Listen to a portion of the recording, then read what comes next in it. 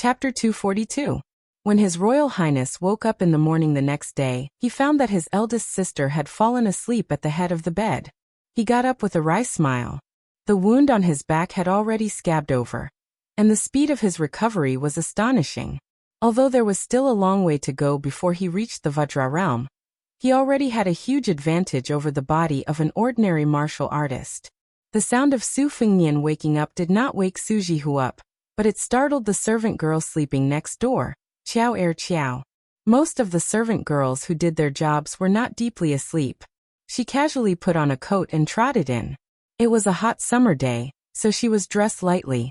Her growing figure was graceful, and she had the unique moist spirit of a Jiangnan woman. Her body was light and pure. Otherwise, the capital's officials and dignitaries would not have raised thin horses in their households. The thin horses trained by the Gangnam-do and the West Chu concubines were known as the Two Beauties. Su Fengnian raised his finger and shushed her, indicating for the budding young girl to be quiet. She glanced at His Royal Highness's naked upper body, and her small face flushed red. She quickly lowered her head, afraid that she would overstep the rules. The higher the status of a powerful family, the stricter the rules and regulations. The masters also had different personalities, so the servants naturally did not dare to be arrogant and overstep the boundaries. Moreover, the servant girl Qiao Qiao had heard too much about the arrogant behavior of Bailiang's heir apparent from the Mrs. Mouth. In addition to yesterday's disturbance, she did not dare to be careless. The little girl originally thought that His Royal Highness would at most go to Jiangxing County to beat up that henpecked Master Qingzhai after seeing the Mississippi. She would never have thought that His Royal Highness would use a horse to drag Lu Lighting's corpse from Jiangxing County to the Lu residence. Su Fengnian picked up a mutton-fat jade bottle at the head of the bed, lowered his voice and chuckled. "Qiao heir, help me apply the ointment. I can't reach my back." The little girl trembled as she took the jade bottle. She poured out the fragrant ointment onto her fingertips and sat on the edge of the bed. Her face, ears, and neck were red as she gently applied the ointment onto His Royal Highness's back. When her fingertips touched the skin, her delicate body trembled. The girl's sparkling and translucent skin was almost dripping with water. However, when she saw that in addition to the new injuries on His Royal Highness's back, there were also some old scars, she only felt shocked. She didn't dare to imagine why His Royal Highness, who had such a prestigious family background, would be covered in scars. The little maid Qiao heir lived in the courtyard of the Lu residence, which was as deep as the Marquis's palace. She was especially fortunate to be under Su Jihu's protection. How could she understand the sinister ups and downs of the Jianghu? To her, if the miss ate less rice or caught a cold from heatstroke, it would be a big deal. It was like being slapped in the face by a fierce woman. She would risk her life to avenge the miss and repay the kindness. Generally speaking, Qiao heir was lucky to be able to meet such a widowed master like Su Jihu. She didn't need to worry about being molested by her master's men. In the aristocratic families, how many maids as delicious and seductive as her could maintain their virginity? They would have long been secretly eaten or openly eaten, until not even their bones were left. The private affairs of the boudoir were something that even the moral model sages and scholars couldn't say anything about. With her help, Su Fengnian put on a new set of clothes and quietly got off the bed. He smiled and said, "Qiao heir, I'm going out to get some fresh air. You just wait for my sister, and let her wake up naturally." Qiao heir timidly and shyly agreed. Only now did she secretly notice that His Royal Highness was tall and slender. He was much taller than the Gangnam-do men. Su Fengnian walked out of the room.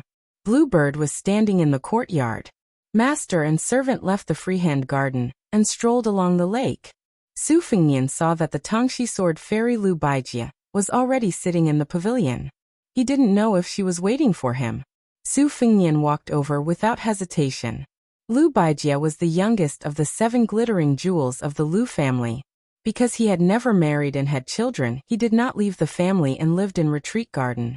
Because the head of the family, Lu Daolin, held the position of the Right Chancellor of the Imperial College in the capital, all the affairs in the Lu residence were usually handled by Lu Xianlang. Tangxi Sword Immortal usually did not care about worldly affairs, but the more he was like this, the more his words carried weight on important matters. Even Lu Daolin and Lu Xianlang, who held the power of the Lu family, had to pay attention to the opinions of this concubine-born brother.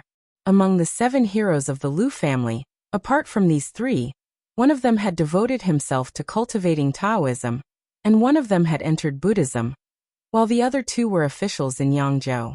They were both primary grade 4 officials. Being a local primary grade 4 official was already a true high-ranking official. They were far more popular than being a primary grade 4 official, or even a secondary grade 3 official in the capital. Although the officials in the capital had always looked down on the officials from other places, the ones who truly wanted to enter the cabinet were mostly secondary grade 4 officials. It would take at most 6 years and at least 3 years to accumulate enough experience and popularity before returning to the capital. Only then could they be considered as the true pillars of the dynasty. Originally, with Lu Baijia's talent, he could have become the backbone of the Lu family, second only to the head of the family, Lu Daolin.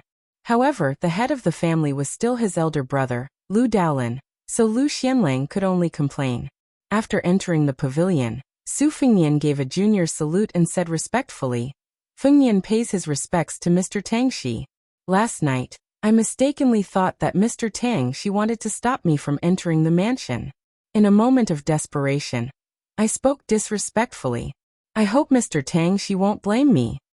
Lu Baijie said coldly, "His Royal Highness is too serious. However, I don't have much moral benevolence to sell. Why did Your Highness enter the pavilion?" Su Fengnian said with a smile, "Big sister has been saying that Mr. Tang Shi is good all these years. Today, I came to ask for a beating from Mr. Tang Shi. Coincidentally, I was a little injured. I thought that Mr. Tang Shi would be gentler." Lu Baijie was obviously stunned for a moment. She said with a smile, "Your Highness's scoundrel temper is exactly the same as your sister's." Su Fengnian said, "Both of us learned from Su Xiao." This was the first time Lu Baijie heard the 2 words, Su Xiao, from someone's mouth. In Gangnam-do, no matter how famous people talked, they would at most refer to the barbarian son of Bailiang. There were very few who dared to call him Lame Su. At most, they would only do so in private situations, not to mention calling out Su Xiao's name directly. Lu Baijie smiled and said, "How long does Your Highness want to stay? Do you plan to kill a few more Gangnam-do scholars?" "Sword will overflowed in the pavilion." Bluebird frowned and was about to step into the pavilion when Su Fengnian waved his hand and stopped the daughter of Spear Immortal Wang Xiao. He faced Sword Immortal Tang Shi and said calmly, "It's fine as long as they don't provoke me. I'm not a devil who has nothing better to do than to kill people. It's more like having a full stomach thinking about sex." Lu Baijie smiled coldly and said, "Is Your Highness not afraid of causing trouble for the king of Bailiang who is still in the capital?" Su Fengnian shook his head and smiled. "Mr. Tang Shi, you don't know. If I came to Gangnam-do calmly, and then left Gangnam-do calmly, and let those scholars talk about my elder sister, Su Xiao would really be angry. Whether it's killing Lu Lighting or scholars, the memorials from Jiangnan are flying to the capital like snowflakes. Su Xiao has a headache, but he's actually very happy. When he returns to Bailiang in the future, he might secretly scold me for killing so few." Lu Baijie sighed helplessly and said, "Your Highness, your family." However, there was clearly more sincerity in Sword Immortal Tang Shi's faint smile. Su Fengnian looked at the lake and said, "My elder sister still refuses to return to Bailiang. She says this is her home. What's so good about this home? Mr. Tang Shi, please teach me." Unexpectedly, Lu Baijie laughed for no reason and said, "It's not good at all. It's a pity that I don't have the final say in this home. Otherwise, I would have told your sister to scram back to Bailiang long ago. Hurry up and scram. Out of sight, out of mind. Otherwise, I won't be able to enjoy myself when I go out to play." Su Fengnian immediately had a good impression of the Sword Immortal of Yangzhou. He grinned and had a bit of the feeling of a naughty junior interacting with an enlightened senior. Chapter 243. Most of them were acquaintances from Huting County. When they saw the widow Su Jihu get off the carriage, they immediately shut their mouths. Compared to their previous attitude of watching a show, after yesterday's incident, the other counties in Huting County were still fine. However, all the well-informed aristocratic families in Yangchun County had long been shocked speechless by the methods of His Highness the Crown Prince. After killing the scholars on the street, he rampaged through the soldiers in the city that were several times more numerous. It was said that he even dismantled the middle gate of Lu Manor. That night, he dragged Mr. Qingzhai's corpse into the city and threw it at the gate. What kind of behavior was this? How could this be described as tragic? The elders of the aristocratic families in the city got up in the middle of the night and talked with their old friends under the light. They all lamented that this was the greatest humiliation in Yangzhou in 100 years. It was said that Lang Jiangdonggong Huang, who was the most ruthless in dealing with the aristocratic families, had received orders to bring 600 elites from the provincial capital to Yangchun today. Who didn't know that Lang Jiang, who killed Gumusu's third son as soon as he took office, had a deep relationship with the Yu family? Furthermore, he was General Gu Jiantong's trusted aide in the past. The gate of the temple was tightly shut. After Su Fengnian got off the carriage, he saw that there was a small and exquisite square pond in front of the temple. Beside the spring, there were green trees hugging each other, and there was also a strange old pine. Suji, who intimately held his arm and walked over. There were stone dragon heads on each side of the pond. Spring water dripped from the dragon mouths. The water was clear, and the scattered copper coins at the bottom of the pond could be seen clearly. Suji, who picked up a dead branch and crouched down to stir the spring water. When she stopped stirring, a line as thin as a silver thread would appear on the surface of the water. She raised her head and smiled. Do you see? It's said that this is the scene caused by the mixing of mountain water and spring water. Interesting, isn't it? Su Fengnian crouched down and wanted to reach into the water to pick up a few copper coins. Suji, who smacked him with the branch and scolded him jokingly. Have you gone crazy from being so poor? Su Fengnian still picked up a copper coin and pinched it between two fingers. He chuckled. I'll save as much as I can. He stood up. The air outside the temple was fresh and the birds were chirping. He raised his head and saw that the greenery in the temple was higher and higher. He withdrew his gaze. The old pine tree beside him was indeed not vulgar. Its thick trunk twisted left and right, twisting like a crouching dragon. He didn't know if it was the will of the heavens or man. The old god of swords and Jiang and I were standing under the tree. The old man with the sheep fur coat sighed. The will of the heavens are too sentient, but if it was done by man, it would be too heartless. But I've never actually seen anyone actually do it. But I've never seen anyone actually do it. But I've said, but I've,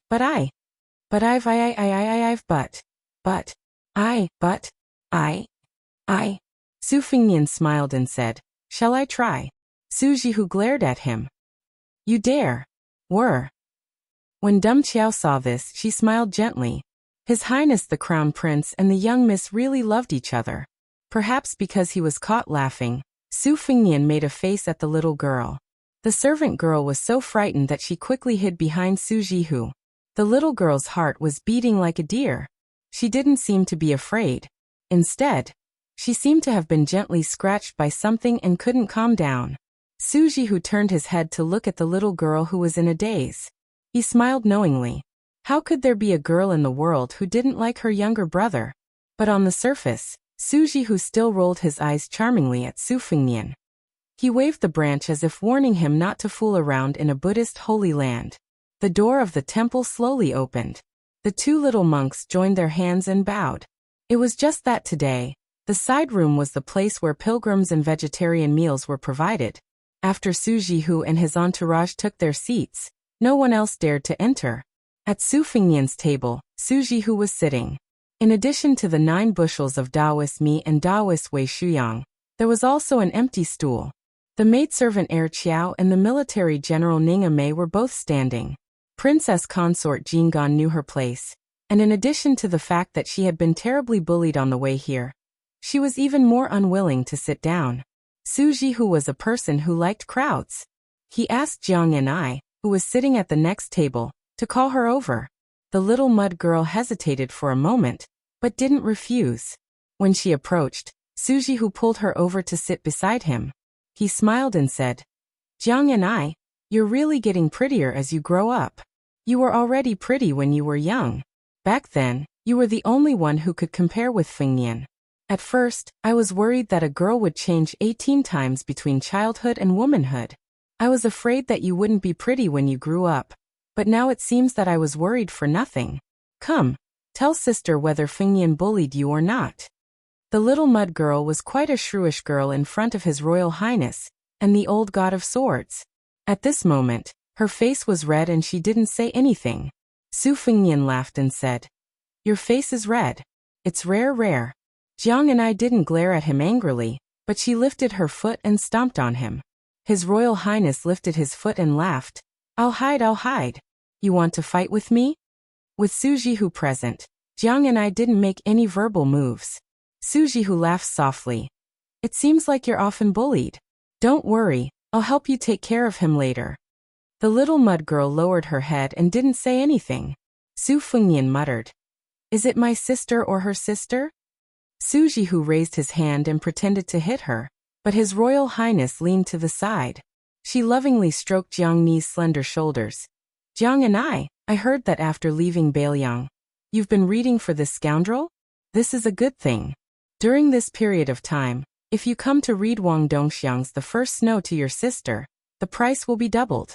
It will all come from that guy's pocket. He won't dare to not pay." Jiang and I raised her head and grunted heavily. It was the first time she smiled this month. Su Fingyan ruined the mood and teased, "Dimples, 2 little dimples. Haha, I saw it. Fine, double the price is double. It's worth it." Jiang and I immediately put on a straight face, but there was still a smile in her eyes. Naturally, it was all because of Su Jihu. It had nothing to do with that scoundrel. Su Jihu laughed. "Our little Jiang and I looks the best when she smiles. No girl in the world can compare to her. That's why you have to smile more, you won't age easily." An old man wearing a sheepskin coat sitting at the next table with his legs crossed laughed. "Little Su, your sister didn't give birth to this body for nothing. Her heart is much better than yours." Su Jihu hugged the little mud girl, turned his head and smiled charmingly. "Just because of Sword God Li's words, I'll give you 10 jars of good wine." The old sword god gave a thumbs up and praised, "Heroic. This old man will definitely drink this wine. If anyone dares to make things difficult for you in Gangnam-do these days, this old man will be the first to go against them." Su Fingyan was vexed. "Why do I feel like I'm not a good person?" Jiang and I, who was in Su Jihu's arms, laughed. "You just realized." Su Fingyan was pleasantly surprised. "Look, you have dimples again." Jiang and I turned her head, and was about to put on a straight face when Su Jihu gently poked her little dimple that could make all the men in the world drunk. She lowered her head and teased, "You cute girl. Sister is willing to let that guy leave Gangnam-do, but I can't bear to let you go." Su Fingyan stretched out his hand and slapped it on the table in front of Jiang and I. After retracting his hand, it was the copper coin that he picked up from the spring water. He shamelessly said, "I'll give it to you. Isn't that heroic?" Jiang and I hesitated for a moment. Probably because of Su Jihu's face, she reached out and took the copper coin and held it in her hand. After the vegetarian meal was served, Su Jihu ate the wonton and said, "Today there's a debate at Baogua Temple. Do you want to listen?" Su Fingyan said indifferently, "Up to you." Su Jihu emphasized, "You can listen, but you're not allowed to fight or kill." Su Fingyan buried his head in a vegetarian bun and said, "Don't worry, Mr. Tang, she will definitely keep an eye on me." After breakfast, Su Jihu took him to see the peonies in Baogua Temple. Jiang and I and Li Chungang walked at the back. The little mudman took advantage of the fact that no one was paying attention and opened his palm. He peeked at the sweaty copper coin and then quickly clenched it tightly like a thief. The old god of swords who seemed to be looking left and right side in his heart. "Mother, you silly girl. You're going to be eaten alive for the rest of your life. Could it be that a small copper coin is more valuable than this old man's lifetime of swordsmanship?" Chapter 244. Most of the peonies in Baogua Temple had already passed their flowering period, so the 2 types of peonies, Yao, Huang, Wei, and Zi, no longer competed for beauty. Only a few relatively mediocre peonies were still blooming, such as the Mokue peonies that hid flowers in the leaves, which reduced their charm. However, a starving camel is still bigger than a horse. The peonies in Baogua Temple could still be considered splendid compared to Bailiang Palace. Just walking around the temple and admiring the scenery took up 3.5 hours. There was still some time before lunch, so the group of people sipped tea in an elegant meditation room. It was clearly a temple, but the one brewing the tea was a graceful Taoist nun. The emperors of the two dynasties all worshipped Taoism, following the example of their superiors and subordinates. Zhuang Laoshui also said that tea was an important topic for the scholars of Gangnam-do. Many women of aristocratic families had the habit of devoting themselves to Huang Laoshui's elegance. However, it was still somewhat strange for a Taoist nun to appear in the meditation room. She was about 30 years old, with red cheeks, long eyebrows, and blue eyebrows. She looked very much like a Taoist cultivator. Su Huipeng could be considered Su Fingnian's close friend. Probably because the two women were both widows, they had gotten closer over the years. Perhaps this Taoist nun loved the house and its crow, so she was quite polite to Su Fingnian. Although she did not speak much while brewing tea, most of her time was spent exchanging pleasantries with Su Weisheng. Occasionally, her gaze would meet His Royal Highness, and she would smile. The teapot was an exquisite tin bottle. It was expensive because it was tightly sealed, and the nature of tin was similar to the nature of tea. Before storing it, the large bottle was filled with water, and the small bottle was blown to test for leakage. She looked like an expert in the way of tea. How could a layman like her understand these things? She only thought about how to make the jade more expensive. The teapot was a simple and unadorned style. She saw Su Fingnian staring at the teapot, so she explained, "My father came across this when he was young and went to the two Zen temples to listen to the teachings of the eminent monks. He took the mud from the hands of a monk who had been farming all year round, and sank it to the bottom of a vat. He followed the pattern of the gall of a ginkgo tree in the two Zen temples, and carved it into it. Later, for some unknown reason, it spread. The name of the pot came from hiding one's fingerprints can welcome spring. However, in Yangzhou's ordinary wintering pots, the mud and sand are all dug from the head of the Yangtze River." Su Jihu was trying hard to insert a peony into Su Fingnian's hair bun, but Su Fingnian would rather die than comply. The brother and sister went back and forth, but Su Jihu, who had not succeeded in the end, panted and laughed. "That old monk is the great abbot of the two Zen temples. I heard that he has lived for 150 or 160 years. In the whole world, only the great master of the Dan Cauldron of Wudong Mountain in Beiliang, Song Jiming, can compare." Every 10 years, Uncle Su would go to the two Zen temples. Other than listening to Zen and scriptures, he would also ask the old monk for the mud for his hands. Therefore, a caddy of mud on the head of the Yangtze River is worth a caddy of gold. In the end, the teapot made by Uncle Su's father has the Buddhist aura. Su Fingnian had just taken a green jade teacup, and was about to drink some tea when he heard that the teapot was made from the old monk's hand washing mud. His expression immediately became unnatural. He could not drink the Buddhist aura, and he really did not want to drink it. However, since he had already boarded a pirate ship, it was difficult to disembark. He could only force himself to take a sip. He could not drink the tea properly, so he did not dare to blindly show off. The tea leaves and the spring water used to make the tea were naturally excellent, but as soon as he thought of the 3 words hand-washing mud, he felt a little discouraged and lost interest. In a moment of carelessness, Su Jihu inserted the peony flower into his hair, but he was too lazy to pull it out.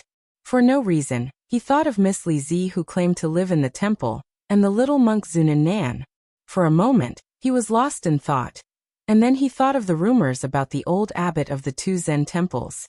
It was said that this old monk, who was regarded by the world as a holy monk and destined to be called an ancestor after his death, was very interesting. He was very illiterate. When he was young, he only chopped firewood and burned charcoal to support his mother. The family who bought firewood believed in Buddhism, and often read the Diamond Sutra. Over time he understood something. After his mother passed away, as soon as he went up the mountain, he received the mantle of the two Zen Buddhas, shaved his head, accepted the precepts, and became a monk to preach the Dharma in one go. It should be noted that he was preaching the Dharma and not the scriptures. Although this had something to do with his poor background in illiteracy, there was no doubt that this monk's comprehension was close to that of the great Buddha. Listening to the Diamond Sutra, he understood 10,000 things. The monks of the two Zen temples had recited more than 10,000 scriptures. However, when they asked this monk for advice on Buddhist scriptures, the monk would come straight to the point and say that he had never read their scriptures. Therefore, the monk only asked them to recite the scriptures. Often, when they recited a small part or half of the scriptures, the monk would say stop, and then he would explain to them. No one disagreed. There was once a century-old abbot of the Fahua Temple, the largest temple in the southern kingdom, who asked a 40-year-old monk why he could not understand the meaning of the Lotus Sutra after reading it 10,000 times. In the end, after the old abbot recited only a few paragraphs, the young monk began to explain the meaning of the scriptures. The old abbot was enlightened and left with gratitude. When the world heard this, it was simply amazing. It was impossible to imagine how a monk who could not even read scriptures could save people. Even the immortal Chi of the Dragon Tiger Mountain had to salute him when he saw him. The two most outstanding figures of Buddhism appeared at the same time in a lotus debate 60 years ago, but the result left everyone confused. The two just sat facing each other without saying a word for the whole night. That was the last time the immortal Qi Xuanjin appeared in the world before he ascended. Chapter 245. When this monk was no longer young and grew older, no one had ever heard of him learning to read or read scriptures. Only when the white-clothed monk, who had been away for 15 years, returned did he have his disciple talk about scriptures for 3 days and 3 nights, nodding repeatedly. In the end, he risked universal condemnation, and allowed the white-clothed monk to drink wine and marry a wife. Later on he had an epiphany of betrayal. Su Fengnian was shocked and spilled tea all over the floor. He muttered to himself, "White-clothed monk Li Xiaoxin, Miss Li who has lived in the temple since she was young." Taoist nun Su Huipeng had already seen that Su Fengnian was not in the mood to drink tea. Spilling tea like this was even more rude. How was it different from the secular world? She was somewhat unhappy, but did not say anything. She no longer had any thoughts of pouring a second cup of tea for His Royal Highness. It seemed that what the world said about the Bailiang heir having a golden exterior was not an exaggeration. Her sister, Su Shufei, who was originally expected to be the most favored in the harem, was suddenly banished to the cold palace. Everyone in the Su family was furious, but she was a widow and would not vent her anger on Su Jihu like the other members of the family. Last night, when she learned that His Royal Highness was stirring up trouble in the 2 counties, she only laughed it off. She did not even agree when the family told her to use Su Jihu to get close to His Royal Highness to find out the truth. Seeing it with her own eyes today, she was really disappointed. He was nothing more than relying on the king of Bailiang's family to bully others. This was no different from the useless descendants of the 4 great clans in Yangzhou. Su Huipeng glanced at Su Jihu, who she used to be able to talk to, and sighed in her heart. The tea was not cold, but the atmosphere was much colder. It was not something that could be changed by adding a few pieces of charcoal. Su Jihu seemed to be close to ink, and was not as quick to understand as before. He only said that he wanted to walk around Baogua Temple with his younger brother, and then left the meditation room. Su Hui sat quietly for a while, waiting for the group of people to leave. Then she slowly got up and walked out of the back door of the courtyard. She went straight up the tea mountain. After walking for half an hour, she finally saw a bamboo building. There was a bamboo chair under the bamboo eaves. An old man with snow-white eyebrows was sitting on it. On his knees was a shikigami with snow-white fur. The old man stroked the shikigami's head and looked at the mountain in the distance. The old man stretched out his hand, and Su Hui sat upright on a small stool beside the bamboo chair. Before she could speak, the old man smiled kindly and said, "You came so early. You must be very disappointed." Su Huipeng said softly, "Old ancestor, you have a clear understanding of worldly affairs." The old man smiled and said, "That's good too. Since His Royal Highness can't be helped, then so be it. Us old fellows will also be relieved." Su Huipeng knew that her opinion might affect the future plans of the 4 great clans in Yang province. She said nervously, "Old ancestor, why don't you send someone to test him again? I'm afraid I'm wrong." The old man glanced at her. The Taoist nun, who already had a high status, was so scared that her delicate body trembled slightly. The old man stroked the shikigami's head and smiled. "What are you afraid of? Do you think a little girl like you will bear such a huge burden? That would be looking down on people like Cheng Lian, Su Gong, and Lu Daolin. Yang Province isn't that shabby. Su Huipeng's face was pale, and she didn't dare to make a sound. The Minister of Personnel, Cheng Lian, was the head of the Yu family in Jiang Xian. Lu Daolin was the head of the Lu family in Lake Pavilion.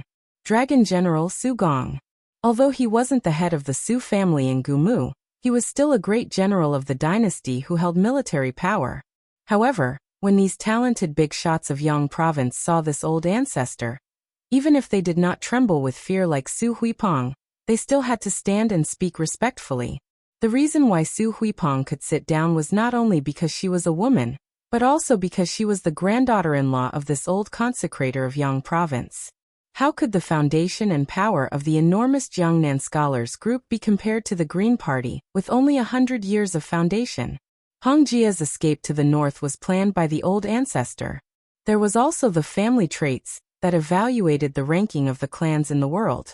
A total of 9 people from the dynasty participated. The old ancestor's ranking was even higher than that of the current Grand Secretary, Zhang Julu. This was because when the old ancestor was young, he was under the same master as the old Grand Secretary and the Grand Preceptor of West Chu, Sun Shiji. No matter how powerful Zhang Julu was, he still had to consider himself a junior. The old man gazed into the distance. Today's debate between kings and tyrants will probably have to pick up the wisdom of others again. Su Huipeng hesitated but didn't say anything in the end. The old ancestor was involved in the debate between kings and tyrants at the pinnacle of the past 50 years. Naturally, he had the right to say this. The old man sighed. The old Grand Secretary was lucky to have Zhang Julu surpassing him. Otherwise, with his ability, he would only be a paper hanger in the empire. He was destined to be unsuitable after the Spring and Autumn War. It's good that he died. Otherwise, he wouldn't be able to maintain his integrity in his later years. That old man's son from West Chu is miserable. In terms of reputation, the two of us added together can't compare to him. Now among the scholars, he only loses to Su Rintu in terms of infamy. It's better for him to die. Su Huipeng only listened with an open mind. The old man heard the lion cat meow and lowered his head to look. He smiled. It's not good for that crown prince to not be able to rise. It's a good thing in the short term. In the long term, wouldn't we have lived in vain after being called old by Tang Shi Sword Immortal for so many years?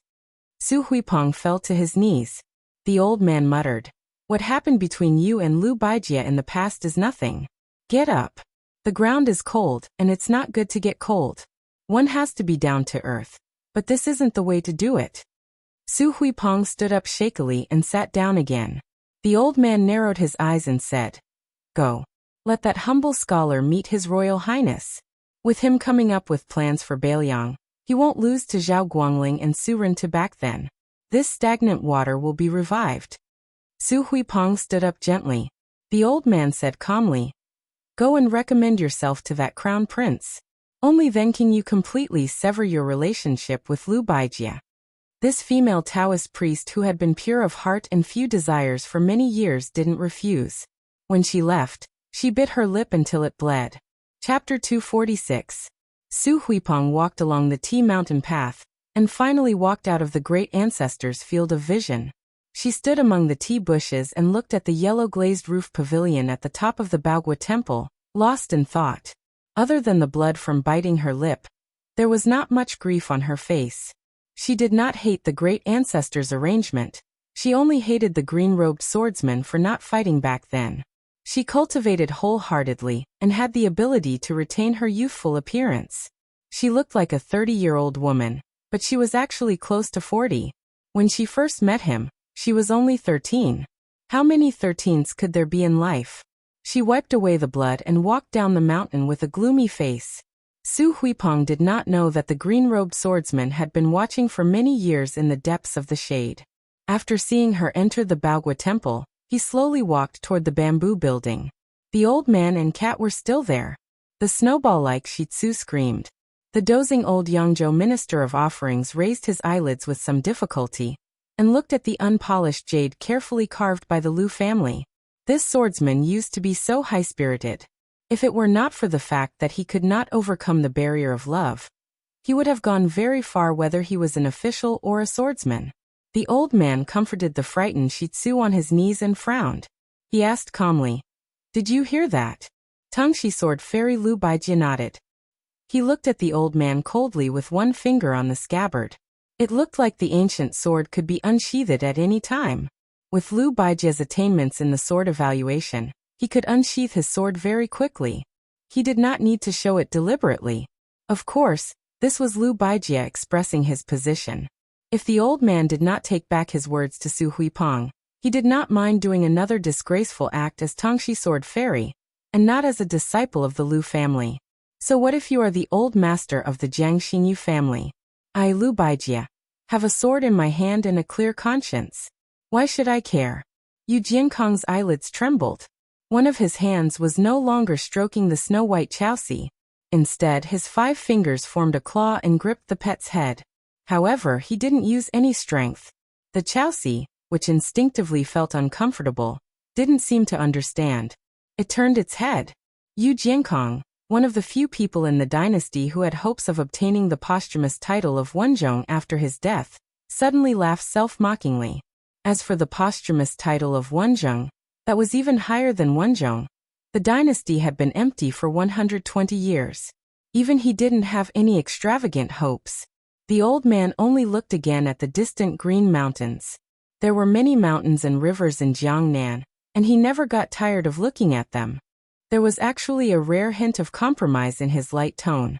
He said softly, "Tangshi, you know that back then, my original intention was for you to be the head of the Lu family." Lu Daolin was also willing. Lu Baijie rudely interrupted. "I don't want to." Old consecrator Yu Jian frowned and said, "You are unwilling to marry the pearl of the Yu family, unwilling to become the head of the Lu family, unwilling to be recommended to become an official, unwilling to be a general. As a child of the Lu family, Tangshi, do you know that there are too many things you are unwilling to do that are against the rules? If you didn't slack off like this, how could the Lu family even surpass the Bo family and the Yuan family and suppress you all?" Lu Baijie was silent. Her finger no longer touched the scabbard. The old consecrator sighed and extended his hand, indicating for this junior that he had once thought highly of to sit on the stool. After Lu Baijie sat down, Yu Jiankong, who had specially rushed over from Jiangxin County to Baogua Temple today, smiled. "It's a pity that she's not a descendant of the Yu family. The juniors of my family are more than steady, but lacking in drive. They can only preserve what they have, and it's very difficult for them to revive. How would they dare to call us old fellows old farts? Even if they have resentment, they don't even dare to curse in their stomachs. At such a young age, they all have an unbearable stench of lethargy. Tangshi, do you know why I'm making things difficult for a girl like Su Huipeng?" Sword Immortal Tangshi shook her head. The old consecrator picked up the Persian cat with both hands and sighed. "How is she worthy of you?" Lu Baijie smiled bitterly. "But I just can't let go of her." The old man snorted coldly. "Your father had a son in his later years, and he especially doted on you. Before he died, he even left a letter for me and Su Yinsheng. Ignoring the rules of the sect, he didn't hesitate to hand over some of his family's assets and take the risk of inviting a wolf into the house, begging us to help you become the head of the Lu family. Do you really think Lu Daolin doesn't know this secret? I could have kept it a secret, but Su Yinsheng had already revealed it to him. These past few years, Gumu has used the Lu family's influence to secretly grow stronger. The wolf has already entered the house, but you have greatly disappointed your father. It's true that Lu Daolin is a good person, but how can he take advantage of a group of treacherous people like Gumu's Su family? Let's not talk about the distant matters." Empress Zhao watched coldly from the sidelines and remembered all of this in her heart. Do you really think that Empress Zhao would be as close as sisters with that girl from the Su family? This time, the crown prince of Bailiang stirred up trouble and angered the Gangnam-do scholars. The 30,000 students of the Imperial College in the capital were incited. How can your brother be safe in the Imperial College? If nothing unexpected happens, Lu Daolin, who can't do anything inside or outside, will take the blame and resign as the right chancellor. Huan Shu, who has been fighting with your brother for many years, will naturally be happy to take advantage of the situation. The Lu family's setback in the capital, in the end, isn't it Yangzhou's loss? If not, why would I, an old man with one foot in the coffin, come here? To listen to the boring difference between a king and a tyrant?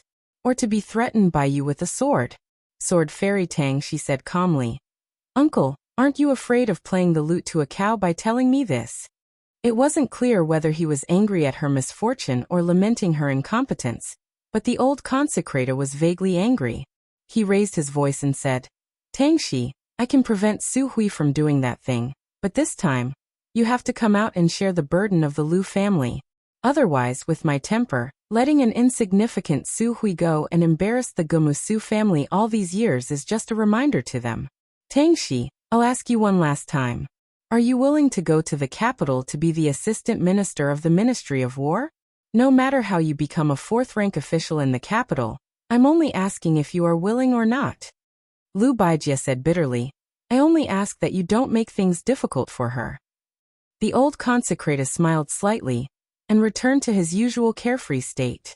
He said with a pleasant expression, Tangshi, those who are closely involved can't see clearly. If you are willing to be an official, who would dare to make things difficult for her? Lu Baijie shook her head and said, even the daughter of the king of Bailiang is bullied like this. She is only an abandoned child of the Gumusu family. How can I be at ease? The old man said calmly, all right, I can make an agreement with you. You go to the capital. After all, she is the granddaughter-in-law of the Yu family in name. No one can bully her. Sword Fairy Tangshi, Lu Baijie stood up and left calmly with her hands clasped in front. The old man narrowed his eyes and leaned back in his chair. His thoughts were unfathomable. Chapter 247. A pair of master and servant walked out of the bamboo building. They were the young master holding a fan, and the green-robed swordsman who had seen the Bailiang's light cavalry in the restaurant. The handsome young master had changed into an ivory fan with 3 different beauties painted on it. He squatted beside the old guardian Yu Jiankong and reached out to pet his Persian cat. He raised his head and smiled. Old ancestor, why do you have to trouble yourself to let Sword Immortal Tangshi become an official? The Lu family's foundation is not much worse than our Yu family's. One Lu Daolin is nothing to be afraid of, but with this one it's hard to say. How can Lady Yuan and Lady Gumusu enter your eyes? However, once the Lu family has Sword Immortal Tangshi, as long as they earn some military merits, they can become an assistant minister of the Ministry of War. In another 7 or 8 years, with the Lu family's support, it won't be difficult for them to take charge of a ministry. Compared to Lady Su Shufei, it will be more important. The old guardian smiled. Lady Su Shufei is nothing. To tell you the truth, no matter which family's woman enters the palace, she will not be a match for Empress Zhao. Nowadays, taking the path of a foreign relative is the stupidest method. Lady Gumusu does not believe in heresy and is short-sighted. Sooner or later, she will cause trouble. However, the path of a dynasty's military and politics is very profitable. Our Gangnam-do doesn't lack scholars, but we lack people like Lu Baijie who can immediately make contributions. Whether it's in the long run or in the private sector, I will let him enter the Ministry of War. As for whether Lu Baijie can emerge from the cracks between Lame Su, Gu Jiantang, and the other vassals, we will have to take it one step at a time. With Lu Baijie's personality, he can at most become a general and not a minister of the Ministry of War. However, we can distract the Lu family, create a rift between the Lu family and the Su family, make Lady Yuan, who has been arrogant all these years, feel as if there is a fishbone stuck in her throat. We can also make the Lu family feel indebted to our Yu family. Think about it. How many can we achieve in one fell swoop? The young master held the fan with 2 fingers and smiled. 4. After pondering for a while, the young and handsome young master opened his fan and said carefully, Ancestor, the Su and Lu families are in-laws after all. If Sword Immortal Tangshi controls the military power in the future, it seems that he can make the imperial court fear Bailiang even more. The old man was gratified and said, This is only half a gain and half a loss. It's not good to talk nonsense. Cripple Su and Lu Baijie's personalities are naturally incompatible. His Majesty may not be unable to see it. Even if His Majesty can't see it, Empress Zhao can see it clearly. In this world, the marriage between the aristocratic families is only stable because of the study of aristocratic families like ours. Deep down, the Su and Lu families look down on each other. But for you to be able to see this point, it's already not bad. The young master smiled and opened his fan. He fanned the elder ancestor and the Persian cat to cool them down. The old man said softly, "Although I called that guy lame Su, he's still the demon slayer who destroyed nearly half of the youths in 8 countries. He even trampled on the righteousness of spring and autumn. He's not someone a child like you can casually provoke. Thus, don't think about how to vent your anger on the small fights in the restaurant. If you make a mistake, you'll be inviting trouble to yourself." Lame Su's protectiveness is something that you children haven't personally experienced. I don't care if you don't understand it now, you just have to remember these words. The delaying tactics of small officials can give even ministers and generals headaches. When it comes to you, you have to learn to wait. It's a good thing to be young. You can wait. Whether it's Zhang Julu or Gu Jiantang, their achievements today are all due to waiting. The young master nodded. He didn't dare to take the elder ancestor's advice lightly. Although it was a bit regretful that he couldn't immediately trip up the Bailiang heir, since even the elder ancestor said to wait, he was only a bastard son of the Yu family. He naturally didn't dare to disobey and understood the importance of patience. At this time, Su Fengnian only brought Princess Jing'an with him as they walked and stopped in Baogua Temple. As they walked, they arrived at the foot of the crouching dragon pine outside the temple. There was shade and a clear spring. Su Fengnian sat on a rock beside the spring. He was particularly comfortable in the scorching heat. Today, Baogua Temple was hosting an unprecedentedly grand debate. Ordinary pilgrims couldn't enter the temple to burn incense and worship Buddha. There were several monks standing guard at the entrance. Other than familiar faces, ordinary people had to hand over their name badges. Only those with sufficient status could enter. Su Fengnian saw a poor and pedantic scholar pacing back and forth outside the temple for a long time. The sun was scorching hot, and he was quickly covered in sweat. He guessed that it was because Su Fengnian was dressed in brocade, and had an extremely charming maid serving him by the spring. He didn't dare to come forward to enjoy the shade. In Gangnam-do, it was a great shame for a descendant of an aristocratic family to sit at the same table as a child of a humble family. Of course, the scholar didn't dare to ask for trouble. However, he really couldn't endure the heat of the sun. After hesitating for a long time, he finally squatted down at the spot furthest away from Su Fengnian by the spring. He cupped a handful of water and splashed it on his face. It was extremely comfortable, and he let out a long breath. After squatting for a while, he saw that Su Fengnian didn't make a sound. Only then did he carefully sit down and wipe his wet hands on his sleeve. He took out a book from his bosom and silently began to read. Su Fengnian glanced at it out of the corner of his eye. It wasn't a book commonly seen in Jiangnan, but rather the Four Scriptures, Chapters and Sentences collection, by the great scholar of Bailiang, Yao Baifeng. Looking at the scholar's lips, it was even more interesting. It was simply deviating from the classics to the extreme. Mr. Yao's interpretation of the scriptures, based on what I have seen, may not be the saint's original edict. There are many things to consider. His words are too high, but he exerts his own will too much, overflowing the original scriptures. He has the suspicion of wanting to surpass the saint, so that he treads on empty air without substance. It is not the orthodox interpretation of the scriptures. However, compared to the meticulous Confucianism of the school of learning, there are still many lovely aspects. There is less restraint and more understanding. Su Fengnian observed the scholar's lips and felt it was very interesting, especially when the shabby scholar closed the book and said, "I, a scholar, will be buried in the grave." He couldn't help but laugh out loud, startling the scholar. His hand trembled and the Four Scriptures, Chapters and Sentences collection fell into the water. The scholar hurriedly jumped into the water. Seeing the soaked book curled into a ball, his heart ached so much that his face was gloomy. After climbing ashore, his soul seemed to have left his body. Even if he tore off a page of this soaked book to dry, it would probably be more than half destroyed. For a moment he sighed in despair. Su Fengnian joked, "How much is a book worth?" The scholar didn't raise his head and said, This book is indeed not worth much, but if I read it, I can make quite a bit of money. Su Fengnian clicked his tongue and said, there is a saying that a well-read scholar sells the emperor, but you can't even enter Baogua Temple. Who cares about you? The shabby scholar smiled and lowered his head, minding his own business. Who said I was going to sell it to the emperor? The sage Yunxiu governs the country and pacifies the world, but there is no such thing as the emperor. Su Fengnian bent down and picked up a watermelon that had been chilled for some time from the spring water. He reached out and knocked on it. It just happened to split into two. He smiled and said, do you want to eat? The scholar raised his head with a puzzled expression. Su Fengnian smiled and said, you don't dare? The scholar didn't say anything and only frowned. Su Fengnian simply threw half of the watermelon over. The scholar was flustered and managed to catch it with great difficulty. Seeing Su Fengnian engrossed himself in eating, he lowered his head and ate a mouthful. The coldness penetrated his heart and lungs.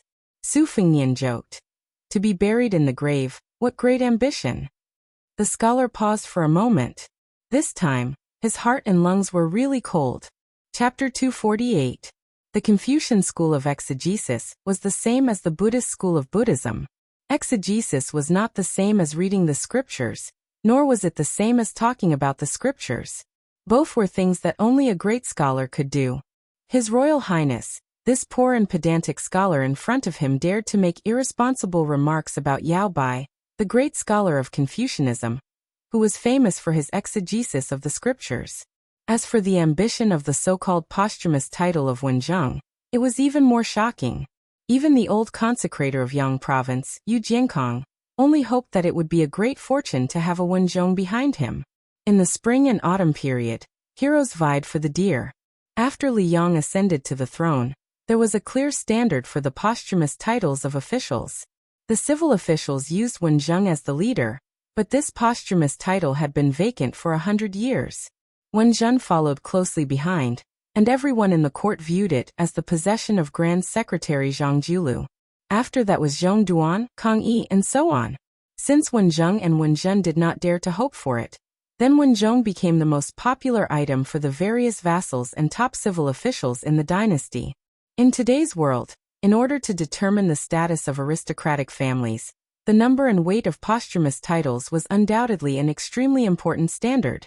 Normal scholars did not dare to say that they would be posthumous to Wenzhong even if they died. Once exposed, if it was a small matter, it would be considered improper conduct. If it was a serious matter, it might even lead to imprisonment. The scholar's heart was pained when a book of the four classics fell into the water. It was clear that he came from a poor family. Having his thoughts exposed by an outsider, the scholar's panic disappeared in a flash. He soon calmed down and lowered his head to continue eating the iced watermelon. After Su Fengnian exposed his thoughts, he did not continue to be unforgiving. Instead, he was aroused by the posthumous title. It was natural for civil officials to have a posthumous title, and military officials were no exception. There were relatively few titles with the word military, but there were still 18 characters. Therefore, there was a saying that a real man should have 18 posthumous titles. The character E took the top spot. The first 9 were Eli Ningjing, Pingxiang Jing Minsu. It was rumored that great General Gu Jiantang had already given the posthumous title of Wu Jing. Eli Ningsan was still a huge suspense. Unlike civil officials, military officials often had lower posthumous titles. Generally speaking, it was a great honor to have one of the first 9 posthumous titles. This was related to how aristocratic families despised military officials. Of course, if a military official could have a posthumous title, it would be an even greater honor. This was only favored by those military officials who came from rich and powerful families. For example, Tangxi Sword Immortal Lu Baijie was able to become an official.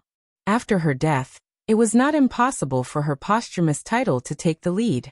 Su Xiao had never been too concerned about this. He always said that after 3 generations, it would be enough to have a passable posthumous title. This was because no matter how favored the court officials were at the time, no matter how outstanding their achievements were, it was not an exception to change their posthumous titles after death. Su Fengnian's absent-mindedness was awakened by a burst of cheers from the Baogua Temple. It could be said that the debate between the kings and the tyrants had already begun. The other person was the eminent monk Yin Daolin of the Baogua Temple. Shi Lin respectfully called him the motionless monk. He did not speak much, but when he spoke, he was sure to amaze the world. His two famous battles with Lu Yen and Lu Xianlang, the Yi Xiang Yu Jiexing, and the 4 Books of Talents, were both held at the Baogua Temple. It could be said that the reason why the Baogua Temple could become the holy land of the Jiangnan Dao, other than the beautiful scenery and the borrowing of thousands of peonies from the Wei Ziyao Huang, was mainly attributed to this elegant old monk who had a good reputation, and a good reputation. The other person was the eminent monk Yin Daolin of the Baogua Temple. Shi Lin respectfully called him the motionless monk. He did not speak much, but when he spoke, he was sure to amaze the world. His two famous battles with Lu Yen and Lu Xianlang, the Yi Xiang Yu Jiexing, and the 4 Books of Talents, were both held at the Baogua Temple. It could be said that the reason why the Baogua Temple could become the holy land of the Jiangnan Dao, other than the beautiful scenery and the thousands of peonies that borrowed the influence of the Wei Ziyao Huang, it was also due to this elegant old monk who had a good reputation. The other person was the eminent monk Yin Daolin of the Baogua Temple. Shi Lin respectfully called him the motionless monk. Su Fengnian finished eating the watermelon and asked, "Do you want to participate in this debate? I heard that as long as you win a few, it will be more useful than obtaining scholarly honors." The scholar who had only eaten a few mouthfuls of watermelon smiled and shook his head. He said self-deprecatingly, "I was fortunate enough to participate once and was chased out after saying a few words. I don't know if I won or lost, but I probably lost. The scholar from the Yuan family, who debated with me, will probably be recorded as one person removed."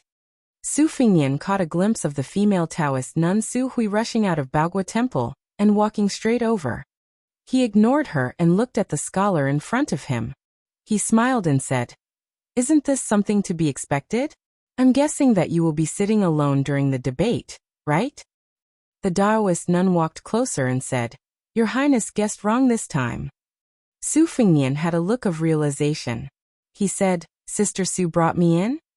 The Taoist nun Su Hui nodded with a smile and explained, "Young Master Zhang is full of wisdom, and is especially good at debating.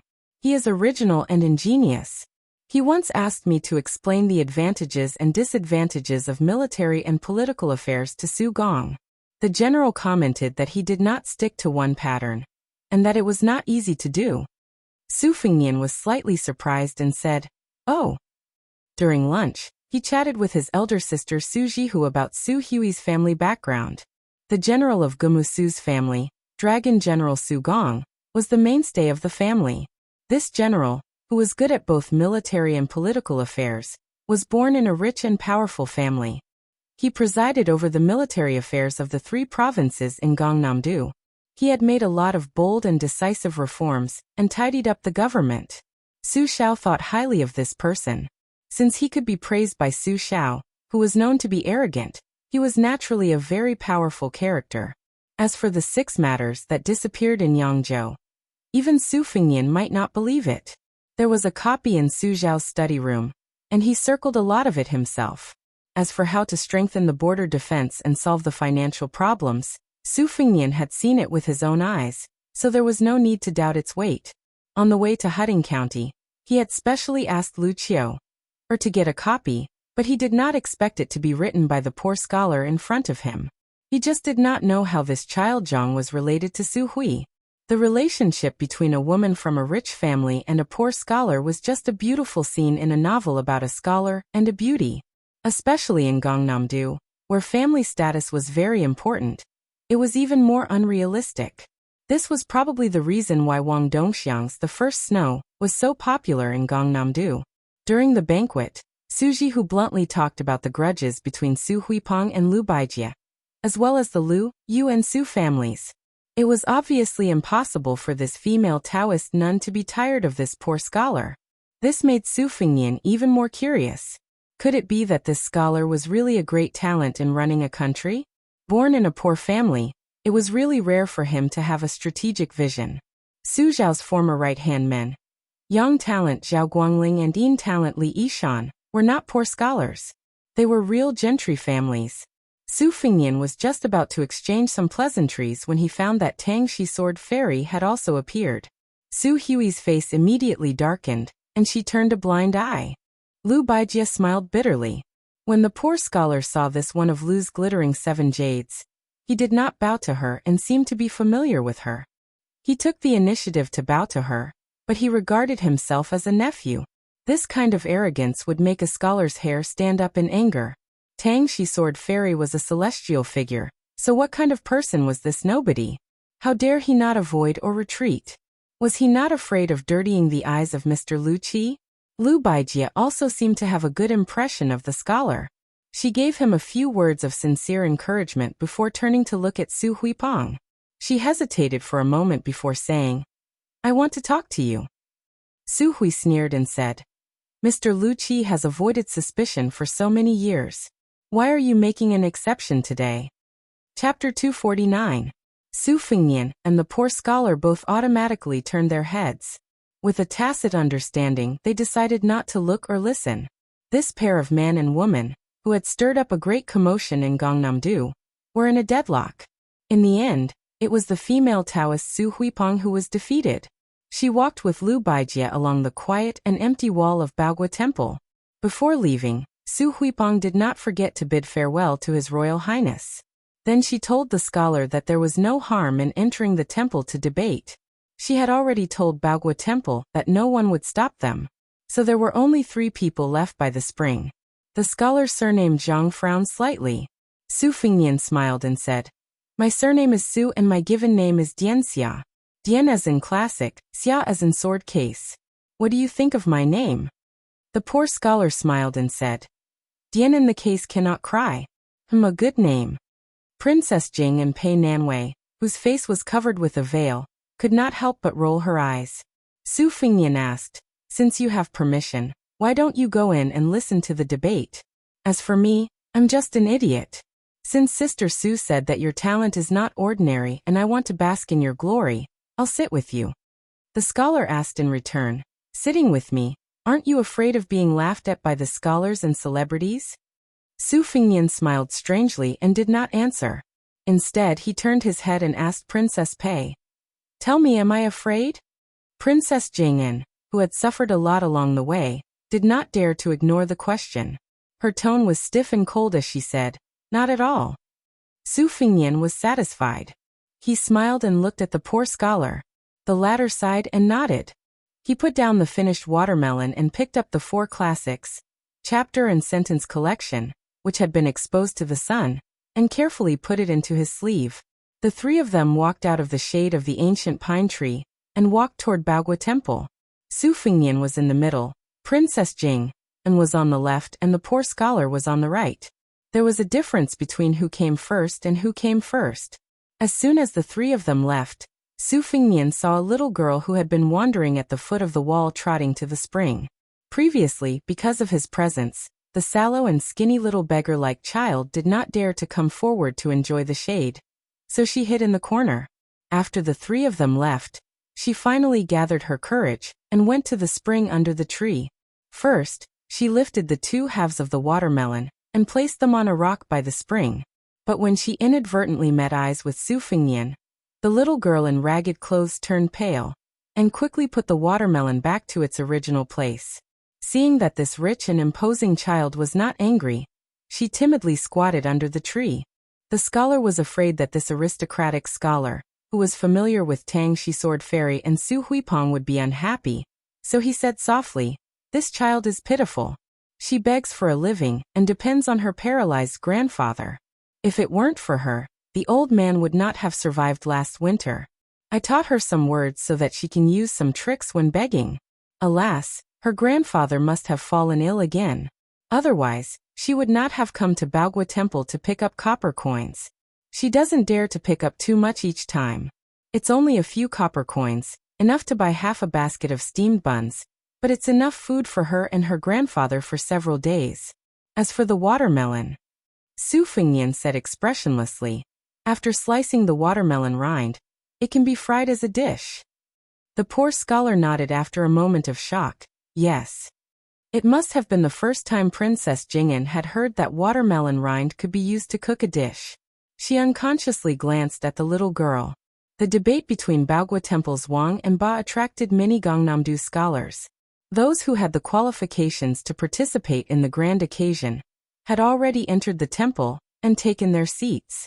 There were also many ordinary scholars who did not have the qualifications to join in the fun and could only wander around outside the temple. The area under Wulong Pine Tree was a treasured land of feng shui.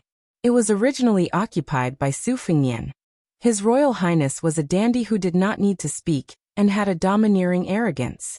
It was obvious that he was not a person to get close to. In addition, he came from the temple, so the scholars outside the temple could only stand far away. Most of them pointed at the servant girl, whose face could not be seen clearly but who had an enchanting figure. She was a feast for the eyes. In this world, when the rich and powerful went out, they usually looked at the people and horses. As for the noble and famous people, they looked at the beautiful women by their side. The female Taoist nun who came from a noble family was the first class. People like Su Huipu could only be found but not sought. Next, the beautiful and talented courtesans were also the first class. The young and beautiful maids in one's own residence were second. The more there were, the more it showed one's status. A great scholar in Gangnam-do, such as Yuan Jiangyan of the Yuan family, had once gone out with almost 100 young boys and girls. When the Su Fengnian finally made room, a few well-dressed young masters and daughters immediately went up to enjoy the cool air. The little beggar who had rolled up his trousers and bent down to pick up the money in the spring was undoubtedly an eyesore. A triangular-eyed young master sneered and kicked a watermelon into the spring, splashing water everywhere. The little beggar was so scared that he shivered and did not dare to pick up the copper coins anymore.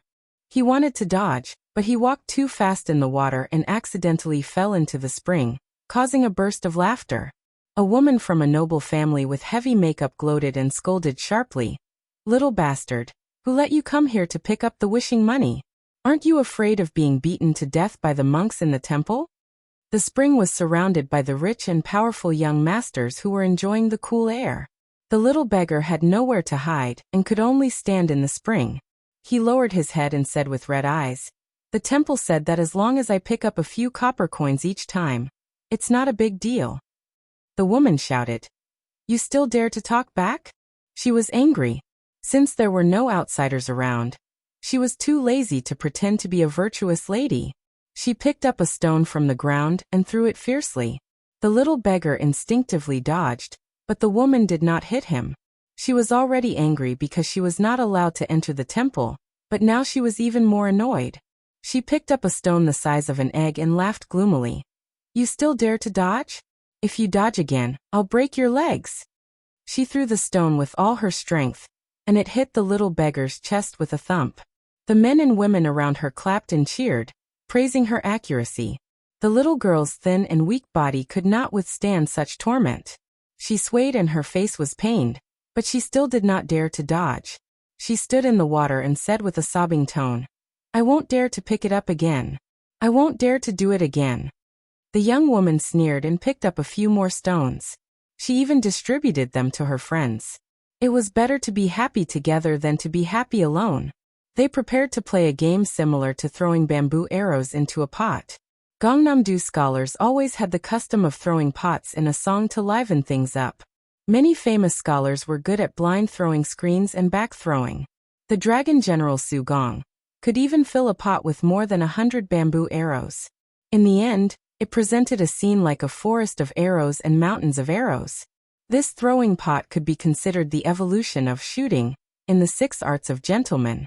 It was very popular in Gangnam-do. However, today the bamboo arrows were replaced with stones, and the pot turned into a little beggar. In the eyes of the young masters and ladies, it was a different approach to achieve the same result. Those who got the stones were eager to try and aim.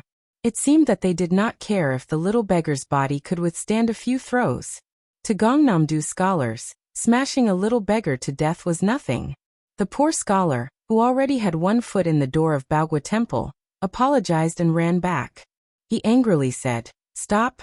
With this roar, the foppish young masters and ladies were stunned. However, it was only for a moment. They looked at each other and laughed, no longer paying attention. The two impatient young masters instead increased their strength and threw stones at the little beggar in the water. One hit his chest and the other hit his arm. The little beggar bit his lip and did not dare to make a sound. He only crouched in the cold spring water that reached his knees and curled up. Where was the human heart not colder than water? However, the little beggar, who was in extreme pain, still squeezed out a pale smile. He said to the poor scholar who stepped forward bravely, "Brother Zhang, it's okay. It won't hurt after a few hits." It won't hurt. How could it not hurt? Facing Liu Baijie and Su Huipeng, the most outstanding young masters in Yang province, the poor scholar could still jump into the water without being servile or overbearing. He no longer cared about whether or not the books in his sleeves would get wet. He stood in front of the little beggar to protect him. His face was mournful. Looking at this group of gentry men and women who relied on their families for their entire lives, there was no greater sorrow than a dead heart. He did not even question them. The arrogant woman who started it all had a face of disdain. She said condescendingly, "Where did you come from, you poor pig?" At this time, a mellow voice came from behind the gentry. "I came from Bailiang." Chapter 250. In Gangnam-do, the scholars formed a forest, and the commoners from the poor families relied on the scholars to grow trees and weeds. Cutting down a few bad trees and weeds was not a big deal. However, the scholars from the big families were proud of their status and did not deliberately target the commoners. They probably felt that it was beneath their status. However, the disciples from the Runman and the Li sect, who were a notch higher than the poor families, were particularly bad. They spared no effort to show off their status. The young masters and daughters from the Baogua temple, who made things difficult for the little beggars, belonged to the category of neither high nor low. They wagged their tails and begged for pity. The noblemen's farts were fragrant. However, when they squinted at the people below them, the commoners would feel that they were vulgar even if they wrote a real beautiful article. Needless to say, these two groups of people had excellent eyesight. They were able to see through the poor scholar's family background with a single glance. Of course, they were unscrupulous. However, when they turned around and saw the young man who claimed to be the crown prince, they were somewhat apprehensive. After all, the tailoring and texture of his luxurious clothes, as well as his superior aura, could not be faked. The heir was a title that only the legitimate sons of the kings and dukes in ancient times could have. In the past 500 years, the noble families gradually took control of the government. It was only then that it became more widespread. The descendants of the kings and the legitimate sons of the big families could be called heir. In Gangnam-do, the descendants of generals were the descendants. Other than the children of General Su Gong, no one dared to go out with a sword. Moreover, General Long Xiang was originally from the Gumu Su family, and was not an orthodox family of generals. Gangnam-do advocated feather fans and silk scarves, and ox cart wielders.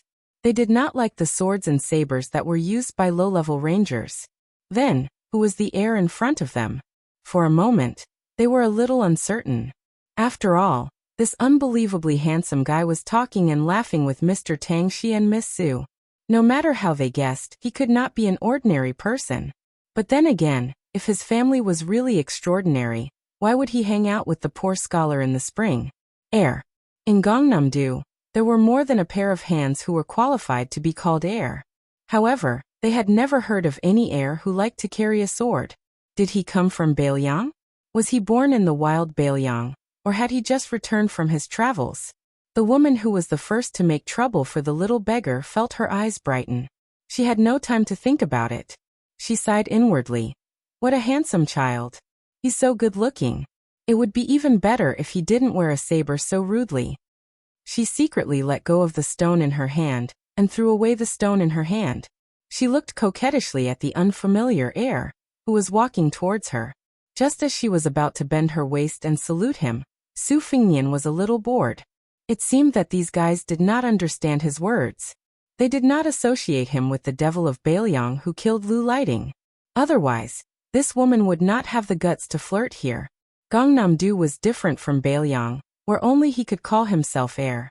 A heir was not that valuable. If the eldest legitimate son of a big family called himself heir, no one would chase after him. In Bailiang, if anyone dared to do so, they would have been visited by Su Fingnian with his servants and dogs. Su Fingnian smiled and slowly pulled out his saber. He was about to kill. Throwing a pot is very elegant, isn't it? I don't want to take these heads, so I'll take the arm. Aren't Gangnam-do good at cursing people? I'll keep your mouths open. Su Fingnian's subtle movement seemed to be noticed by the poor scholar. He said softly, "No." Su Fingnian turned his head and asked with his eyes. The poor scholar tilted his head, indicating that there was still a little girl standing behind him who had no one to rely on in Yangchun. How could the little beggar withstand the revenge after this? Su Fingnian frowned. His thumb was still on the hilt of his Xiodong saber. The group of belated disciples finally regained their senses. The seductive woman was so scared that she took a few steps back. If it weren't for the support of the strangely handsome triangular-eyed young master who was flattering her, she would have fallen into the spring, drawing a sword at the slightest disagreement. What kind of impolite barbarian would do such a stupid thing? My ass. He must be from a small place. Yamen was a special name for the descendants of officials in Gangnam-do. The military camp used animal teeth as decorations, and the camp gate was also known as the tooth gate. Therefore, Yamen was a very good image and soon spread. However, in Gangnam-do, no matter how big the Yamen was, it was extremely disliked. General was a derogatory name given by scholars, so how good could Yamen be? Unless it was in the border towns where there were vassals stationed and the military officers were powerful. Yamen had the capital to be arrogant. Families had a genealogy. Naturally, the children of officials and rich families were also ranked according to their ranks. Not to mention the capital where there were as many influential people as there were hairs on a cow. In the local areas, the eldest son of a rich family, the son of a provincial governor and a supervisor of a case, were of course the first class of young masters. Next were the children of a county chief, plus the descendants of a general aristocratic family, followed by the sons of gentry and ordinary officials with real power. Finally, it was the children of the enslavement and the official school. The rank of the father was the most important consideration. Although the famous scholars with profound family knowledge did not have a title, they were better than ordinary officials. Born in such a family, the enslavement and the official school could not be easily compared to them. If one added the important areas of the capital under the emperor's feet, it would be even more complicated.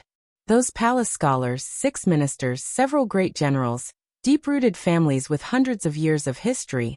Among them were the powerful officials and retired meritorious deeds, and then there was the extremely reclusive son of a distant relative. These prominent circles were intertwined. Who could distinguish between them? But apart from the capital, there was one thing that everyone knew. In the local areas, in front of the 6 vassals, especially the only one with a different surname in the dynasty, no matter who you were, you had to be well behaved. If you were a snake, you had to coil up. If you were a tiger, you had to lie down. Among the vassals, Zhao, the Duke of Huainan, was the most aloof, but who dared to underestimate the Duke of Huainan's crown prince? Therefore, the so-called crown prince from Bailiang, even if Yangchun City was full of rumors about His Royal Highness of Bailiang's tyrannical behavior, even if he really stood in front of them, no one would think in this direction. He was really too outstanding. Su Fingnian curled his lips and quietly returned the embroidered winter to its scabbard. He somewhat missed the time when he was domineering in Bailiang. On his left was Qingtsang, on his right was the Yellow Emperor, and behind him was the evil servant. Although it was not presentable, it was really satisfying to think about it. At that time, he did not practice the saber, so he did not have a fancy posture. But every time after the dust settled, he rolled up his sleeves and performed a set of deadly 18 kicks or something. The group of foppish girls was probably a little afraid of the 2 sabers at their waists, so they did not puff themselves up at their own cost. One by one, they dispersed and gathered in the distance. They whispered to each other, convinced that this foreign crown prince was an abominable person who did not know what etiquette was. Su Fingnian did not bother to make a fuss. Otherwise, the king of Jing'an's crown prince Zhao Sun, who had been tormented like a drowning dog, would complain. There was no reason to put him on the same level as these ant-like descendants of the servants. Su Fingnian jumped into the pool, bypassed the poor scholar, and reached out to help the little beggar up. He felt her chest. His Royal Highness had suffered several hardships, and a long illness had turned into a doctor. He used Wudong's big yellow palace to slowly remove the clotted blood for the little girl. The little beggar did not dare to move and stood timidly.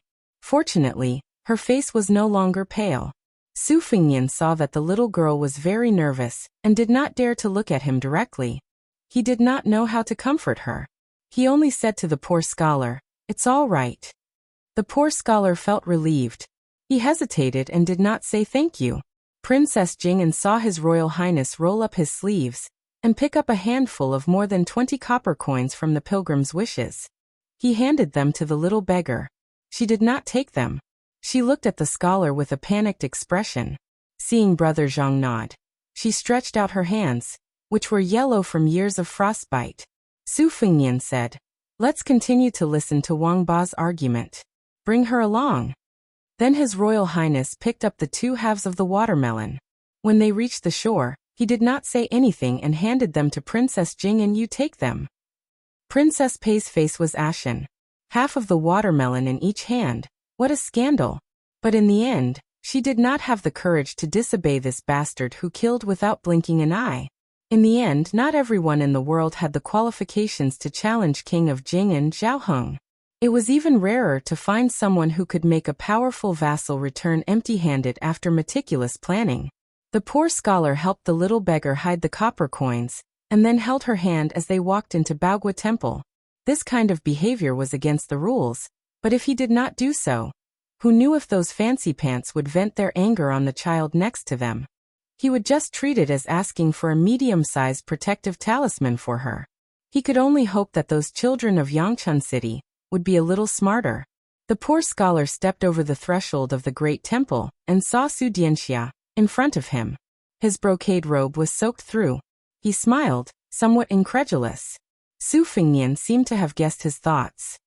He did not turn his head as he led the way. "Don't think that I'm a good person. Those people bully this child, and I bully them. We're all the same." When the poor scholar heard this extremely mocking remark, he could not help but laugh. Princess Pei, who had a stomach full of endless grievances, deeply agreed. Chapter 251. The Baogua Temple was full of people. Excluding the 100 or so scholars who could participate in the Tsushui debate, there were about 300 to 400 spectators. The pavilions were all crowded with people. Su Fengnian went straight ahead and chose a relatively empty corner. He knocked on 2 relatively insignificant scholars with his embroidered winter scabbard, hinting them to move aside and let him sit on the mat. The scholars who could sit here were not simple. The debate of kings and tyrants was at the critical moment when they were suddenly interrupted. The 2 Gangnam-do scholars were about to reprimand him when they saw this barbarian coming out of nowhere with his scabbard and making a throat-slitting gesture. They were so scared that they had no choice but to sit on the mat with the scholars nearby. After Su Fengnian sat down, he beckoned the poor scholar to sit with him. The latter did not stand on ceremony.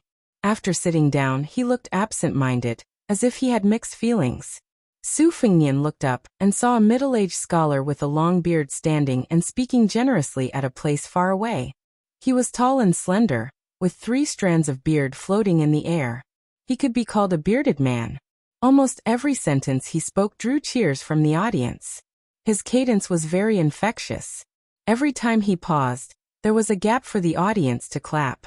Obviously, he was an experienced scholar. Su Fengnian was not interested in the debate of kings and tyrants, nor was he good at it. Naturally, he did not feel anything when he heard it. On the contrary, the poor scholar sitting cross-legged closed his eyes and murmured to himself, "Righteousness, profit, kings and tyrants." The sages of the previous dynasty did not have a deep understanding of it. This dynasty unified the country. First, the 2 chancellors of Shangyin Academy distinguished the natural order and human desires. Later, the Yao, Lu and Zhu families each had their own opinions. Only then did the truth come to light, so we scholars did not fall into the clouds and mist. Yuan Honghu considered himself a refined scholar who respected the king and the despicable tyrant. He criticized the use of both righteousness and profit. He believed that this kind of attitude would only destroy the foundation of Confucianism. In the end, he abandoned the way of the king and respected the way of the tyrant. and then fell into the way of the legalism. Su Fengnian was a layman, but he could still get the gist of it. He turned around and asked, "Is this person trying to reason with the heavens and think that Wang Ba is different?" The poor scholar opened his eyes and nodded. He sighed and said, "Yuan Honghu has always insisted that the prosperous era of the ancient times was the prosperous era of the king. The current prosperous era of the dynasty is just the decline of the tyrannical era.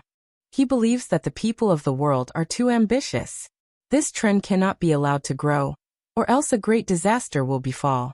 Su Fengnian smiled and said, "Aren't you afraid that Beijing will be angered by your words?" The poor scholar shook his head and said, "I don't know if what I said is right or wrong. It is indeed from the bottom of my heart. Let's not talk about whether the imperial court will mind. How can a scholar keep quiet because of this? Although I believe that where one succeeds, there is virtue, and where things come to their aid, there is justice. But I also admire Yuan Honghu's knowledge and foresight. Although he abhors unrestrained selfish interests, he does not blindly reject the benefits of helping the people. But as he said, even if we retreat again and again and admit that Wang Ba is inseparable, 500 years later, there might not be a single Confucian scholar left. Walking the path of profit, there will only be utilitarians left." Because of this, Yuan Honghu was once nearly drunk to death in the Litao Pavilion, calling out that we should cry 500 years later. I can't stand those empty talkers with loose hair and bare chests, but I deeply sympathize with Yuan Honghu's drunkenness and crying. Su Fengnian said disapprovingly, "Only you scholars worry about the country and the people. But how many of you have been moral saints all your life? Have you ever really touched a copper coin? Do you know how much a steamed bun costs?" The poor scholar smiled and said, "The great scholar Yuan Honghu may not know, but I do." This time it was Su Fengnian's turn to be speechless. The two of them were so engrossed in their conversation that they did not notice that the water was flowing, and the wine was already in front of them. The beautiful maid who followed the wine leisurely came over, and picked up the white jade wine cup. In an instant, this corner became the target of public criticism. Under the watchful eyes of the crowd, this old man, who had participated in countless talks but had not been able to raise his cup more than a few times, widened his eyes. The two Confucians who were chased away by His Royal Highness with a saber were full of jealousy. They wished they could bend down and snatch the wine cup. It should be known that today's debate between Wang Ba and Yuan Jiangyan and Yin Daolin, two of the most famous scholars, were among them. It could be said that it was a once-in-a-lifetime opportunity to express one's own philosophy in front of these two big talkers. Other than the two great scholars of the present age, there was also Cheng Jia, a great scholar of Neo-Confucianism who was on par with Yao Baifeng. This old man was a great scholar of Neo-Confucianism who had exchanged letters with Master Yao. When did the contents of their letters not spread throughout the world? Cheng Zi said that he was slow and stupid all his life, and only made a hole in literary theory. He used this to mock Master Yao's carefree interpretation of the scriptures. Who in the world would not laugh at this? Although Master Yao's reply was to add that there was no need to delete a single word, there was no need for future generations to interpret the scriptures. It was also very mysterious. However, Gangnam-do was obviously more supportive of Cheng Zi's words. They insisted that even if Master Yao's knowledge was higher, Cheng Zi's morality was higher. Today, the debate between Wang Ba had gathered the three contemporary saints of Confucianism and Buddhism. Yangchun City had attracted more than a few hundred scholars who had come because of its reputation. However, Cheng Zi had always been learning from books, and did not like to interact with people. Many of the local scholars had not even seen him for decades. Even if they walked right in front of him, they would not recognize him. A beautiful maid came in with wine. Su Fengnian, who was originally bored to death, opened his eyes wide. He was an expert in cursing and swearing. His Royal Highness had traveled for 3 years, and learned a lot of unique skills in cursing without using any obscenities. Unfortunately, he was a complete layman when it came to reasoning with people. Therefore, he did not stand up and used his scabbard to nudge the poor scholar beside him. Su Fengnian saw that the poor scholar was not afraid of the stage. He stood up freely and took the wine cup and drank it all in one gulp. After exchanging the wine cup with the beautiful and delicate maid, he said loudly, "If one can manage the world, righteousness will be beneficial. If one can help the people, Tao will be meritorious. Therefore Baba is the king. There was an uproar in Baogua Temple. Most of them were cold and mocking words like, "This person is trying to attract attention," or "This person is just talking nonsense." Their anger was surging. In the distance, Jiang's was number 1 Yuan Jiangyan and motionless monk Yin Daolin, who were sitting at the same table, looked at each other and smiled. Obviously, they were not moved and only felt that there was one more meritorious child. But the next sentence, after 25 years of bumpy journey, I began to understand the scholars of today's world. Those who think they are sincere are all apathetic people who don't know pain. Made the 2 famous scholars who looked down on him stunned. This person really did not stop until his words shocked people to death. A hunchbacked old man who did not participate in the debate had been shaking his head. Only when he heard this sentence did he laugh to himself. What the arrogant scholar said next was even more preposterous. The spearhead was directed at Jiang's was number 1 famous scholar, Yuan Honggu. If you don't care about benefits at all, what's the use of crying for 500 years? Now that the people are not full, who should they cry to? The beautiful bearded man, Yuan Jiangyan, laughed instead of being angry.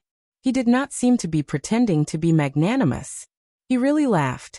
But his table was far from the crowd, and he could not see the subtle changes of Jiang's was number 1. Baogua Temple's host Yin Daolin said softly, "A strange theory is a strange theory, but it is also interesting. Let's see if he has the ability to prove it." Yuan Jiangyan nodded his head. The result was unexpected. The poor scholar from a poor family, whom almost no one in Baogua Temple knew, talked about Wang Ba for an hour. He was very meticulous, which was completely different from the practice of ordinary scholars who cherished their words as if they were gold. Generally, when talking about profound mysteries, since it was profound, of course it had to be extremely profound. The goal was to make people confused. That was true ability. If they understood, it would be a blow to the head. If they did not understand, who would care about them? If a profound talk was strict and logical, wouldn't it be very boring? If the words did not convey the meaning and were thousands of miles away from the topic, then it would be interesting. A white horse that is not a horse is not a realm. A white horse that is a deer is a realm. There were more than 100 famous scholars in the banquet, and a few hundred listeners. Those who had strong willpower were still listening to this guy who did not know the big picture. Those who had strong willpower began to talk about things that could lift their spirits with the people around them. Those who had weak willpower were already itching to curse and yawn. If it was winter, they would definitely be stirring up lice. This was not impoliteness, but the elegance of a famous scholar. Su Fingyan narrowed his eyes. He folded 2 knives on his knees, and raised his head with his hands supporting his cheeks. He was flirting with the delicate and pretty servant girl who was stunned by the poor scholar's endless chatter. He laughed and said, "Sister, tip me a cup of wine." The pitiful and cute servant girl was carrying a pot of wine and 3 cups. Her arms were already numb.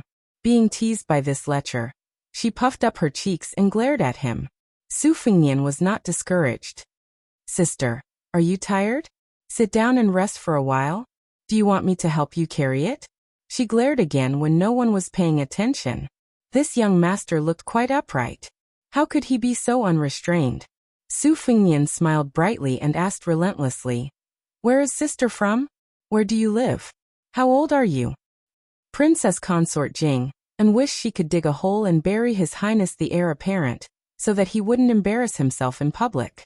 Fortunately, no one paid attention to this young master who was flirting with the servant girl because Yuan Jiangyan, who had not debated with anyone in public for 10 years, spoke out for the first time. Yuan Honghu's talent and learning were the best on the left side of the river. If one traced back a little, one could see that the scholar's concept of using both the king and the tyrant came from the same root as Mr. Ji Shang of the Shangyin Academy. In those days, this Mr. Ji Shang only needed to win 2 out of 3 debates to become the Grand Chancellor of the Academy. However, he first won the debate of name and reality, then lost the debate of heaven and man. The last debate should have been the debate of the king and the tyrant, but Mr. Ji Shang unexpectedly gave up. However, everyone knew that this Mr. De advocated using both the king and the tyrant. Yuan Jiangyan asked in a low voice, Baoyang Xiao Shui is only dabbling in Zen, but you clearly talk about utilitarianism. Those who study Zen will search for the top, but they will not be able to find their way. They will leave and turn back. If you talk about utilitarianism, the scholar will learn and see immediate results. If you are lucky and forget about righteousness for the sake of profit, how will the future generation live? We scholars and common people laugh for a while, but the younger generation will cry for 100 or 1,000 years. Is this what you call a tyrant? There was an even bigger uproar. Yuan Honghu's words clearly implicated the eminent monk Yin Daolin, who was close at hand.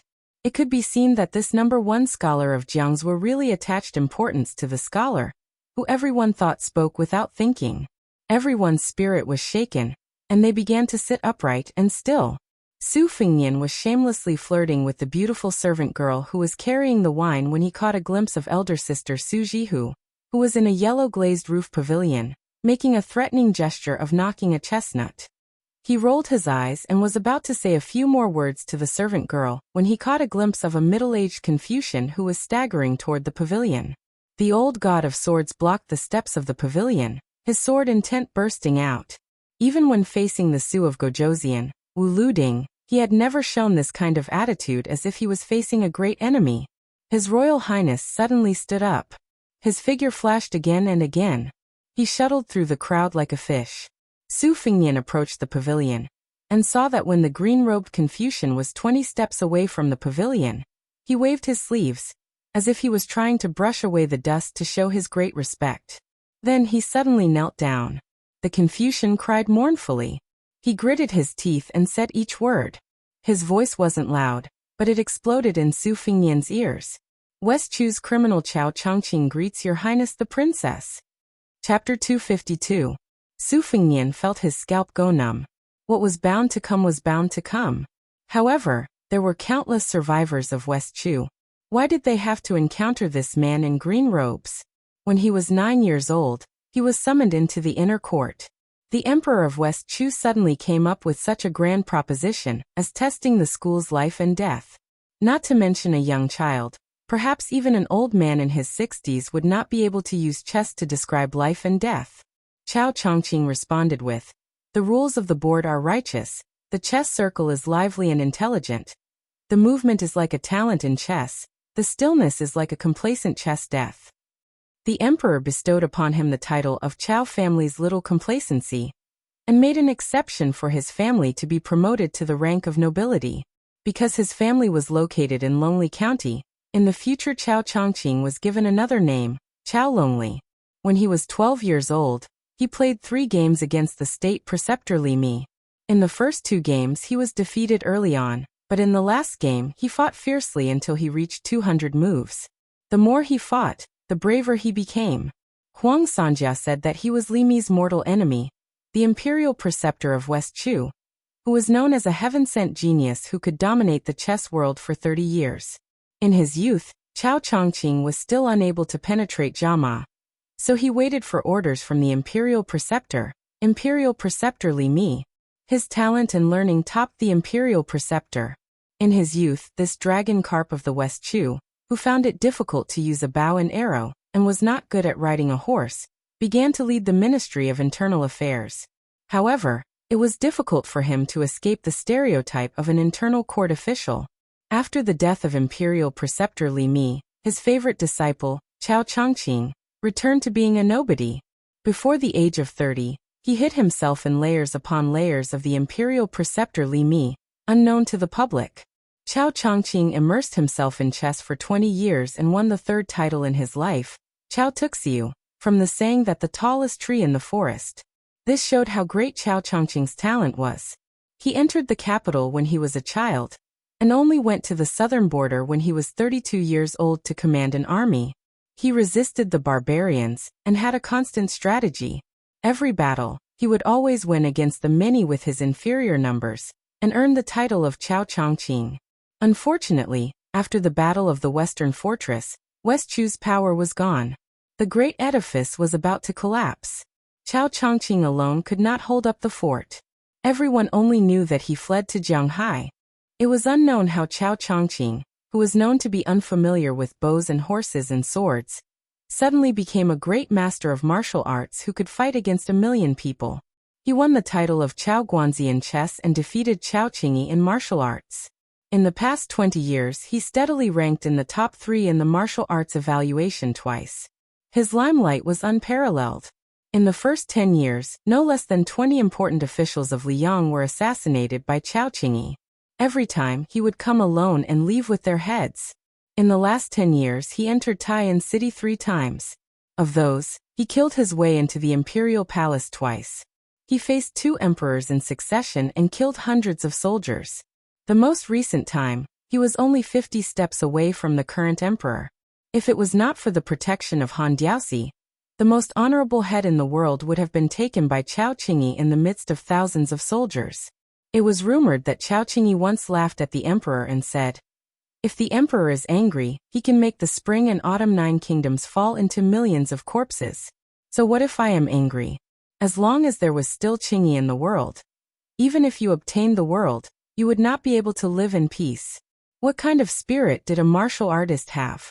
Following the fall of West Chu, the names of Chao Dei, Chao Longli, and the others were no longer well known. Only Chao Guanzi and Chao Qingyi remained. The former was Chao Chongqing, who was invincible in both the Wulin and Yilin. The latter was the only mad scholar in the world who regarded the head of the Liang emperor as something in his bag. Any one of them could make people endlessly fascinated. And this old minister of West Chu, who was rumored to only wear plain clothes and not be good at playing classical music, was now kneeling in front of the pavilion, kneeling in front of the fallen princess. Heaven, earth, king, parents, and teacher, his clan had long been destroyed along with the country. His benevolent teacher Li Mi had long passed away. Now, other than the heaven and earth, which had existed for eternity, who else was worthy of Chao Chongqing's kneeling? The answer was right in front of his eyes. Su Fengnian could not figure out how this Qingyi could see through Jiang Mi's identity at a glance. Was it that mysterious and obscure fate that revealed the secret of heaven? Or was it that the little mud man's appearance was too similar to the parents of the emperor and empress of West Chu? But these were not important. For His Royal Highness, the most important thing was to consider whether or not they could stop Chao Qingyi, who was widely recognized as a traitor. He and the halberd Ningame estimated that facing this famous top 3 grandmaster would be similar to facing the 11th-ranked Wang Mingyin in the Marsh of Reeds. They could only stall for time. In the end, it would depend on whether or not the old god of swords, Li Chungang, could do his best. The problem was that the agreement between the old man wearing the sheepskin fur coat and Su Shao was only to guarantee that His Royal Highness would not die. From the perspective of the old god of swords, he could not wait for the little mud man to escape from the confinement of Baoyang Palace, so that he could practice swordsmanship with him. How could he be willing to fight to the death with Chao Guanzi? In the pavilion, Su Jihu narrowed his limpid eyes. His expression was somewhat gloomy. Yangzhou's Yangchun city had gathered no less than 1,000 foreign scholars in Huding County's Baogua Temple alone. Just in Baogua Temple, there were hundreds of famous scholars from Yangzhou's aristocratic families. This kind of meticulous planning undoubtedly came from those old masters. They were just waiting for his brother to provoke the Gangnam-do scholars again, so that they could respond to his call. It was true that Lu Lighting, who had the support of a concubine in the palace, could not stir up any waves. However, if the Jiangnan scholar group's entire counterattack was echoed by the 30,000 students of the Imperial College, it would be like countless vats of saliva that could drown someone.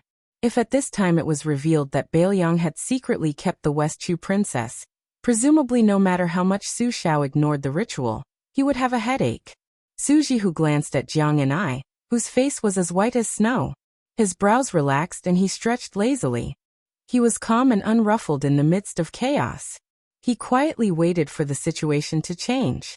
This kind of dead end, he would leave it to Fengnian to break it.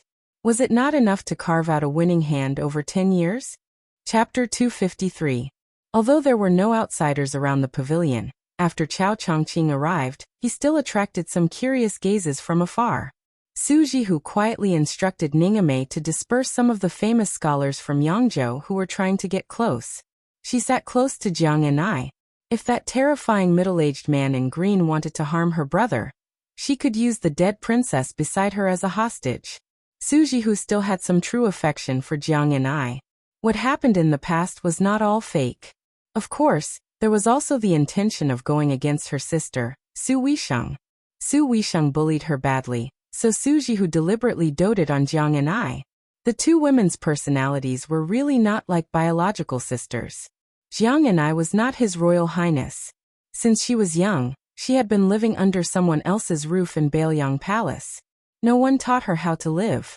She could not learn the ways of the world to wear a mask and pretend to be polite. After being scolded by the servants and maids of the palace or secretly pinched until her skin turned purple, no one complained. She would only follow her feelings and bear a grudge against His Royal Highness, who was always cynical and always smiling in front of her. Looking at him, she hated him. Who else could she hate if not him? With regards to West Chu, the empire and dynasty whose territory was once larger than Liang, her memory had long been blurred. Many times, lying on the cold bed in the palace, it was already very difficult for her to remember the warm faces of her father and mother. Thinking about it made her want to cry. As for the lofty and magnificent palace of the imperial family, it was even more out of her reach. She also did not want to think about it. Every day when she woke up, she only needed to think about the trivial matters of tiredness. Where would there be a princess with frostbite on her hands? When Jiang and I heard the words of the green-robed scholar, it was as if she had heard a bolt from the blue. She was so frightened that she retreated a few steps. Immediately after, she saw the old god of swords blocking the stone steps. She was even more at a loss. She leaped over old man Li, whose back was as straight as an ancient pine tree, and then over the middle-aged scholar who was kneeling on the ground. She saw His Royal Highness and the perished princess whose palms were covered in sweat. She was muddle-headed and absent-minded. It should have been her heroic moment to raise her eyebrows and blow off steam. Instead, she was in such a dispirited state. It was really going to chill the hearts of the West Chu scholars. In these 20 years, other than a few groups of West Chu scholars who had collectively migrated to the north like Hongjia, the number of people who stayed in their homeland and refused to become officials, and who died because of the heroic words written by the poet numbered more than tens of millions. How could she be worthy of these pillars of West Chu who had generously sacrificed themselves time and time again? Fortunately, she only needed to face Chao Chongqing at the moment. Not only was this outstanding scholar not angry at the little princess's loss of self-control. When he lowered his head again and again, he sensed the heartfelt fear in Jiang and I, whose real name was Jiang Si. He did not feel disappointed, only indignation and self-blame that could not be clearly explained. Chao Chongqing, whose scholarly elegance was more outstanding than any other celebrity in Gangnam-do, did not get up. He remained kneeling on the ground with his hands on the ground. Others could only see that his temples were already white, but this did not diminish the unparalleled elegance of the distinguished scholar Chao Chongqing. Thinking of his bumpy life, it added even more to this West Chu's leading official's demeanor as a first-class scholar. There was a son of the Chao family who was the proudest. At the age of 32, he led an army out of the capital. In the end, he played chess with the emperor. The great eunuch, who had the power to overturn the palace, personally took off his boots for the chess piece. The imperial uncle of West Chu personally poured wine for the two of them. Chao Chongqing slowly raised his head. With tears in his eyes, he looked at the princess who was just a lively little girl in his memory. He had once held her little hand. In the Wanchong Palace, he threw chess pieces into the chess pieces, arranged the troops, and gave pointers to the emperor.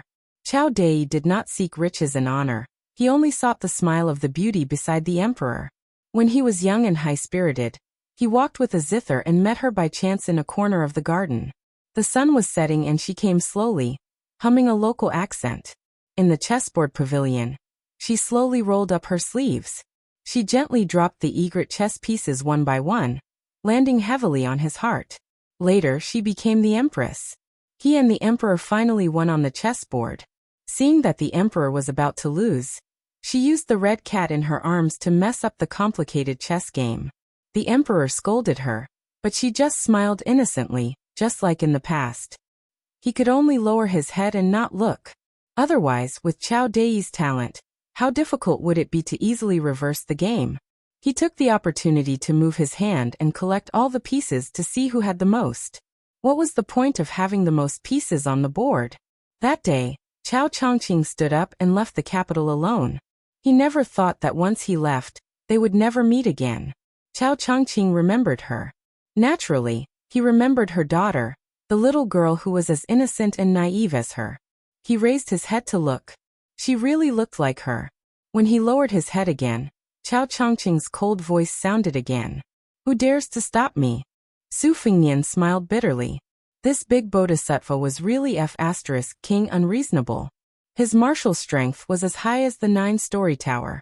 Even the one in the capital couldn't do anything about it, so it wasn't shameful for him to be sullen. He thought about it. He wasn't afraid of Wang Mingyin, who was the 11th master, but Wang Xianji, who was at the 4th level of the 1st rank, was an immortal. The next two were also recognized as great supernatural beings who were close to the level of earth immortals. The new god of sword Dong Tai and Chao Guanzi had a clear difference between their realms, and the remaining 7 on the list. In other words, once they used their strength, Chao Guanzi couldn't be regarded as 1.5 or 2 Wang Mingyin. After all, this was not Bailiang's territory, where they could easily mobilize hundreds of armored cavalry and thousands of armored cavalry to encircle and suppress them. Moreover, even if there were thousands of armored soldiers surrounding them, Chao Guanzi, who was the only great grandmaster in the world, was determined to escape or to kill a few people before retreating. He wouldn't be exhausted like the sword sage of Shishu, who had drawn a circle and died. This was the horror of a celestial state master. The old god of swords sneered. Chao Chongqing, you can try. Chao Chongqing's palms on the ground suddenly clenched into fists. Dust rose. Boom. 2 tornadoes appeared. Rings of strong qi, centered on Chao Chongqing's indigo robe, rolled out. The fur on Li Chuangong's sheepskin coat suddenly curled up. Standing behind Chao Chongqing, Su Fengnian was forced to take 3 steps back by the invisible qi. He clenched his teeth and pressed his hands on his saber. His feet made 2 pits on the ground before he could stop himself. Chao Chongqing only stood up slightly and did not make any other movements. Su Fengnian, who had just entered the best state of martial arts, could not withstand the pressure and was forced to take a dozen more steps back. Li Chungang instantly reached the peak of sword intent. Chao Chongqing looked at Jiang and I and said softly, "Princess, do you want these to live or die?" As soon as he said this, Su Jihu flew into a rage, and then his face turned pale. If Li Chungang was still the god of swords, who was the first person in Sword Dao, he might be able to stop Chao Guanzi today. But now in Jianghu, Qi Xuanjin had already ascended to immortality. Except for Wang Xianji, who dared to say that they could defeat the middle-aged scholar in front of him. Who in the world could reach the top of Martial Emperor City? Only Chao Qingyi. Chapter 254. Below the pavilion. The old man in the pavilion had a green snake in his sleeve. Above and below the pavilion stood 2 generations of outstanding talents. In the pugilistic world, there would always be new waves. Even if one was a genius with extraordinary talent, they would at most be in the limelight for 10 to 20 years. 30 years was the limit. It was a little strange in the recent 100 years. There was Huang Longsher in Yilin, and Wang Xianji in Donghai Martial Emperor City in the pugilistic world. It was a true once-in-a-century occurrence. Compared to the so-called once-in-a-century occurrence in the world, they couldn't be compared. Apart from these 2 fellows who were both celestial and demonic, the general trend was that the latecomers would surpass. One of the 4 grandmasters of the previous generation, Spear Immortal Wang Xiao, lost to his disciple Chen Jibao. Wudong Mountain had a person who instantly obtained the heavenly Dao riding green ox. After the old god of swords, Li Chungang went into seclusion. There was only a short period of gloominess in swordsmanship. Very soon Peach Blossom Branch Dong Tai emerged as the leader. There were also Dragon Tiger Mountain's Qi Xianxia, Sword Tombs Wu Luding and Tongxi Sword Immortal Lu Baijia. The older generation of pugilistic world people might have been subdued by the heroism of Li Chuangong's sword. But when they were old and dead, how many young people would remember the old god of swords' elegant demeanor of a sword immortal flying on a sword across the river? If they didn't hear that Li Chuangong's swordsmanship was eternal, they would feel that it was too conceited and absurd. At this moment, Chao Chongqing was facing off against the former leader of swordsmanship, the two-sleeved green snake. With Chao Chongqing's noble spirit, he shouldn't have underestimated the older generation's god of swords. However, everyone understood the meaning behind his words. Even if Li Chungang trampled on the land's sword immortal realm, Chao Chongqing wouldn't be afraid of him today. Even His Royal Highness, who had experienced the power of the two-sleeved green snake, was worried. He was afraid that old man Li, who was old and missing an arm, would not be able to compete with Chao Guanzi, who was at the peak of his cultivation. Chao Guanzi's life had been full of ups and downs. The Confucian school had always been good at cultivating righteousness. After the fall of his country, he fought against the wrath of the emperor as an ordinary man. His hands did not touch weapons, his body did not wear armor, and he entered and exited the palace 3 times in a row. His mind and breadth of mind were undoubtedly much more tenacious and broad than ordinary martial artists. Chao Guanzi's invincibility was without a doubt. After Wang Xianji became invincible in the world, he built a city in the Eastern Sea and built the army tower. There were 6 floors below the top floor, and 6 martial slaves were stationed there to deal with challengers from all over the world. Generally, the peerless masters would rest for a few days after defeating one person. They would wait until their spirit was at its peak before fighting again. Even the insufferably arrogant Dong Tai, who defeated his opponent with a snap of his fingers, still retreated from the army tower after winning. After fighting for half a day, 3 days later, the 6 defeated people reached the top floor. Only Chao Chongqing fought for 2 days consecutively and reached the top. It was said that when he faced Wang Xianji, he was still calm and composed. He was praised for his vast qi, and only lost to Qi Xianju. How could Su Fengnian not be afraid that the old god of swords would go into a dead end? This old man cherished his reputation the most. If he really angered him, he would deliberately fight to the death with Chao Chongqing. Would he be exhausted to death? The poor scholar, who was brought by His Royal Highness to Baogua Temple, had a fierce battle with the beautiful bearded Duke Yuan Jiangyan, and unexpectedly he did not fall into a disadvantageous position at all. The righteous benefit Wang Ba was full of miscellaneous theories. It was as if he was trying to turn the world upside down. There was nothing he could not understand. The 300 to 400 spectators completely stopped looking down on him. They no longer dared to regard this young man as a scholar from humble family who was trying to sensationalize people. Especially when he talked about filial piety, loyalty, and talent. He talked about these 2 functions separately and then combined them together. In the end, different paths led to the same destination. He woke up a lot of scholars who considered themselves to be mellow scholars. The poor scholar's sentence, "Ability is vast, time is sufficient. You can be a sage. Ability without time, empty talk, you can only be a pedantic scholar," was an extreme slap on Yuan Jiangyan's face. But Yuan Honggu was not angry at all. He dismissed it with a laugh. The scholar spared no effort in praising the view that the monarch was capable and meritorious, so he was magnanimous and did not make a fuss about it. Otherwise, based on Yuan Jiangyan's status, one word was enough to decide life and death. Although in all fairness, this debate was still won by Yuan Jiangyan, he personally judged that this debate was neither a win nor a loss. The host of Baogua Temple, Yin Daolin, nodded his head in agreement. As a result, naturally no one dared to raise any objections. If a commoner from a commoner family wanted to stand out among their peers, participating in a debate where celebrities gathered together was a shortcut. However, it was easier said than done. For a commoner from a commoner family to enter the banquet was as difficult as ascending to the heavens. Being able to enter the eyes of a celebrity was even more difficult, let alone winning a debate against Yuan Jiangyan, this kind of first-rate celebrity who was worthy of his name. As a result, no one doubted that this scholar sitting at the end of the banquet was already an overnight success, with riches and honor to be expected. Perhaps the aristocratic families who relied on their noble status had not yet been moved, and were ready to make a move. Some of the second- and third-rate gentry families and high-class commoners were already considering whether or not they could make the first move to gain the upper hand. After the banquet was over, they could snatch this cheap son-in-law and take him into their family. After he was accepted into their family, he could participate in a few more debates and fight for his reputation. When the conditions were right, success would follow naturally. First, he would enter the rank of a nobleman, and then he would seek an official career. This was not inferior to a marriage alliance with a mediocre scholar with shallow learning. If his luck was good, this kid would be able to enter the eyes of Yuan Honggu, this kind of powerful family's direct descendant. Chapter 255.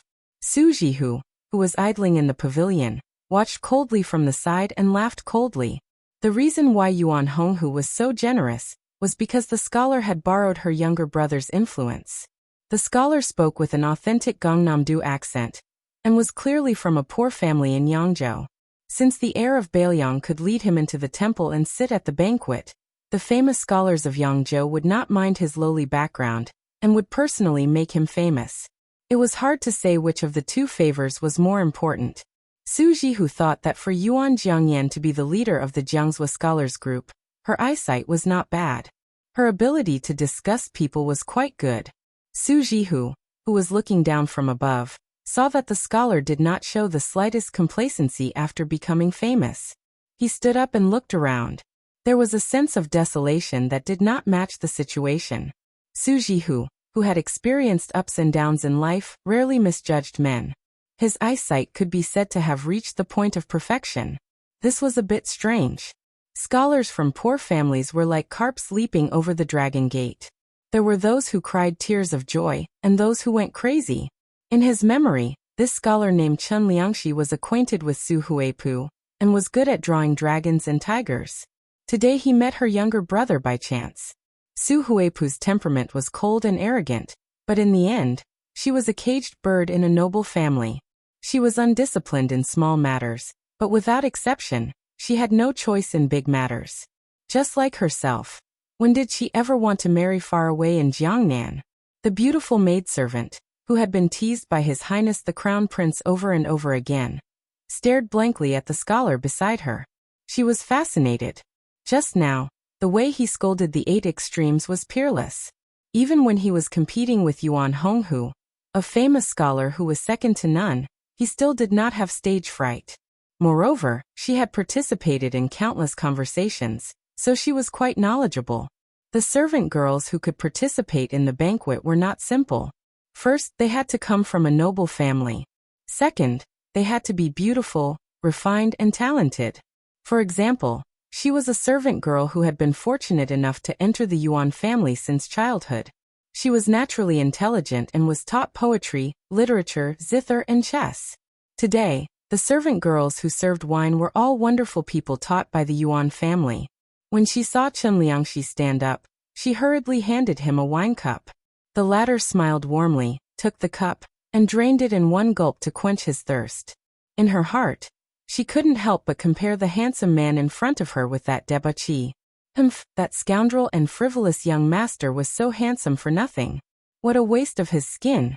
The poor scholar Chen Liangxi did not see that Su Dianxia. He felt somewhat regretful and wanted to express his heartfelt thanks. Since he couldn't find her, he didn't worry too much. He turned around and saw the little girl with a sallow face and felt pity for her. He asked the maidservant for some fruits and desserts, and pulled the little beggar to sit down again. After the beautiful maidservant brought the lunch box, the little beggar didn't dare to eat. So he picked up the exquisite desserts and gave them to the child. The little beggar lowered her head and ate nervously, not knowing whether she remembered the taste or not. From time to time, he smiled and helped the little girl wipe the crumbs from the corner of her mouth. When the beautiful maidservant saw this scene, she was destined to be unable to imagine such a warm and affectionate scene in the past. Her heart softened. This young master was truly a good person. Outside the pavilion, Su Fingyan could only promise that he wouldn't retreat. It was already difficult for him to take another step forward. Chao Changqing, who never brought weapons to fight, was arrogant. Even if he was facing the former Jianghu legend, Li Chungang, he still went straight ahead, ignoring the old god of swords rising majestic sword will. Before the old man with the sheepskin coat raised his arm, dozens of crisscrossing gullies appeared on the ground between them. Sword Chi rolling dragon wall. Li Chungang once fought with the West Shu sword sage in the palace. When Li Chuangong's sword Chi reached, the entire dragon wall, which had existed for hundreds of years, was shattered. Before that, Li Chungang said that West Shu had no swordsman. He entered Shu alone and killed 16 swordsmen who blocked his way. At that time, it was undoubtedly the peak of Li Chunggang's swordsmanship. He was almost invincible. Numerous ravines cracked apart, and it was a ghastly sight. Only when it reached Chao Zhongqing's body did it seem to be imperceptibly obstructed, and it was forcefully stopped. Chao Chongqing said calmly, "Senior, you are not only eighth. People only know that sword god Li's 2 sleeves are unrivaled, but they don't know the power of the sword qi to open the gate of heaven." The more the middle-aged Confucian walked, the thicker the gullies became. The two were only 10 steps apart. The old man with the sheepskin coat had a leisurely expression, allowing Chao Guanzi to walk forward again and again. He only squinted his eyes and smiled. "Stop talking nonsense." Chao Chongqing smiled gently. In the pavilion, Jiang and I, who finally had the courage to stare at Chao Chongqing, asked doubtfully, "Uncle Qi Zhao?" Chao Zhongqing abruptly stopped and nodded heavily, all sorts of feelings welling up in his heart. Jiang Ni's eyes suddenly turned red. He wanted to get up, but he subconsciously looked at His Royal Highness. Seeing that he was expressionless, he turned his head and looked carefully at Su Jihu. Chao Chongqing saw this scene and felt extremely sad. Without the old god of sword qi, the ground in front of the pavilion caved in. Jiang and I saw Su Jihu smile and puckered his lips. He then got up and said timidly, "Uncle Qi Zhao, can you not do it?" Layers of dust and dirt flew outwards like ripples. Chao Guanzi, who was in the middle, said softly, "Chao Zhongqing will listen to princess's orders." Even Su Jihu could not help but be dumbfounded. It really was the conclusion that Chen Liangxi of the Tsushui Wangba had made. Unreasonable. The old god of swords snorted and finally retracted his sword qi. Chao Chongqing walked up the steps, but did not enter the pavilion. He knelt down again. This time he knelt for the prosperous West Chu of the past. Su Fengnian looked at the standing clay figurine, and the kneeling Chao Guanzi with a complicated expression. Were they leaving? Chapter 256. Why was it that even though they were both the top experts in Jianghu, the difference between them was so great? The old man Li Chungang liked to pick his ears and buckle his feet when he had nothing to do. Chao Chongqing, on the other hand, fit the image of a peerless expert in Jianghu. His body was tall and slender, and his divine aura was restrained. Even when he knelt down, it was soul-stirring. Even though he was an old man with white hair, if one looked carefully, he still had the mellow taste of old wine. It was believed that those middle-aged women with rich experience would be subdued by Chao Chongqing's scholarly demeanor. Su Fengnian stood at the bottom of the steps and quietly watched. Counting with his fingers, he had already seen 3 of the top 10 experts. However, the farmer Wang Mingyin had already been killed by a hand blade. Who could have predicted such an ending? Su Fengnian saw Jiang and I foolishly looking at Chao Guanzi, as if he didn't know what to do. He wanted to say something but didn't. He found it funny. This idiot, how could he think of taking advantage of the situation? If it was someone else who was slightly smarter and had the support of a great bodhisattva like Chao Guanzi, wouldn't he become arrogant? Who cares if he was a Bailiang or His Royal Highness? He would be pinched half to death by the world's number 3 Chao Chongqing with 2 fingers. At the very least, he would be beaten into a pig's head to vent his anger. Su Fengnian smiled and shook his head towards Su Jihu, who was standing behind Jiang and I. He quietly signaled her not to make any moves. In front of Chao Chongqing, it was best not to add feet to a snake. Even if the old god of swords was willing to use all his strength to stop him, it would be easy for Chao Chongqing to injure anyone. In the world, the only person who could make this green-clothed official bow his head was the stupid girl that he had bullied for many years. His Royal Highness was unconvinced and sullen.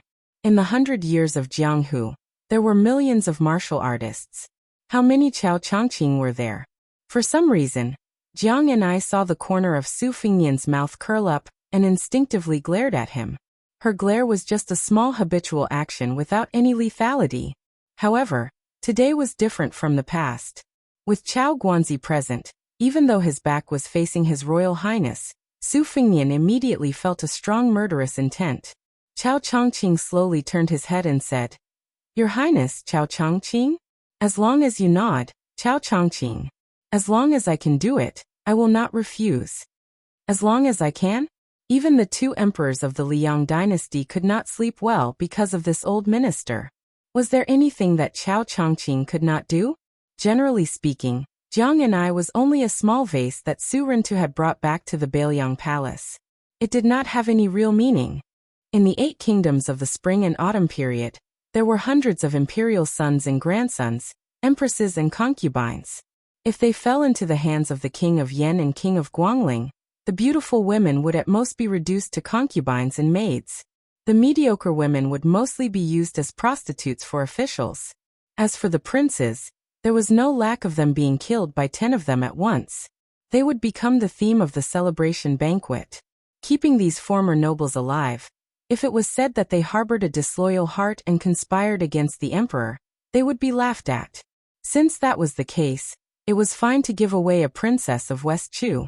Moreover, they could befriend one of the top 3 in the world, Chao Guanzi. Why not? The old god of swords, who had been revealed by Chao Chongqing that he had other skills besides the 2-sleeved green snake, paid no attention to this matter. The old man followed the agreement. As long as he could ensure that His Royal Highness did not die, then he wanted the little mud man to learn swordsmanship from him.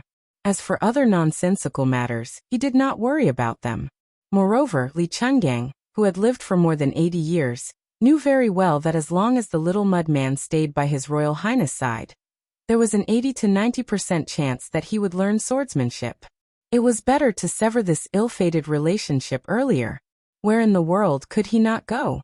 The old god of swords glanced at His Royal Highness with schadenfreude. He wanted to see how this kid would respond. After the reeds, he was probably afraid that the elusive assassin would take his head. He gritted his teeth and carried the 2-sleeved green snake every now and then. This kind of perseverance and ruthlessness was not at all like His Royal Highness, who was destined to be the king of Bailiang. Su Fengnian smiled mischievously and said, "No, she's mine." Jiang and I said angrily, "Who's yours?" Chao Zhongqing was as calm as a dried-up well. Perhaps he was rejoicing that this time, he had traveled far and wide only to find what he was looking for without any effort. His mood was not affected by the crown prince's arrogant words. He smiled and said, "It's fine. After a while, your highness will change your mind." Su Fengnian still had a sloppy attitude. He smiled and said, "I can't guarantee anything else, but this matter is really non-negotiable." Chao Chongqing glanced at His Royal Highness and said with a playful smile, "Your Royal Highness, don't hold the blades with both hands. Wipe your sweat. Otherwise, the sword-drawing technique you learned from Dongyue's imperial family will be greatly reduced." The thick-skinned Su Fengnian laughed. As expected, he released his hands from the spring thunder-embroidered winter blades and wiped them on his sleeves. Su Jihu, who sat down in the pavilion again, smiled and the haze in her heart dissipated a little. She did not know Chao Chongqing, but Chao Guanzi had vaguely heard about him from some wanderers and officials. Naturally, she did not know that the green-robed Confucian who could make Li Chuangong's sword qi roll off the dragon wall was that famous master. However, Su Jihu had sharp eyes and dared to ignore the old god of swords and the power of Bailiang. How could she relax? She was worried about her brother's safety. She looked at Jiang and I. Femme fatale, it was true. The pity she had for this fallen princess was swept away the moment Chao Zhongqing appeared. Cold temperament? Su Jihu, who was most willing to tarnish her reputation, would never deny it. Chao Guanzi did not speak, Su Fengnian did not speak, and Jiang and I did not speak. For a moment, the atmosphere in the pavilion was heavy. It was Su Jihu who came out to smooth things over. She smiled and asked, "Jiang and I, do you want to drink tea together?" Chapter 257. Jiang and I nodded. Chao Zhongqing frowned, but he didn't say anything. He seemed to have made up his mind to follow the etiquette of an official in front of Jiang and I, not daring to step out of line. The group returned to the tea room. Su Hui was inside. After some polite greetings, she skillfully brewed tea. Her technique was experienced and pleasing to the eye. A woman from a noble family could see elegance in the details. She obviously noticed the unfamiliar scholar kneeling beside her. A man from a noble family, especially after 40 years of age, not to mention appearance, most of them had a spiritual qi support. Whether it was righteous qi or yin qi, it was very different from the common people. This was the so-called foundation. Su Hui could not help but take a few more glances, and felt more unfathomable. Jiang and I called Uncle Qi Zhao and handed him a cup of tea. Chao Chongqing bowed his head and took it silently. Fortunately, he did not call her princess again. Su Jihu asked thoughtlessly, Jiang and I, why did you call him Uncle Qi Zhao? Jiang and I said softly, Uncle Qi Zhao is a great national player. I often watch him play chess. Chao Chongqing shook his head and said, this sinner cannot be called a national player. Then he added, this sinner will one day cut off Huang Longshi's head as a sacrifice to the late emperor. Su Huipeng was startled. Huang Longshi, this was not a mortal person. The unjust war of the spring and autumn period was all because of him. That game of chess had never been played before, and would never be played again. Cut off Huang Sanjia's head? The late emperor? Su Hui, who was shocked, did not change her expression. She quickly thought about who the middle-aged scholar was. Su Fengnian did not want to be followed by Su Hui on this topic. Chen Liangxi's sudden appearance had already made him vigilant. Gong Namdu advocated talking, but those old foxes were more cunning than the other. God knows if this great scholar who became famous in one battle was a carefully planned hidden chess piece. Moreover, taking the risk to recruit Chen Liangxi was the opposite of the original intention of this trip. Bailiang's heir had just turned 20 and Su Xiao had just asked for the hereditary title in the capital. But he was already impatient to train people? What were his intentions? Su Fengnian changed the topic and asked with a smile, Sister Su, where did young Master Chen go? Su Huipu hesitated almost imperceptibly for a moment before saying gently, in the meditation room, Mr. Swan and the others were having a deep discussion about the righteousness and benefits of the Wang Ba. Perhaps they were having a confrontation earlier, and had yet to enjoy themselves to the fullest. They had to decide the winner and loser. Su Fengnian drank tea as if it were wine. He did not understand the slightest bit of elegance. He shamelessly asked for another cup of wild tea from Su Jihu. He laughed and said, young Master Chen speaks eloquently, but it's a pity that this heir apparent does not quite understand. Fortunately, Yuan Honghu and the other scholars are knowledgeable, otherwise it would have been buried. Su Huipeng furrowed her eyebrows. She was no longer young, but her temperament was good, and she had a unique charm. She patiently said, Your Highness, although Child Chen is as talkative as the famous scholars, he does have the ability to save the world. He can't be regarded as an ordinary metaphysical person. Su Fengnian said absent-mindedly, if that's the case, then I'll ask Big Sister to inform the Lu Mansion. If Lu Xianling doesn't care about his talent, let Mr. Tang Shi promote him. Su Huipeng's face immediately darkened when she mentioned Tang. She soared St. Lu Baijia. She did not speak anymore.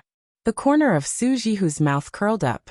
Chao Chongqing said calmly, this person is an extreme outsider. Using both the Wang Ba and the Wang Ba is just a cover.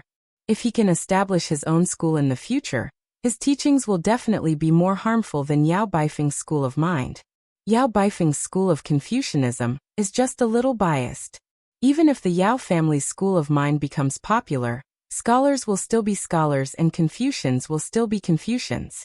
However, once this person's teachings become popular, it will be an internal injury to Confucianism. The root of the disaster will be in the belly and the disease will be incurable. If they want to set things right, it will not be as simple as cutting off a few tails of flesh. If he is not a saint on the inside, how can he be an external king? At the root, his teachings are clearly the same as Huang Longshi's. If this person's reputation is not prominent, then so be it. However, if he shows signs of establishing his own school, then I will definitely kill him. Su Huipeng's face turned pale. The old god of swords sneered.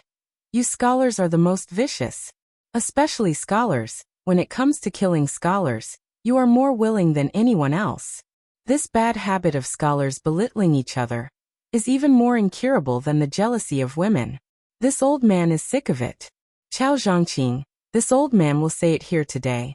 In the future, if you want that young man, just let me know and this old man will fight with you. Chao Zhongqing indifferently declined to comment. Su Huipeng firmly remembered the name Chao Chongqing. Like Su Jihu, she did not know that Chao Chongqing was the Chao Guanzi who assassinated the emperor. Otherwise, They would not dare to live in the same room. If the capital found out, it would be a disaster. This thorn had been in the hearts of the two emperors for 20 years. Before the previous emperor died, he truly said that if he did not kill Chao Guanzi, he would not be able to rest in peace. For this reason, there was a group of imperial bodyguards who were hidden in Jianghu. Each one of them was extremely skilled in martial arts. They were also assisted by a considerable number of elite soldiers who spied for information all year round in order to kill Chao Guanzi. It was rumored that after the emperor ascended the throne, he did not summon these men of sacrifice. They were all under the direct charge of the cat Han Diaosi. It must be known that this was the great eunuch with the strongest yin qi in the world. He was a freak who could kill celestial phenomena. Han Diaosi had white eyebrows and a white face. To put it nicely, he had white hair and a youthful face. To put it bluntly, he had turned into a demon. How many sensational and bloody scenes in the palace were not all caused by this cat? People all said that he had the ability to retain his youthful appearance because he liked to use human hearts and human liver as food. He sliced them into pieces to go with wine. Not to mention whether it was true or false. Just hearing it gave off a bone-piercing chill. When the tea was hot, it would cool down. The group left Baogua Temple and returned home. Chao Chongqing stood at the door and watched Jiang and I get on the carriage with his own eyes. Su Fingnian boarded the carriage and asked, "Mr. Chao, are you going to reveal her identity to the whole world? If I don't let her go, will you follow me and let everyone know that I have a Chao Guanzi by my side?" Chao Chongqing smiled and said, "His Royal Highness is a smart person. The King of Bailiang is like father, like son." Su Fingnian was silent. Chao Chongqing didn't look at His Royal Highness. He only looked at the carriage where Jiang and I was and said with a smile, "Your Highness is still weighing the pros and cons. This decisiveness has lost to Su Shao. Even your emperor can't kill me. How can you kill me?" Chao Chongqing sensed Su Fingnian's aura. He shook his head and said, "At least you can't now. Unfortunately, I found the princess now." With these words, could it be determined that Chao Guanzi didn't dare to underestimate His Royal Highness' good fortune? Could Su Fingnian be worthy of this attention?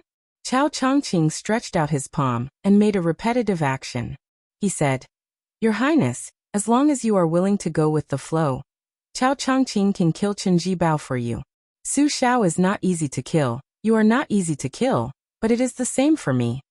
Su Fingnian smiled bitterly. A man in blue killing a man in white? Chapter 258. Su Fingnian entered the carriage. There was still only Su Jihu and Princess Jing inside. Su Fingnian sat cross-legged, leaning against the wall of the carriage, his brows tightly furrowed. Su Jihu was somewhat distressed. He reached out and smoothed his younger brother's brows. Su Fingnian smiled somewhat bitterly. Was the delicate situation in Bailiang already so clear that even Chao Chongqing could see through it with a glance? How many emperors, especially the founding emperors of previous dynasties, didn't borrow a knife to kill people, and then withdraw the knife and stab the companions by their side who were originally in charge of the knife? Dogs were raised to bite people to guard against thieves. If the thieves were gone, how could the dogs be kept to waste rations? But Bailiang was not a dynasty after all. It was divided into territories and occupied a remote corner of the country. No matter what, Su Shao was called the second emperor. Nominally, he still had to be respectful and reverent to the one in the capital. Allowing him to slaughter people and carry a knife to the palace was a vast and mighty act of heaven. It was to let the restless Beimang know that the imperial court would not be so foolish as to destroy their own thousand-year foundation. While Su Shao was ambitious and ruthless, he was not the kind of cold-hearted person who would cook the hound after the cunning rabbit had been caught. He would also not treat the old generals of Bailiang with indifference. On the contrary, Su Fingnian knew better than anyone that Su Shao had spent most of his time and energy appeasing and taking care of his former subordinates and descendants. The imperial court seemed to be enjoying this and did not tire of it. The pressure they exerted on him was just right. They did not force him, a prince with a different surname, to rebel, but they also did not let Su Shao be truly comfortable.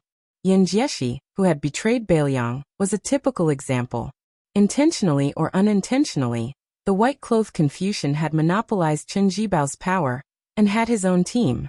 Even if it was not as exaggerated as having as many generals as clouds and scholars as rain, it was not too far off.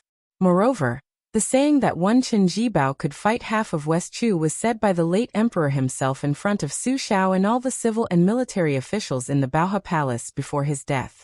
Chen Jibao was widely acknowledged to be the best at national wars. His ability to mobilize more than 100,000 troops was superb. It was said that he remembered the names of every captain, as well as their strengths and weaknesses in leading the troops. Opportunities were fleeting, but Chen Jibao was always able to make the finishing touch in the deployment of troops. The Battle of the Western Fortress lasted 3 days and nights. Chen Jibao did not sleep or rest. Behind him, the commanding soldiers who held the flag were rotated in 6 batches of 18 people. The military historian who was in charge of recording the entire process wrote no less than 10 lines of paper. From beginning to end, Chen Jibao, dressed in white, did not move an inch. Under his countless precise orders, the last several 100,000 youths of West Chu were exhausted and killed. It was rumored that when the emperor read the record, he read it over and over again. The highlights were circled countless times, and at the end of the scroll he wrote 8 words. Truly fascinating, worthy of being called the war immortal. In these 2 years, Su Fengnian had no choice but to imagine that if Chen Jibao, whose reputation and prestige at that time was comparable to the other war immortal in white, had agreed to the emperor's request and rushed to Nanjiang, would Bailiang have been simpler? All these years, Su Xiao had never mentioned anything about his adopted son, Chen Jibao. Although Su Fengnian was His Royal Highness, he did not know Su Xiao's true inner thoughts.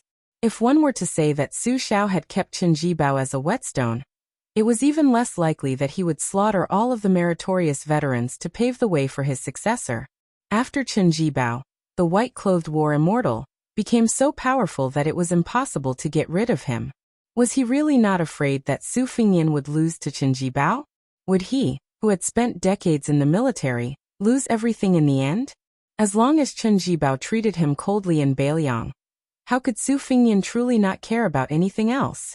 Su Jihu calmly looked at his younger brother, who was deep in thought. Belatedly, he was shocked. That Chao Chongqing's surname is Chao, and he can make the old god of swords so nervous. Could he be Chao Guanzi? Su Fengnian, who had come back to his senses, said helplessly, "Unfortunately, you were right.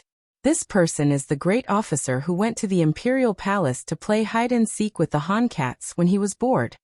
Princess Jing'an was not stupid. Jiang Ni's surname was Jiang. She was a servant girl, but when she interacted with His Royal Highness, when did she have the slightest awareness of being a servant? Pei Nanwei laughed coldly. It's one thing to secretly hide the fallen princess, but the old officials of West Chu came knocking on your door. How will your highness explain this to the capital? If the Jiangnan scholars find out about this, they will exaggerate it and provoke the emperor's anger. Won't your highness come aggressively in high spirits and leave dejectedly with a face full of dust? Su Fengnian's mood had already hit rock bottom. He said unhappily, "It's not your turn to be secretly happy. If I'm at peace, your life will be more comfortable. If I'm not at peace, how good can you be? With your tolerance, to be able to become the princess consort of Jing'an Palace, Zhao Heng must be blind with his discerning eyes. On top of that, there's Zhao Sun, who covets your body. This family is unfortunate. I saved you from the abyss of suffering. It's fine if you're not grateful, but you dare to take joy in my misfortune? Have you forgotten the taste of being slapped in the face with the embroidered winter scabbard?" Pei Nanwei only laughed coldly. Chao Chongqing and Jiang Ni's true identities will be revealed. This matter is indeed troublesome. Su Jihu said with a headache. The old swordsman in the tea room mentioned Chao Guanzi's name. Based on Su Hupong's cautious nature, she will definitely say it to the old consecrators. Su Fengnian thought about it and smiled. Troublesome is troublesome, but it's not a big deal. Although those shrewd old bastards in the Jiangnan scholar group aren't good people, and like to fish in troubled waters, they may not be willing to shed all pretense of cordiality with our Bailiang. What's the benefit of having a death grudge with Su Xiao? Boorish men use their blades, scholars use their mouths, and the well water doesn't interfere with the river water. Unless it's absolutely necessary, there won't be a desperate fight between pen and knife.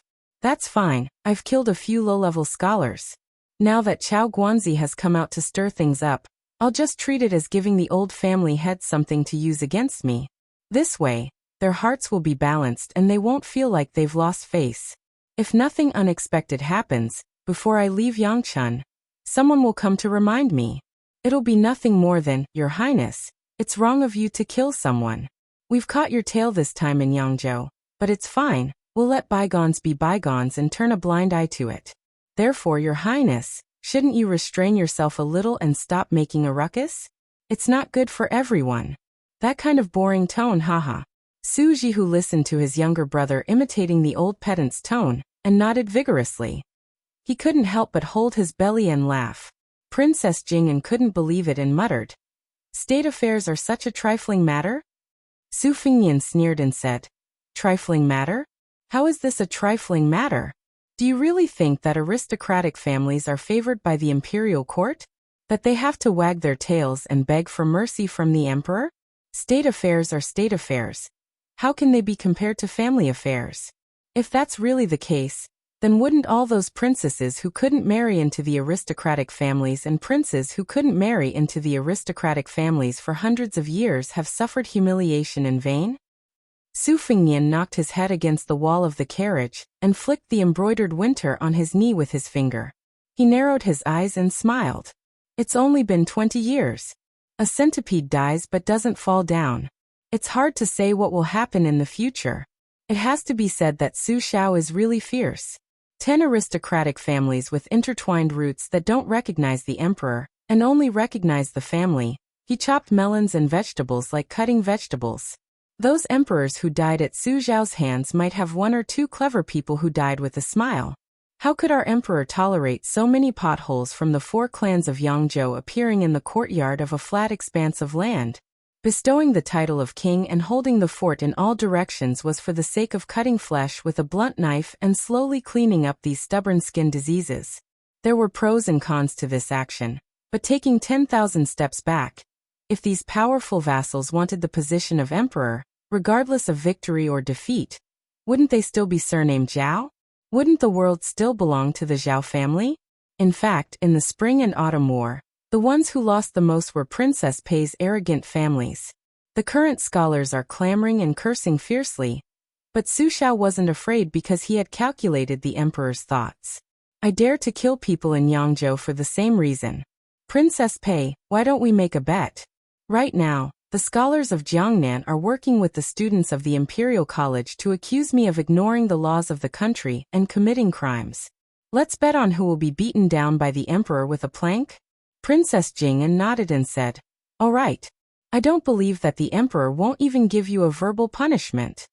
Su Fengnian struck while the iron was hot and said, "You think about the wager." Pei Nanwei was also decisive and said in a low voice, "All right." Chapter 259. Su Jihu did not mind this kind of small quarrel. Her brother was very good at dealing with women. She shifted her position and leaned against His Royal Highness. She asked, "Is Chao Chongqing's martial arts really as good as people say?" Su Fengnian let out a long breath and laughed softly. "So good that it's a paste, so fierce that it's a mess." Su Jihu asked softly, "Then what about the ginger paste?" Su Fengnian did not speak. He was able to confidently make a bet with Pei Nanwei, even concealing the wager, because he was certain that the proud and arrogant princess consort of Jing'an wasn't a shrewd businesswoman. Once she lost to him, the profits would be greater than the wager he made. But when he was up against Chao Guanzi, who he couldn't beat, scold, or scheme against, he really couldn't do anything. Once one reached the peak of martial arts, they naturally had the qualifications to look down on all heroes. When Chao Chongqing first entered the imperial city, it was as if he had entered an uninhabited land. What he said was even more domineering. "Killing Zhao is my life's ambition. Don't laugh at me. So what if there are only 3 households left in Chu? I enter the imperial palace like passing through a corridor." For such a master who did not care about his life as if he was possessed by the devil, Su Fengnian aside, almost no one could do anything to him. Unless Qi Xuanjun appeared, perhaps even Wang Xianji could not stop Chao Qingyi from doing what he wanted to do with his life. That confrontation under the pavilion did not mean that Chao Chongqing could defeat the old god of swords. However, for Chao Qizhao, who did not forget West Chu, once he set his mind on something, he could ignore all the gods and Buddhas in the world. That year, thousands of imperial guards were in front of him. He still killed his way through. Wang Xianji was at the top of the building and climbed up in one breath. Today Li Chenggang was in front of him, so he naturally walked up as well. Chao Qingyi's righteousness and Li Chuangong's sword style were different paths leading to the same goal. Should he put the ginger paste? Su Fengyan did not give an answer when he arrived at the Lu Manor's freehand brushwood garden. Chao Chongqing did not enter the residence. He did not seem to be in a hurry to put pressure on His Royal Highness. Su Fengyan somewhat understood the thoughts of the two emperors of the dynasty. Beside the bed in Great Peace City, there was an indescribable feeling of suffocation when such a Confucian scholar had appeared in front of him. Chao Chongqing came to the capital 3 times and the palace 3 times to let Emperor Zhao of the Liang dynasty know that the whole world was his, but he might not be able to enjoy it in peace. For the entire afternoon, His Royal Highness, with his usual expression, stayed in the freehand brushwood garden and chatted with his elder sister Su Jihu. Su Fengyan talked to her about the white fox face that had ascended to the 3rd floor, about the female Dharma king of the secret sect he had met by chance outside Xiangfan City, about the wooden sword when Hua they had met by accident in the city, and about the girl Li Zi who had grown up in the temple. He talked about the romantic girl Wang Dongxiang and the big turtle on the Spring God Lake. As for the difficulties of practicing the knife, he skipped over in a few words. At noon, after His Royal Highness left Baogua Temple, the poor scholar and the little beggar also stepped over the threshold and continued the debate in the meditation room. The time, place, and people were all on Yuan Honghu's side. This time he had truly lost. Chen Liangxi, who had studied hard, was not discouraged. Yuan Jiangyan's clear talk was worthy of his title as the first on the left side of the river. He was not fishing for fame. There were 3 good things about Jiangnan scholars. They were good at keeping prostitutes, good at maintaining a reputation, and good at creating momentum. Those who had reached the peak were probably Yuan Jiangyan, and the few people who could stand shoulder to shoulder with Mr. Ambitionist. The abbot, Yin Daolin, lived up to his nickname as the motionless monk. He did not speak, but when Chen Liangxi rose to leave, Yuan Jiangyan did not move. He only nodded his head in acknowledgement. The old and respected Jiangnan monk personally rose to see him off to the door. Of course, the little beggar could not enter the meditation room. She stood at the door, still holding the empty watermelon in her hands. It was comical and laughable. Walking out of Baogua Temple, Chen Liangxi turned his head to look at the temple door with a faint expression of disappointment. He said to himself, "Our paths are different. It was not my plan." The little beggar asked softly with a face full of curiosity, "Where's that kind brother?" Chen Liangxi rubbed her little head and said gently, "He should have left Baogua Temple earlier than us." The little beggar made an "oh" sound and was very disappointed. Chen Liangxi bent down to help take the watermelon. He joked, "What's wrong, little ding-dong? You like that big brother? Indeed, he's 100 times better looking than Brother Chen." The little beggar's little face flushed red. She stammered, looking very cute. Chen Liangxi no longer teased the little girl. The little beggar grabbed the poor scholar's sleeve and walked on the road. After hesitating for a long time, she gathered her courage and was about to raise her head to speak when Chen Liangxi lowered his head and said softly, "You know little Ding Dong still likes Brother Chen the most, right?" The little beggar smiled brilliantly. Chen Liangxi raised his head to look at the sky. His smile was intoxicating. He said, "In the future, if Brother Chen can step into the mud of history and luckily leave a footprint, you must also let little Ding Dong accompany you." Since ancient times, there had been countless heroes in troubled times, but how many could leave their names in history? Even a few dozen words would be an extravagant hope. The so-called footprint of this poor scholar, who died a posthumous scholar, was clearly an ambitious person who wanted to leave his name in history, and not some unofficial history compiled by a private person. How could the little beggar understand this? In her view, it was probably not as practical as eating fried watermelon slices for dinner. She only thought that Brother Chen had said something good. She was happy and skipped around. This was a rare moment of carefree. Chen Liangxi also knew that the little girl did not understand, so he said it. He threw away the teachings of the saint about investigating things, knowing sincerity, and cultivating one's body. He did not care about the inner saint's foundation or the outer king's career. He did not even think about whether or not his winding water talk had become a rare commodity worth hoarding. He only smiled and said, "Let's go. We'll go outside the temple and draw a dragon for you and grandfather on the stone slab. As usual, Brother Chen will draw the dragon and little Ding Dong will add the finishing touch." The little beggar made a heavy sound of agreement. Su Huipeng stood at the entrance of Baogua Temple. She looked at the two poor figures, one big and one small, gradually disappearing into the distance. She was lost in thought. As the daughter of a noble family, she was able to become acquainted with the poor scholar Chen Liangxi because of a chance encounter by the spring outside the temple. The little beggar went into the water to pick up money and was reprimanded by the monks in the temple. Chen Liangxi, who had entered the temple to borrow the scenery to paint peonies, happened to pass by and helped the little beggar out of the situation. Su Huipeng was in a good mood at the time and told Baogua Temple not to stop the little girl from picking up the wishing money in the pond. Later, she accidentally discovered that Chen Liangxi had secretly drawn a dragon. At first she was shocked by his audacity, but after a closer look she was shocked by his exquisite painting skills. It was a painting of a serpent fighting a dragon. Above it, the sky dragon could be seen in the colorful and condensed clouds, dripping with ink. The sky dragon had a long beard and a huge mouth, soaring through the clouds and mist, old and fearsome.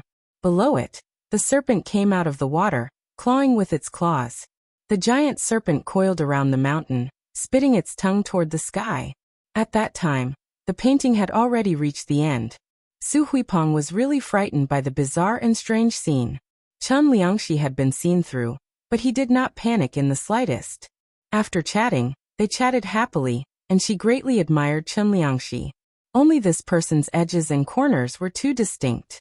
Su Huipeng knew that only her father, a first-class famous person in Jiangnan, could tame him, so she had the intention of taking things slowly.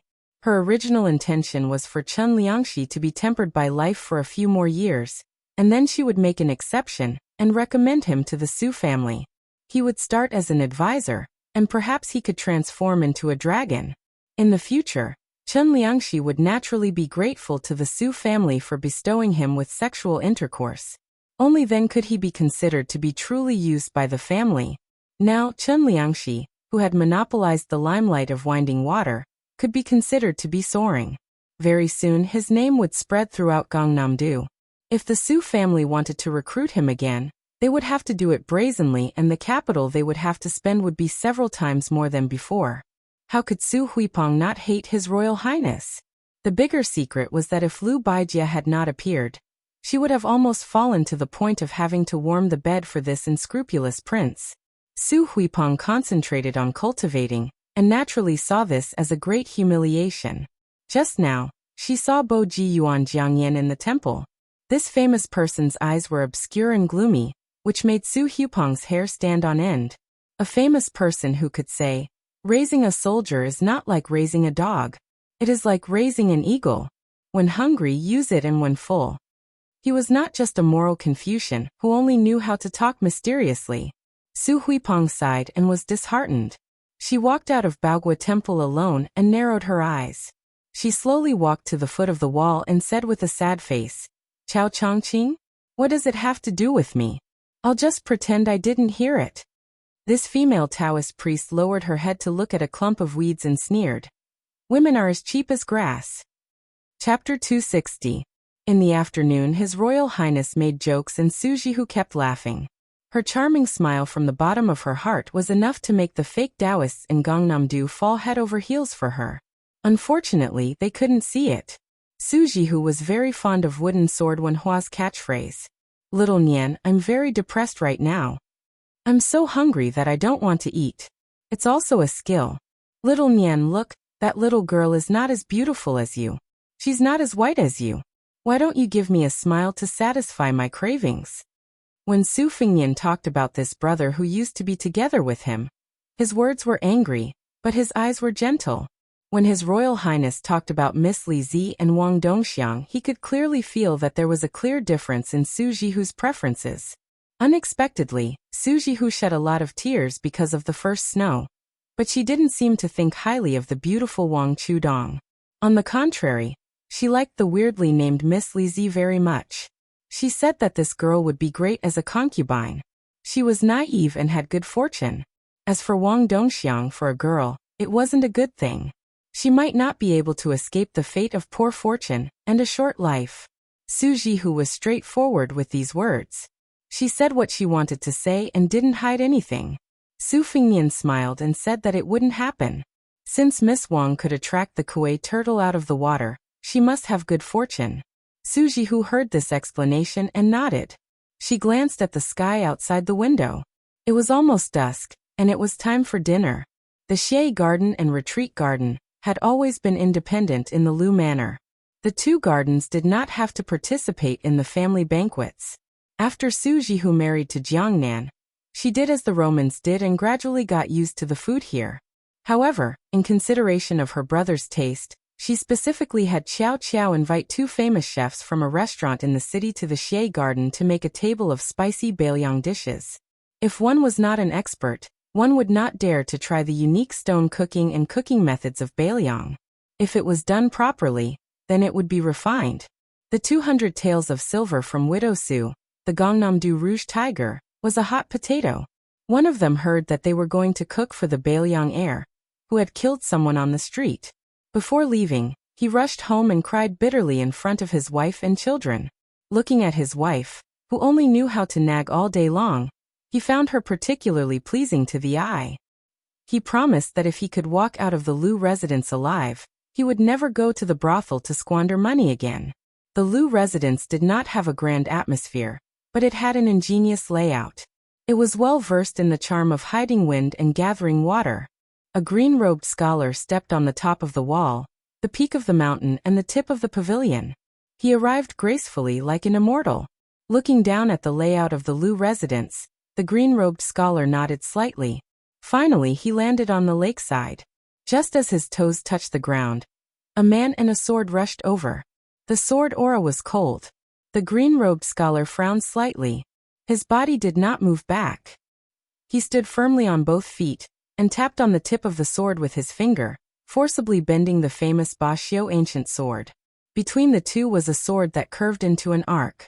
The white-haired scholar's single finger did not seem to leave the Bashio sword, but in reality, he was tapping again and again in an instant.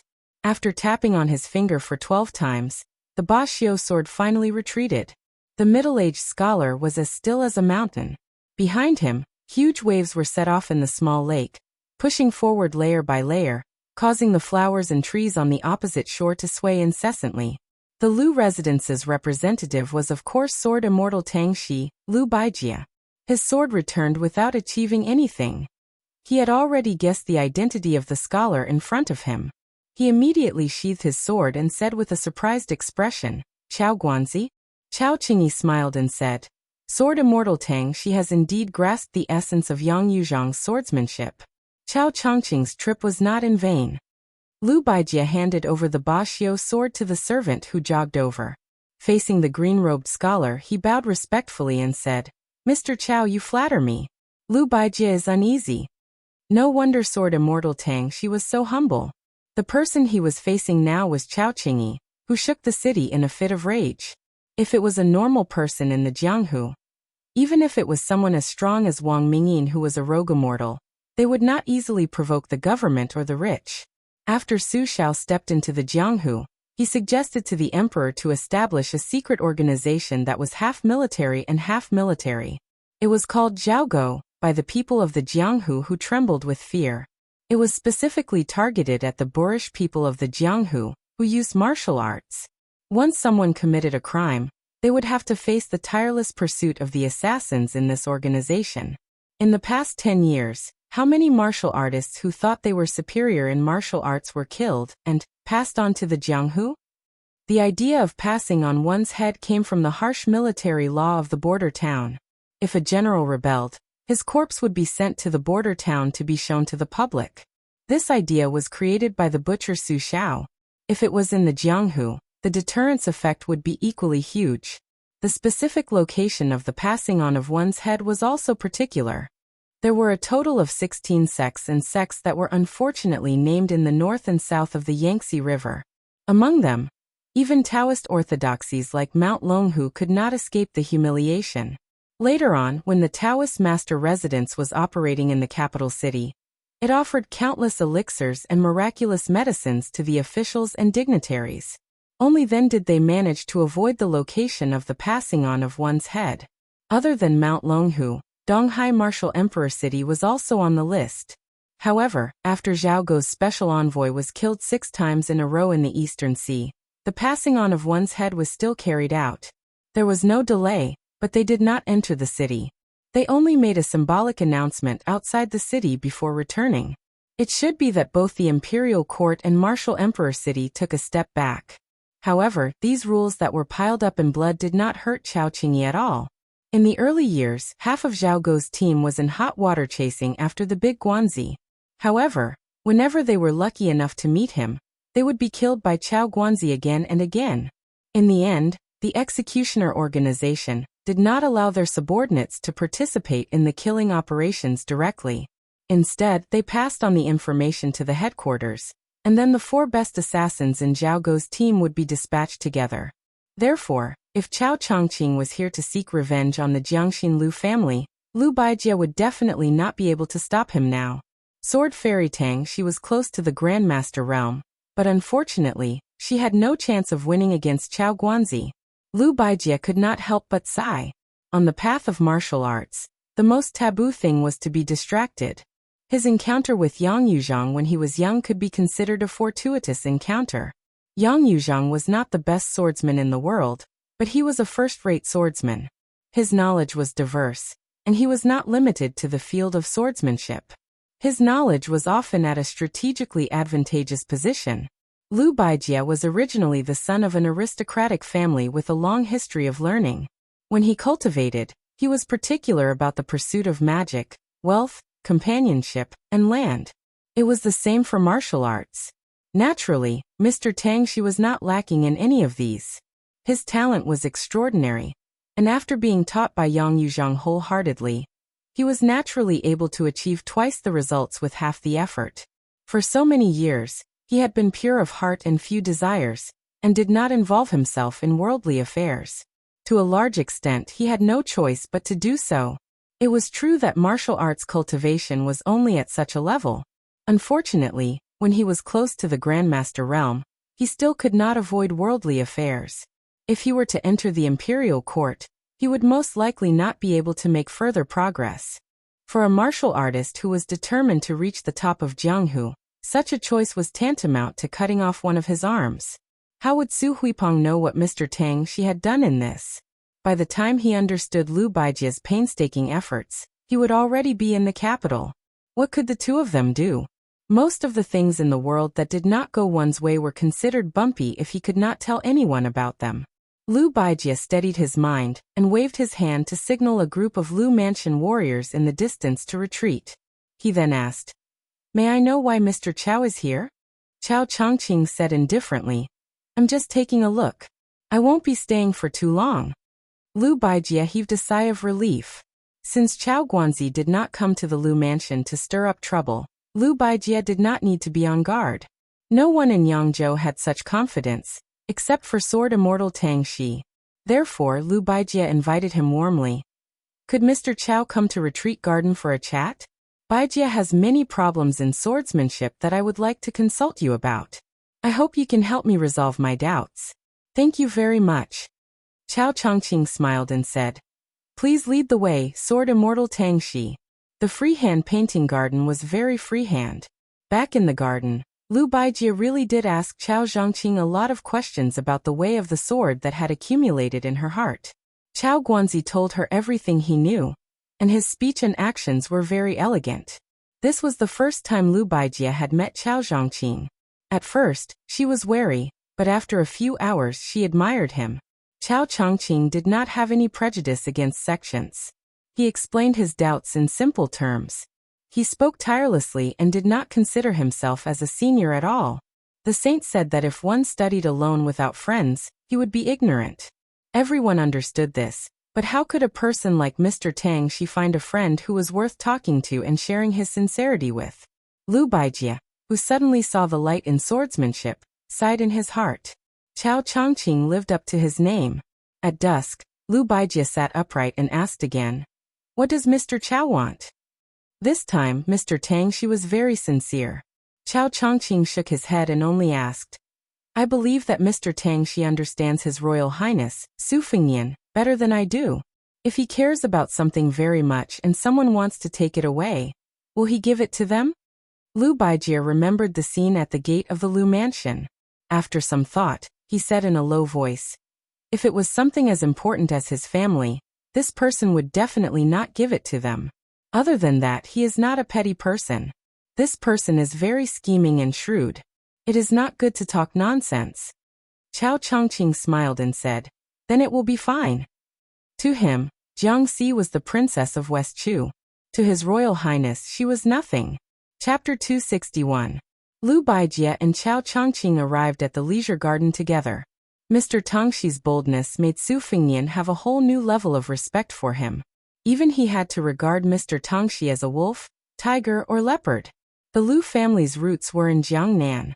Although it was thousands of miles away from the capital, it was not as far away as Beiliang, where the emperor was far away. Nowadays, the grand families were on the wane. They had changed from strategic planning to internal strife. The emperor's control over the noble families was becoming more and more satisfactory. Once the Lu family was found to have an affair with Chao Chongqing, it might implicate the family head, Lu Daolin. Not to mention losing his noble position as the chancellor of the Imperial College, it was hard to say whether he would be able to walk out of the capital alive. Thus, with the presence of Lu Baijie and Chao Chongqing, the banquet at the leisure garden became even livelier. At this table, there were 2 people on the martial arts ranking list. Adding the Tangshi sword immortal, this could frighten the people of Jianghu. On the table, 2/3 of the dishes were Beiliang dishes, and 1/3 of the classic Jiangnan dishes. The bowls and plates were all made by the big official kilns in Jiangnan. During the spring and autumn period, there were no inscriptions on bowls and porcelain. Now the world was peaceful, and inscriptions were in vogue. Chao Chongqing lowered his head to look at a small porcelain bowl, with a purple mouth and iron feet. He sighed with a regretful expression. Porcelain bowls and porcelain were fragile. If the bowl was broken, the words would die. How could this be considered an elegant matter? However, outsiders did not know of Chao Chongqing's scholarly spirit, and only thought of him as an expert whose thoughts could not be guessed. To Su Jihu's left was Su Fengnian, and to his right was Jiang Anai. He did not show favoritism and helped himself to the food. The Crown Prince of Beiliang and Princess Taiping would occasionally eat the same dish. According to past situations, Su Fengnian would have to go through a fierce battle before he could win. This time, Jiang Anai was like a frost-beaten eggplant. When he saw Su Fengnian extend his chopsticks, he withdrew his hand. The meal was neither hot nor cold. At this table, it was Yu Yue who looked the most indifferent and calm. Anyone with a discerning eye could see that Su Jihu was not close to this courtesan girl. After entering the Lu manor, they did not speak a single word. After the sumptuous banquet, Su Jihu took his brother for a walk. Jiang Anai, the elderly god of swords, Chao Qingyi, and Lu Baijie stayed in the freehand garden to cool off. Su Jihu sat in the pavilion by the lake and said worriedly, "Chao Chongqing is determined to get Jiang Anai." Su Fengnian rubbed his cheeks. Seeing that there were no outsiders nearby, he said calmly, "This Chao Guanzi said that as long as he is willing to hand over his Princess Taiping, he will go and kill Qin Jibao." Su Jihu sucked in a cold breath and frowned. "Really?" Su Fengnian said self-mockingly. "With Chao Guanzi's status, why would he joke with a junior like me?" Su Jihu muttered to himself, "Do you think that this is a plan that our father had long thought of?" Su Fengnian frowned and said, "Sister, are you saying that Su Xiao predicted that this day would come? To let Chao Guanzi, an outsider, break the trap? Isn't that a little too godly? You have to know that Su Xiao's chess skills are really unsightly. He could even go head-to-head with Shangyin Academy's Chancellor Wang.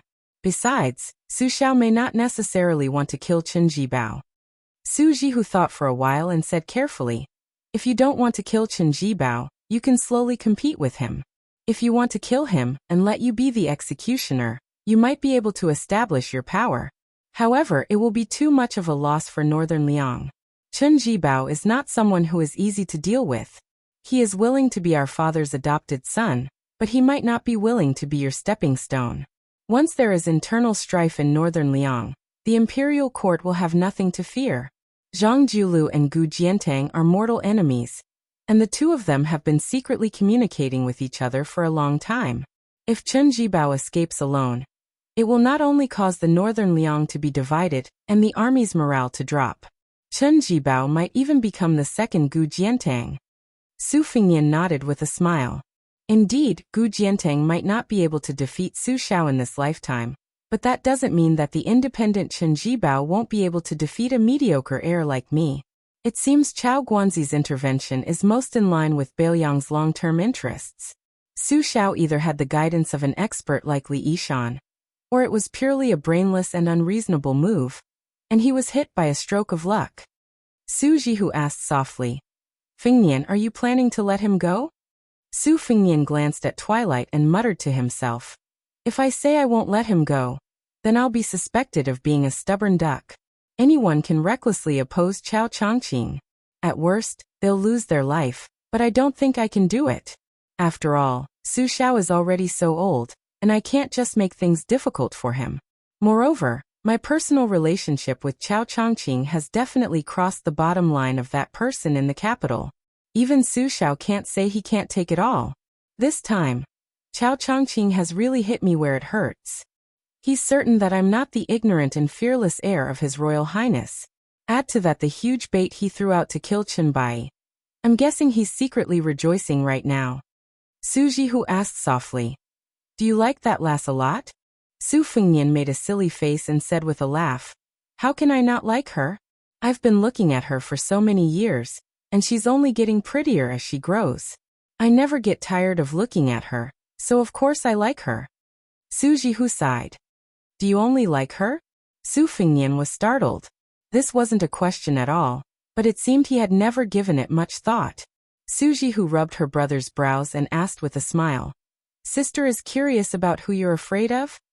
Su Fengyan laughed. "Of course, I'm afraid you'll be unhappy and second sister will be angry."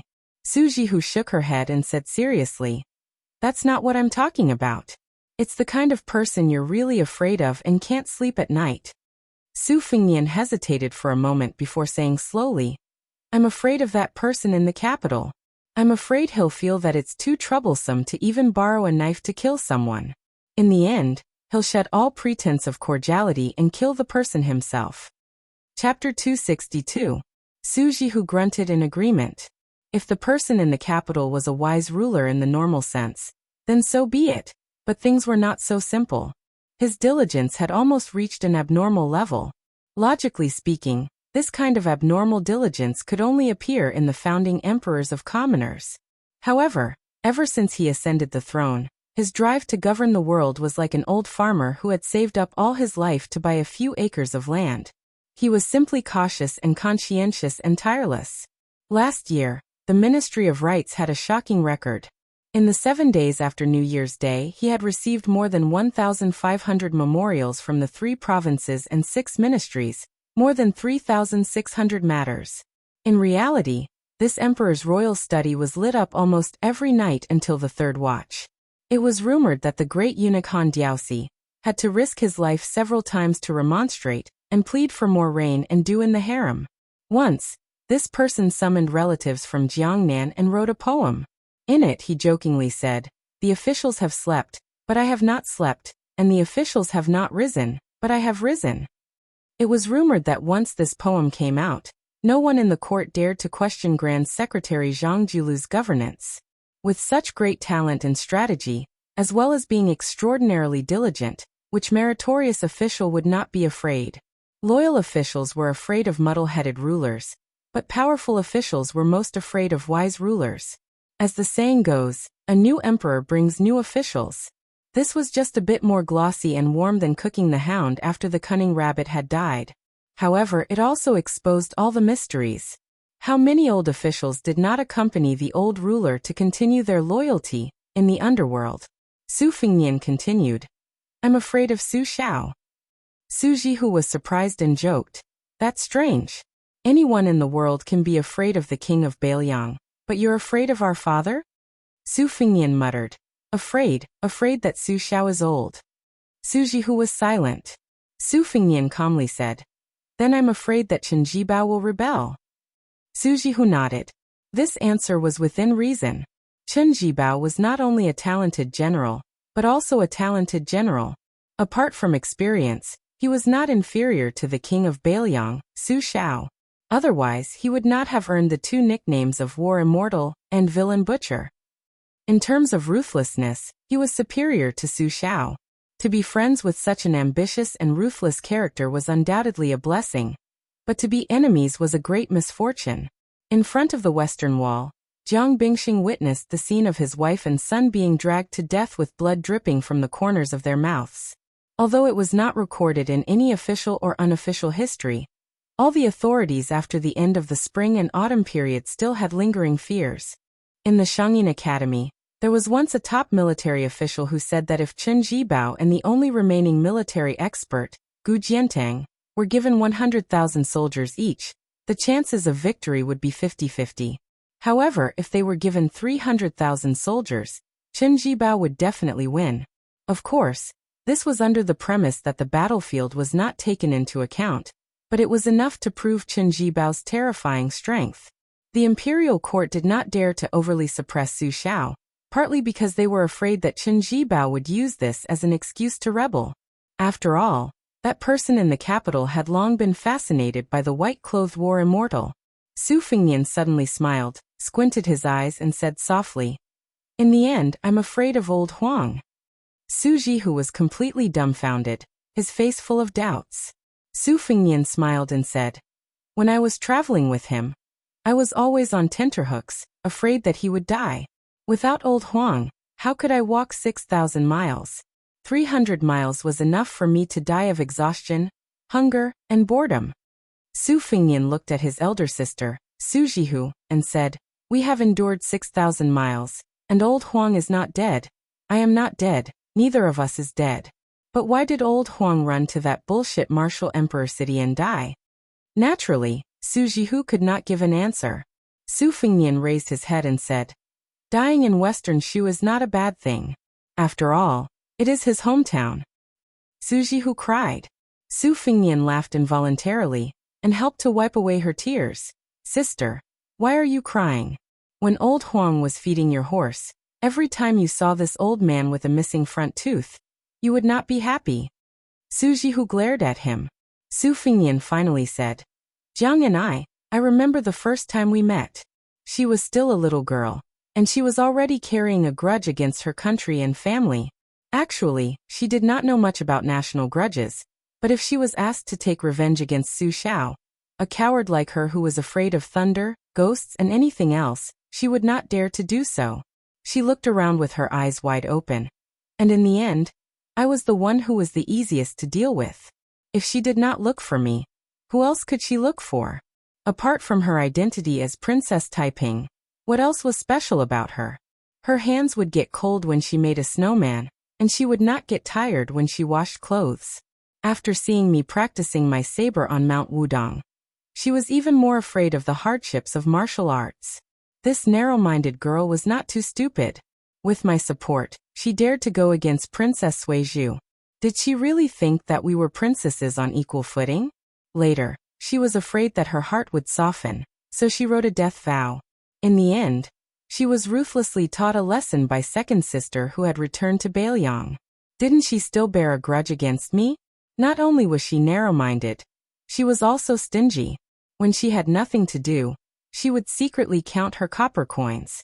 But to say that she was stingy is also not right. She gave away the talisman just like that. In the end, she was just a simple little girl. I could see through her schemes that she thought were well hidden. I did not say anything and just thought that it was quite fun. When I was young, Mother once pulled Jiang Ni's hand and pointed at her cheeks. She told me that those two dimples were because she had passed through the gates of hell and arrived at the Bridge of Helplessness on the Yellow Springs Road. She did not want to forget the person she cared about in her previous life, so she did not drink the old granny's soup of mangpa. Instead, she jumped into the Wangchuan River under the bridge and suffered 10 lifetimes of water and fire before reincarnating, all for the sake of finding the person she cared about. At that time, I was also young and ignorant. Wasn't it because I was standing in front of her? I thought that no matter what in this life, I would not let this little girl with 2 dimples be bullied by outsiders. Su Fengnian narrowed his eyes and smiled. Now it seems that if she regrets it, she must have decided to not meet me in her next life on the bridge of helplessness. Su Jihu said helplessly, "You believe this saying?" Su Fengnian nodded. "Whatever mother says, I believe." Su Jihu was just about to tease him when he saw Jiang and I standing outside the pavilion, not daring to enter. He got up and walked out of the pavilion, pushing her up the steps. Su Jihu smiled and shook his head, then directly left. After Chao Guanzi stirred up the situation, the atmosphere was so subtle that the two of them were speechless. Su Fengnian took the lead and said in a bad mood, "What are you doing, coming to collect the debt? Since I have paid the money, we can go our separate ways?" Jiang and I turned her head, stretched out a small hand, and angrily said, 212 taels of silver, 72 copper coins. Su Fengnian sneered. "Fine, I will convert it to copper coins and let you leave here with a big sack." Jiang and I coldly snorted and turned to leave. Walking out of the pavilion, she turned her head and saw that he was facing the lake. His back was a little cold. After a long time, Su Fengnian said, "You still haven't left? No matter how powerful Chao Guanzi is, if he force me into a corner, I will just burn both jade and common stone. Who lives and who dies, it will depend on who is more arrogant between him and Li Chenggang." Jiang Ni's voice was as soft as a mosquito. "If I leave, will I not be able to kill you?" Su Fengnian turned around and smiled. "Of course not. With Chao Guanzi and the old sword god teaching you, maybe in a few years, you will be able to kill me. Go, don't hang around in front of me every day. If you are not here, remember to tell me before you kill me, so I can have a good sleep. I will sleep for as many years as I can." Jiang and I bit her lips and said, "Then I won't leave." If the romantic Chao Guanzi heard this, wouldn't he vomit blood? Chapter 263. Su Jihu understood the fickleness of human nature, so he had Blue Bird send a few snacks and fruits to the pavilion, which were very good for relieving the heat. Su Fengnian sat down cross-legged, facing Jiang and I who had returned to the pavilion. Su Fengnian raised his head and stared at the Princess Taiping whose chest was no longer peaceful. For some reason, he thought of the painting in the study room of the Bailiang Palace, the painting of the Spring Thunder evil flood dragon. The flood dragon crouched on a large rock in the middle of the river, naturally spectacular. However, Su Fengnian was more concerned about the furnace goddess by the riverside, who was stealing glances but didn't say anything. She looked exactly the same as the woman in front of him. That painting was said to have come from the hands of a great practitioner from the previous dynasty, and it contained a prophecy. Prophecies could be divided into 2 types, good prophecies and bad prophecies. When Su Fengnian was young, he often studied it with his mother, but he couldn't see anything profound about it. He only felt that the evil flood dragon's aura was oppressive, and he reckoned that it probably wouldn't be able to escape the fate of the bad prophecy. Su Fengnian picked up a piece of iced watermelon, and as he chewed he asked, "Do you know who that Uncle Xiao is?" Jiang and I hesitated for a moment, and then she sat down leaning against the vermilion pillar. She shook her head and said, "I only know that Uncle Xiao's surname is Chao. Mother said that he's very talented." When she said the word mother, her expression dimmed. She should have called her mother. Su Fengnian rolled his eyes and sneered. "He's not just very talented. The old sword god is ranked 8th in the Wushu rankings, and Chao Chongqing has already been the Tanhua prince for 2 consecutive years. People in Jianghu call him Chao Wudi Chao Guanzi. Now that you're rich and have the old sword god's favor, he's crying and begging to take you as his disciple. In addition, His Royal Highness Chao Guanzi is eagerly running over to be your imperial bodyguard. I'm puzzled. Normal people are like dogs when they ask for a master, but you're different. Experts are as worthless as cabbages by the roadside. No wonder Li Yishan said that you're blessed." I'm wondering if you can cause a natural phenomenon when you shake your body? Little mudman, why don't you shake it? Jiang and I rarely touched her chopsticks during the banquet, so she couldn't help but feel hungry when she saw the Linlang desserts. However, she was too shy to reach out her hand. She was already in a bad mood when she was hungry, so when she heard His Highness the Crown Prince's teasing, she suddenly became angry and glared at him. Shake your head. Su Fingnian first pushed the plate filled with various desserts towards Jiang and I, then said coldly, "Let me tell you something serious. Practicing martial arts is like practicing Taoism. You can't escape from the 5 words: root, technique, companions, wealth, and location. The root is the bone structure. It's the most important. However, I believe that no matter how bad your talent is, it shouldn't be too bad." Next was the Dharma, which was the Dharma gate. Entering the Tao without a gate was like pouring water on a stubborn stone. One's life was less than 100 years. With a famous teacher leading the way, you'll be able to achieve twice the result with half the effort. In this regard, you're even luckier than I am. I was only able to survive in the common reed marsh because I obtained Wudong's great yellow courtyard. You have Chao Chongqing and Li Chungang, 2 great masters who only appear once every 100 years, teaching you wholeheartedly. In the Lu Mansion, I can't easily ask the old sword god for advice. If I enter the Bailiang army, I may not be able to concentrate on practicing martial arts. You are different. You have Chao Chongqing to protect you. Even if he wants to use your Taiping princess name to revive the country, you can still live without worries. If you lose, you will just run away from Jianghu. If you win, you may become the 2nd female emperor in 100 years. At that time, even if you can't practice martial arts, killing me will be as easy as snapping your fingers. Only an idiot wouldn't do this kind of business without any capital. Jiang and I put a piece of soft fat into her mouth. Her cheeks bulged and her dimples appeared. She said indistinctly, "You are exaggerating. You just want me to leave. I am not stupid. Uncle Qizhao is amazing. But how difficult is it to revive the country? The king of Bailiang has 300,000 Bailiang cavalry, and he still doesn't dare to be emperor. So what if Uncle Qizhao is the 3rd most powerful expert in the world? Can he defeat 300,000 people? If I leave, I won't be able to kill you for the rest of my life. Do you think I will let you succeed?" Su Fingnian said with a smile. "Oh, you are not really stupid." Jiang and I swallowed the snack and picked up a bowl of crystal sugar lotus seed lily. After eating it, she felt refreshed. Su Fingnian crossed his arms and put his knees on the spring thunder embroidered winter saber. He said with a smile, "Then you can kill me if you stay by my side? Count with your fingers how many beauties we've met along the way. I have big sister Yu and Auntie Shu by my side now. They're so aggressive here. Look at yourself." Su Fingnian loosened his 10 fingers and made a cupping gesture in front of his chest. Jiang and I was angry. She used her sleeve to wipe her mouth. She raised her eyebrows and said angrily, "Burden. You can taste the sour taste of lotus seed lily in your mouth?" Su Fingnian rolled his eyes and continued, "Okay, let's not talk about this. Let's talk about her appearance and figure. Princess Jing'an Pei Namwei is not beautiful? She is a great beauty on the rouge scale. She doesn't even accept money for her studies. She can even play chess with me to relieve my boredom. You have nothing to do with this." Jiang and I turned a deaf ear. She was smart enough not to bicker with His Royal Highness. She just wolfed down the food. Su Fingnian turned his head to look at the lake. There were dozens of koi fish swimming near the pavilion. Although it couldn't compare to Bailiang Palace, it was better than nothing. He snatched some screw cakes from the tiger's mouth and threw them into the lake.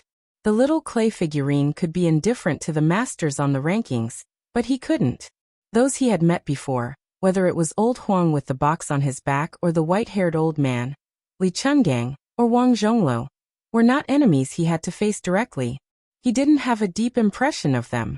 It wasn't until he met the 11th prince, Wang Mingyin, outside of Xiangfan City, and Chao Guanzi, who was now only on the line between friend and foe, that he realized the terror of these top figures.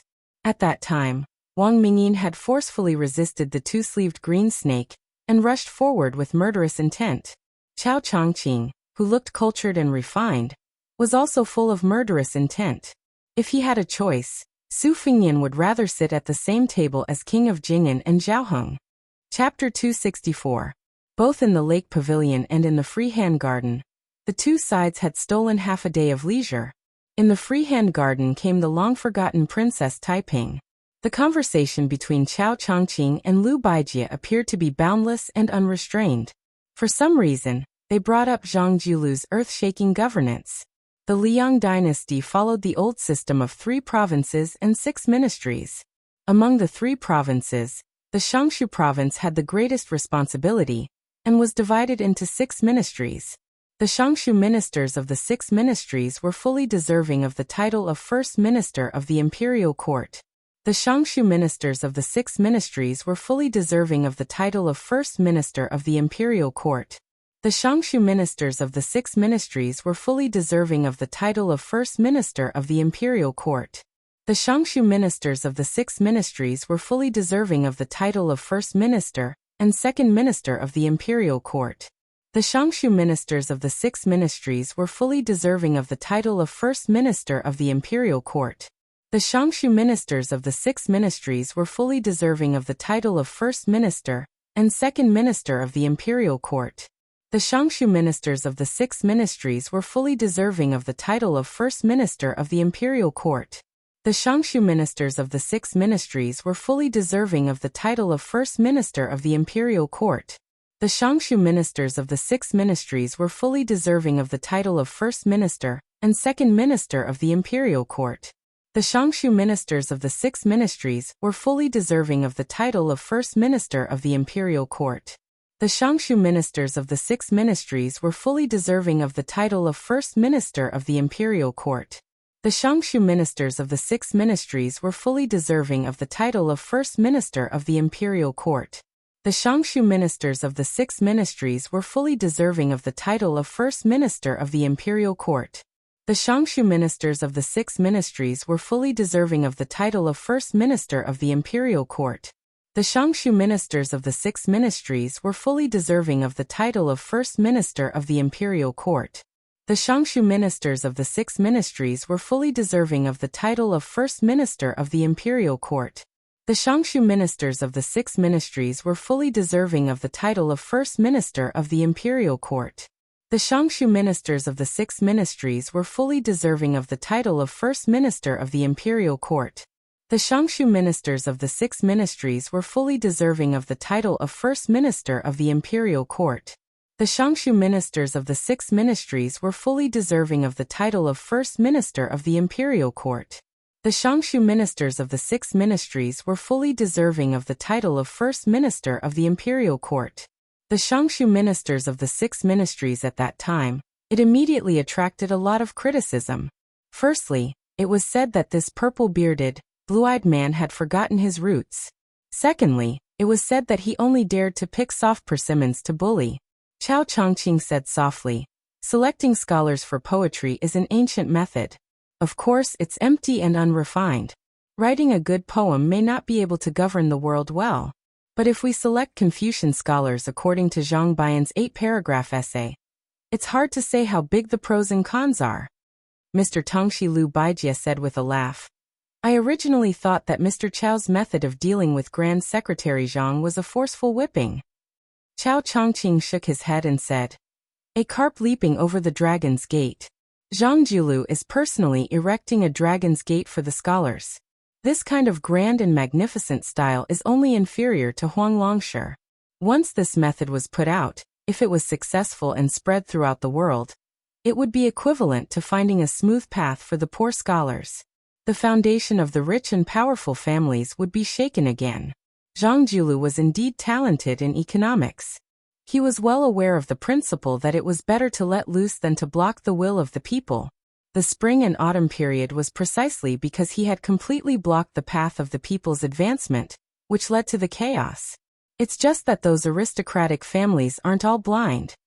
At this point, Qiao Chongqing stopped talking. Lu Baijie couldn't help but smile wryly. Didn't the open-minded elder brother Lu Daolin also detest the 8th stage? Let alone people like Yuan Jiangyan. It was only because Zhang Jiulu was currently favored like the sun in the midday sky. the emperor supporting him without holding back that he had to swallow his anger.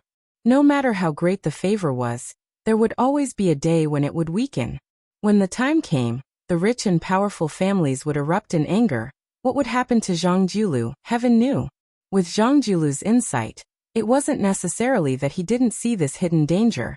The deeper the rebound, the greater the danger. It was just that he didn't know why this first pillar of the dynasty always insisted on doing this. Chao Chongqing was outside of the situation. Moreover, unlike Liu Baijie, who had been focused on martial arts for many years, he could see the general trend of the world more clearly. The reason why he admired that blue-eyed man was because this person had a deep fear of Bailiang Su Xiao, and even had a prejudice against the big shots of the Ministry of War headed by Gu Jiantang. However, it wasn't limited to the struggle for power in the imperial court. In the true sense, he was resolute in his plans for the long-term stability of the dynasty. If it was an outstanding figure with the slightest desire for power, he would spend a lot of energy to deal with a prince with a different surname, Su Xiao, or even the 6 vassal princes to stabilize his position in the emperor's heart.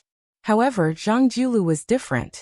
For the sake of the overall situation, he was willing to work together with Gu Jiantang to plan things together, and could confide in the elders of the 8 kingdoms. Chao Chongqing was good at observing the situation, and was good at judging the situation. He could roughly see that Zhang Julu might have done a great favor to the Liang dynasty when he was alive, so much so that even the title of chief scholar and posthumous title of Wenzhong were insufficient to describe his great achievements. However, after his death, he would most likely bring disaster to his family. He was far less intelligent than the black-clothed sickly tiger Yang Taisui. Chao Chongqing sighed in his heart. As scholars, we will not pass on this responsibility. It is a pity that Zhang Julu was not born in West Chu. Liu Baijie wanted to say something but hesitated. Chao Chongqing smiled and said, "Tangxi, if you have something to say it." Liu Baijie, who had already guessed the inside story, went straight to the point and asked, "Is he not afraid that His Royal Highness will take the initiative to join forces with Zhao Go? Not only will he be able to keep Princess Taiping, but he will also be able to express his loyalty to the court?" Chao Chongqing laughed and said, "That is good. To tell you the truth, this kind of seemingly unreasonable move is exactly what Chao Chongqing wants." The old god of swords, who had been kicking at the side, laughed coldly and interrupted, "Don't worry. That Su fellow is not that stupid." Chao Chongqing did not think much of it. He slowly got up and walked out of the freehand garden. The old man with the sheepskin fur coat sighed and said, "This old man can roughly guess how this fellow will end up. Scholars are full of evil tricks.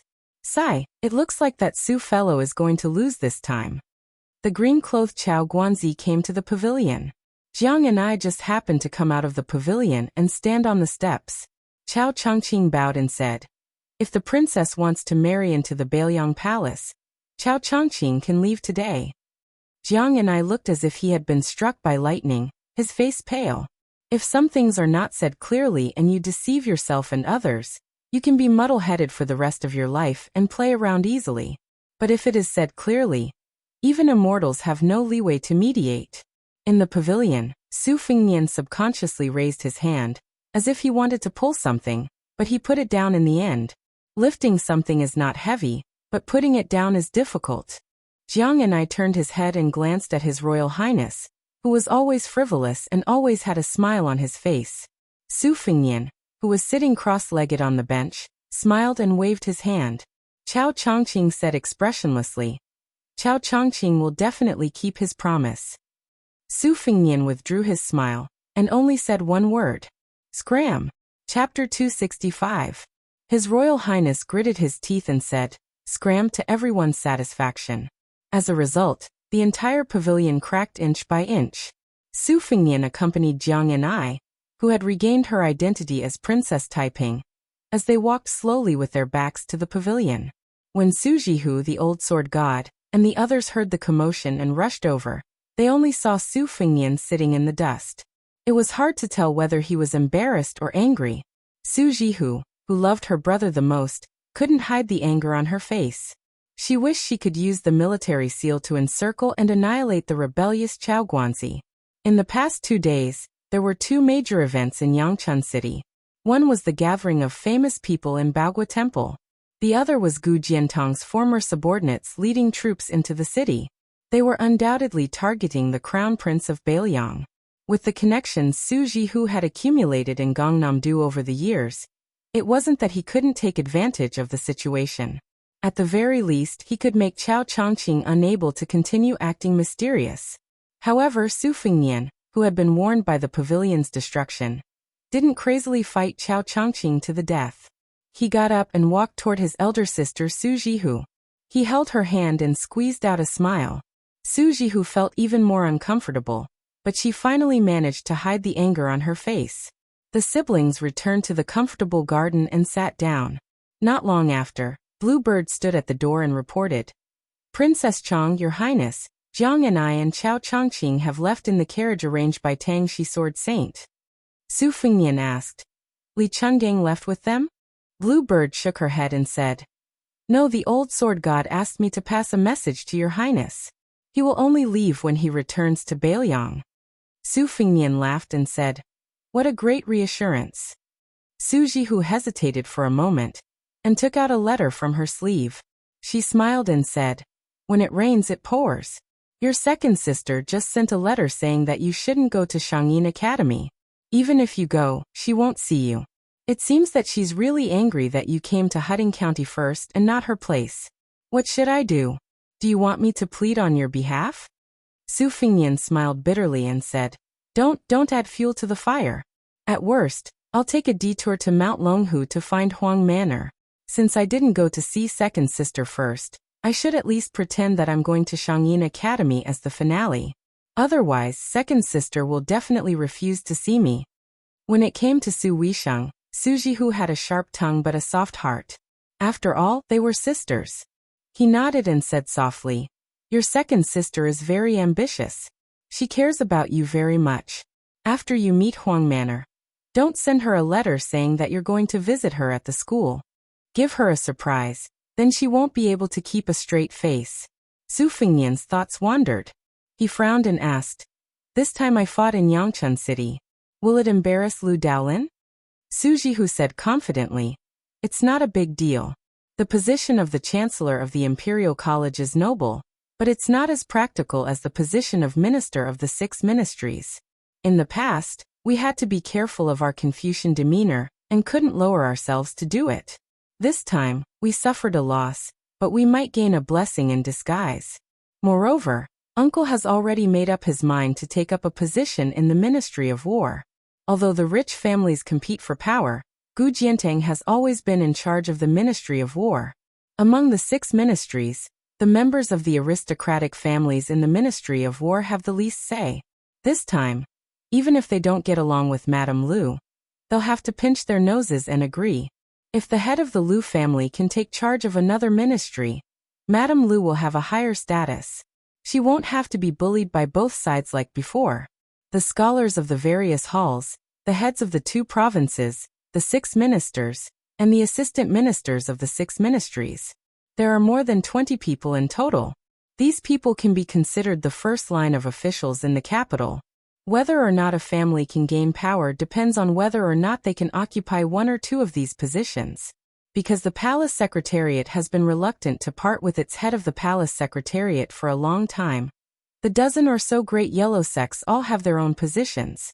Moreover, that person in the capital doesn't allow these people to band together. Instead, they're not as powerful as the 6 ministries. Su Fengnian sighed.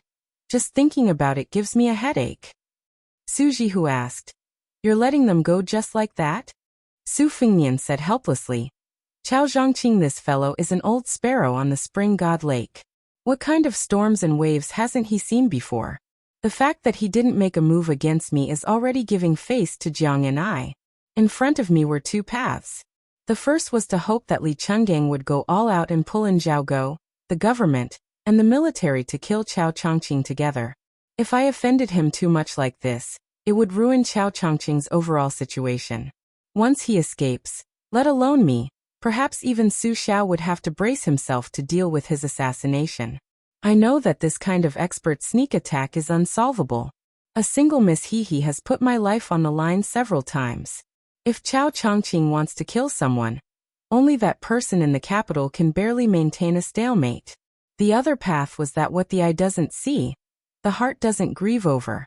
What can I do? What can I do when my skills are not as good as his? Jianghu is a dangerous place.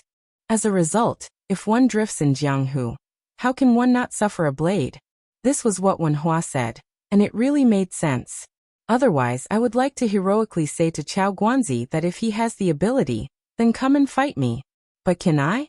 It's possible that as soon as I finish speaking, my head would be taken away. Suji, patted the back of His Royal Highness's hand and consoled.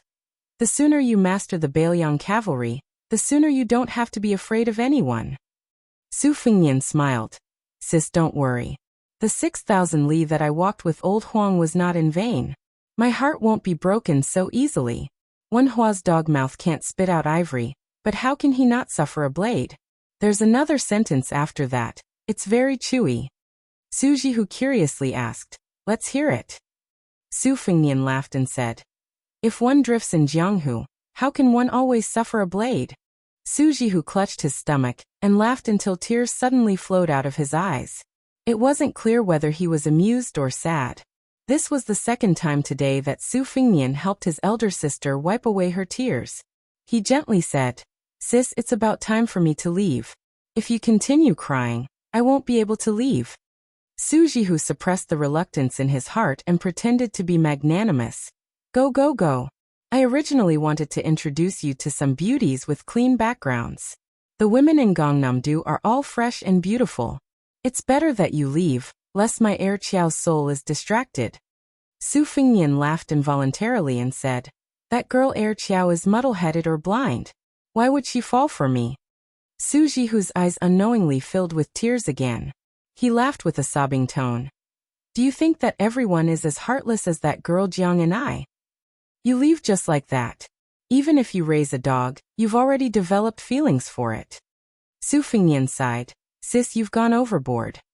Suji heavily exhaled and said indignantly, it's not easy for her either. She's so small, and yet she has to carry the entire West Chu on her shoulders. At the end of the day, Chao Zhongqing is the one who isn't a good person. Entering the imperial palace 3 times in these years sounds quite heroic, but in the end he still has to use Jiang and I, this young girl, as a scapegoat. He really can't protect his reputation. Su Fengnian stood up and said, I'm going out for a walk. Suji worriedly asked, are you all right? Su Fengnian made a pig's face before Suji let him go. Bluebird did not follow. Su Fengnian walked to the entrance of the courtyard alone. He withdrew his feet and walked into a side room in the courtyard. It was elegant and clean. In the corner of the room, there was a large bookcase. Su Fengnian saw a dozen copper coins scattered messily on the table. After sitting down, he picked them up one by one and held them in the palm of his hand. That year, she had walked into Bailiang Palace alone. Today, she also walked out of the courtyard without a single item. Su Fengnian stacked the copper coins on the table and rested his chin on the table in a daze. He noticed that his chin was a little wet and suddenly came to his senses. He laughed bitterly and then his eyes became firm. He wiped his hand and put away the copper coins. He hurriedly walked out of the room to get the sword case and the horse from the stable. He rode out alone. On the official road, he caught up with Chao Chongqing's carriage. Chao Chongqing slowly stopped the carriage. He did not deliberately make things difficult for His Royal Highness who had spoken disrespectfully. Just riding alone was enough of his sincerity. Chao Chongqing could even kill His Majesty the Emperor. Why would he fuss over the word scram? If he had not discovered the truth, Chao Guanzi could have slowly ended things. He would not have ended up in this worst-case scenario where both sides were defeated and injured.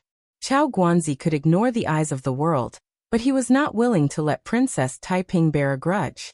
Su Fengnian waited for Jiang and I to lift the curtain and stick his head out. He handed over the sword case containing the great Liang dragon sparrow and said lightly, "This is for you." Her eyes were unfocused. She did not extend her hand and was about to put down the curtain. She did not even look at the red sandalwood sword case. Su Fengnian bent down and placed it behind Chao Chongqing, in front of her. There was also a string of copper coins on the sword case. His Royal Highness smiled and said, I really do not have the habit of carrying silver with me. I will owe you the rest of the copper coins. When you are so poor that you can't even open the pot, come to Baelyang to find me and I will take care of you. Revenge is revenge, they are two different things. The little clay man stared at the copper coins on the sword case in a daze, his eyes brightening. The white-haired Chao Changqing had his back to the two people, but he still sighed softly. Su Fingyan looked deeply at Princess Taiping, who was still unable to wipe away her tears. He jokingly said, "We are about to separate. With Uncle Chess' edict by your side, I am afraid that no one will bully you in the future. Do you want to smile?" Jiang and I subconsciously glared, but he could not be fierce and could not smile. Su Fingyan on the horse straightened up.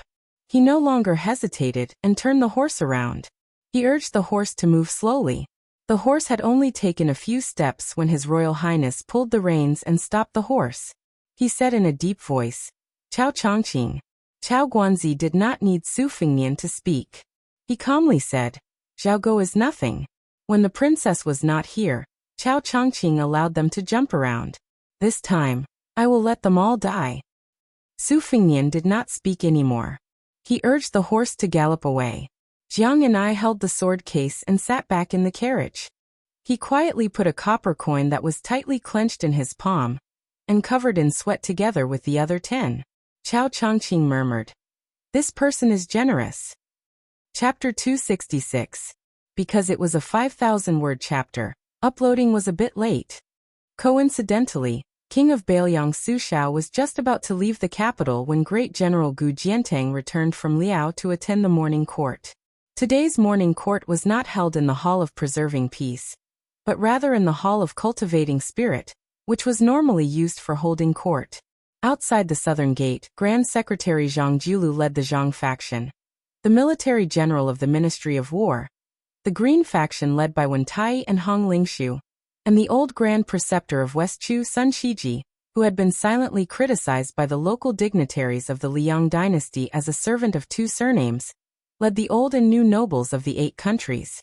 Grand Secretary Zhang had always arrived at the court at the right time, neither too early nor too late. Together with the Green faction's Wen and Hong, the 2 pillars behind Shangzhu Guolu Feiqi, they were both old, so under normal circumstances, they would arrive rather late.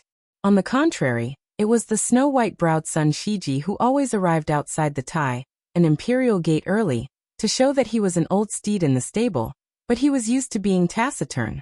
This old man, who was once known as West Chu's twin Jade Annulus along with the spring and autumn Marshal Saint Yi Baikue, now occupied a high position in the dynasty, in charge of a province, with the power to rebuke and the responsibility to admonish.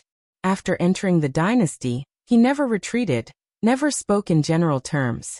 Sun Shiji had a head full of white hair, his skin wrinkled like an old pine tree. His health was not too good. From time to time he would catch a cold in winter and suffer from heatstroke in summer. His Majesty even made an exception for this old official, granting him a seat. However, right now, it looked like Old Man Sun's spirit was still flourishing. Around him gathered a group of old and new remnants of the 8 countries, all of them about 60 years old. The second generation of new remnants didn't mind openly standing together with the other 3 factions, exchanging polite greetings, talking about some harmless and amusing matters. Sun Shiji raised his head, seeing 2 colleagues walking over from the distance.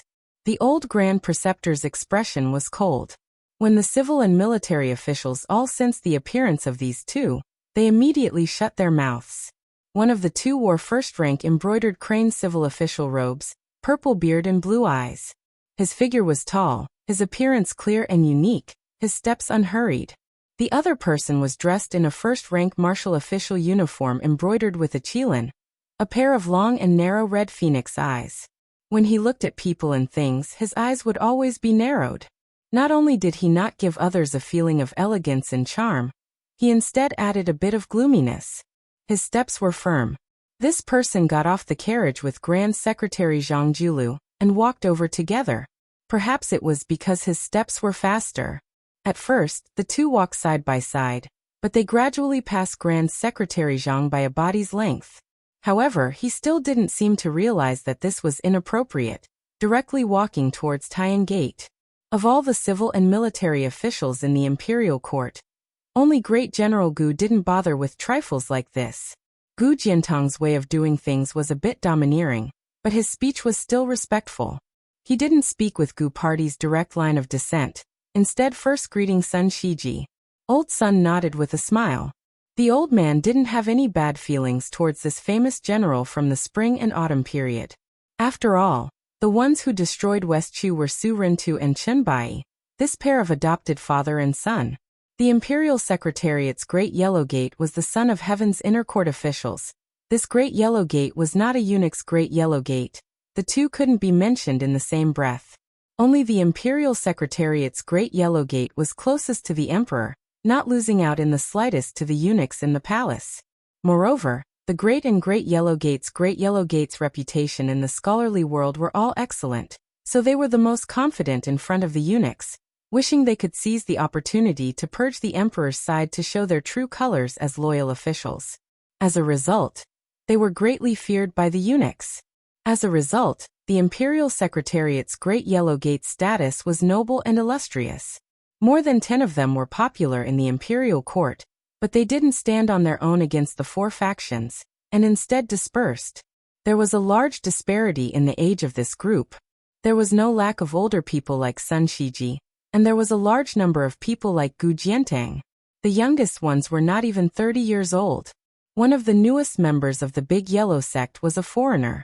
His reputation was not bad, and his self-made Jean Lanting familiar proclamation was widely praised in the capital. However, under normal circumstances, according to his qualifications and knowledge, he was far from being qualified to enter the Hall of Governmental Affairs as a Yellow Gatekeeper. Even the Little Yellow sect was in danger, let alone the Big Yellow sect. However, for some reason, this kid had been personally recommended by the King of Bailiang. Not long ago, before Su Dajua had arrived in the capital, Jean Lanting's edict to enter the Hall of Governmental Affairs had been quickly sent to the northwest. This was the first official morning court session for the Emperor of Jin Huang. This kid was born in an ordinary noble family, and did not have a strong foundation in the capital. The arrogant officials in the capital also did not like this lucky guy. They could not afford to offend the King of Bailiang. Are you a student of the King of Bailiang? Fine, we won't find trouble with you, but if you want to have a good chat with you, there's no way. So what if you're the new Great Yellow Gate? How many big shots in the capital have been eyeing this position? In the end, a nobody from outside the capital snatched a big piece of fat meat from their bowl. How could they not be angry? Jean Lanting, who had never interacted with the officials in the capital, seemed a little uneasy.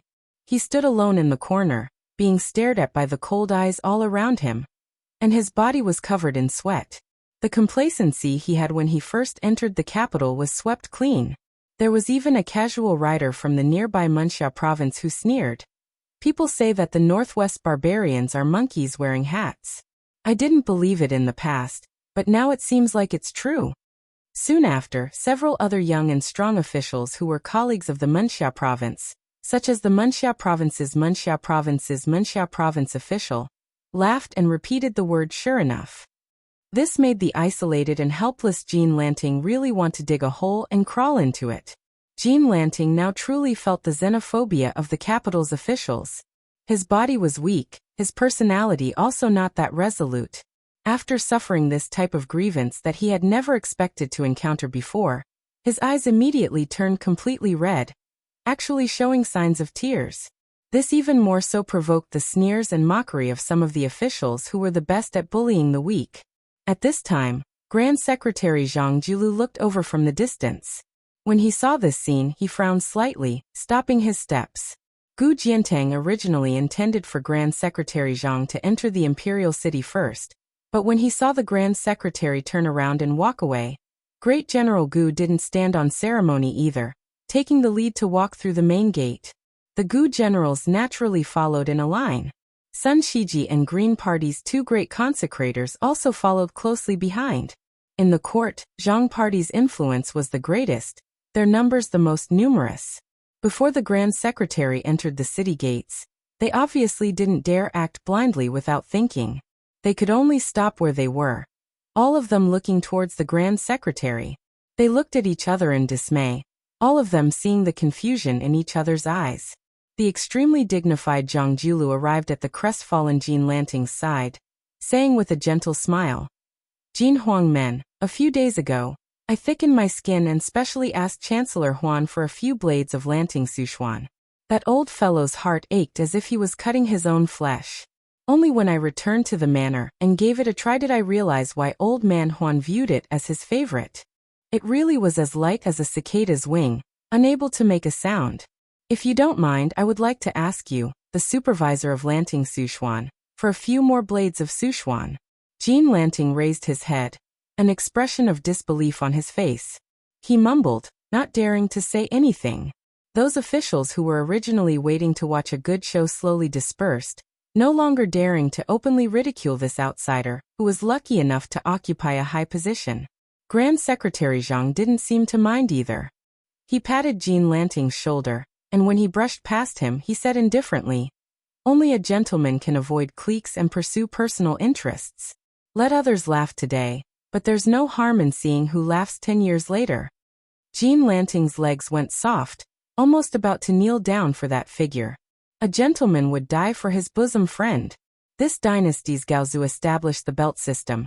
From the Son of Heaven to the feudal lords, princes, ministers, as well as third rank and above, they were allowed to use a jade belt. The amount of jade embedded in the belt was also regulated by Ming law.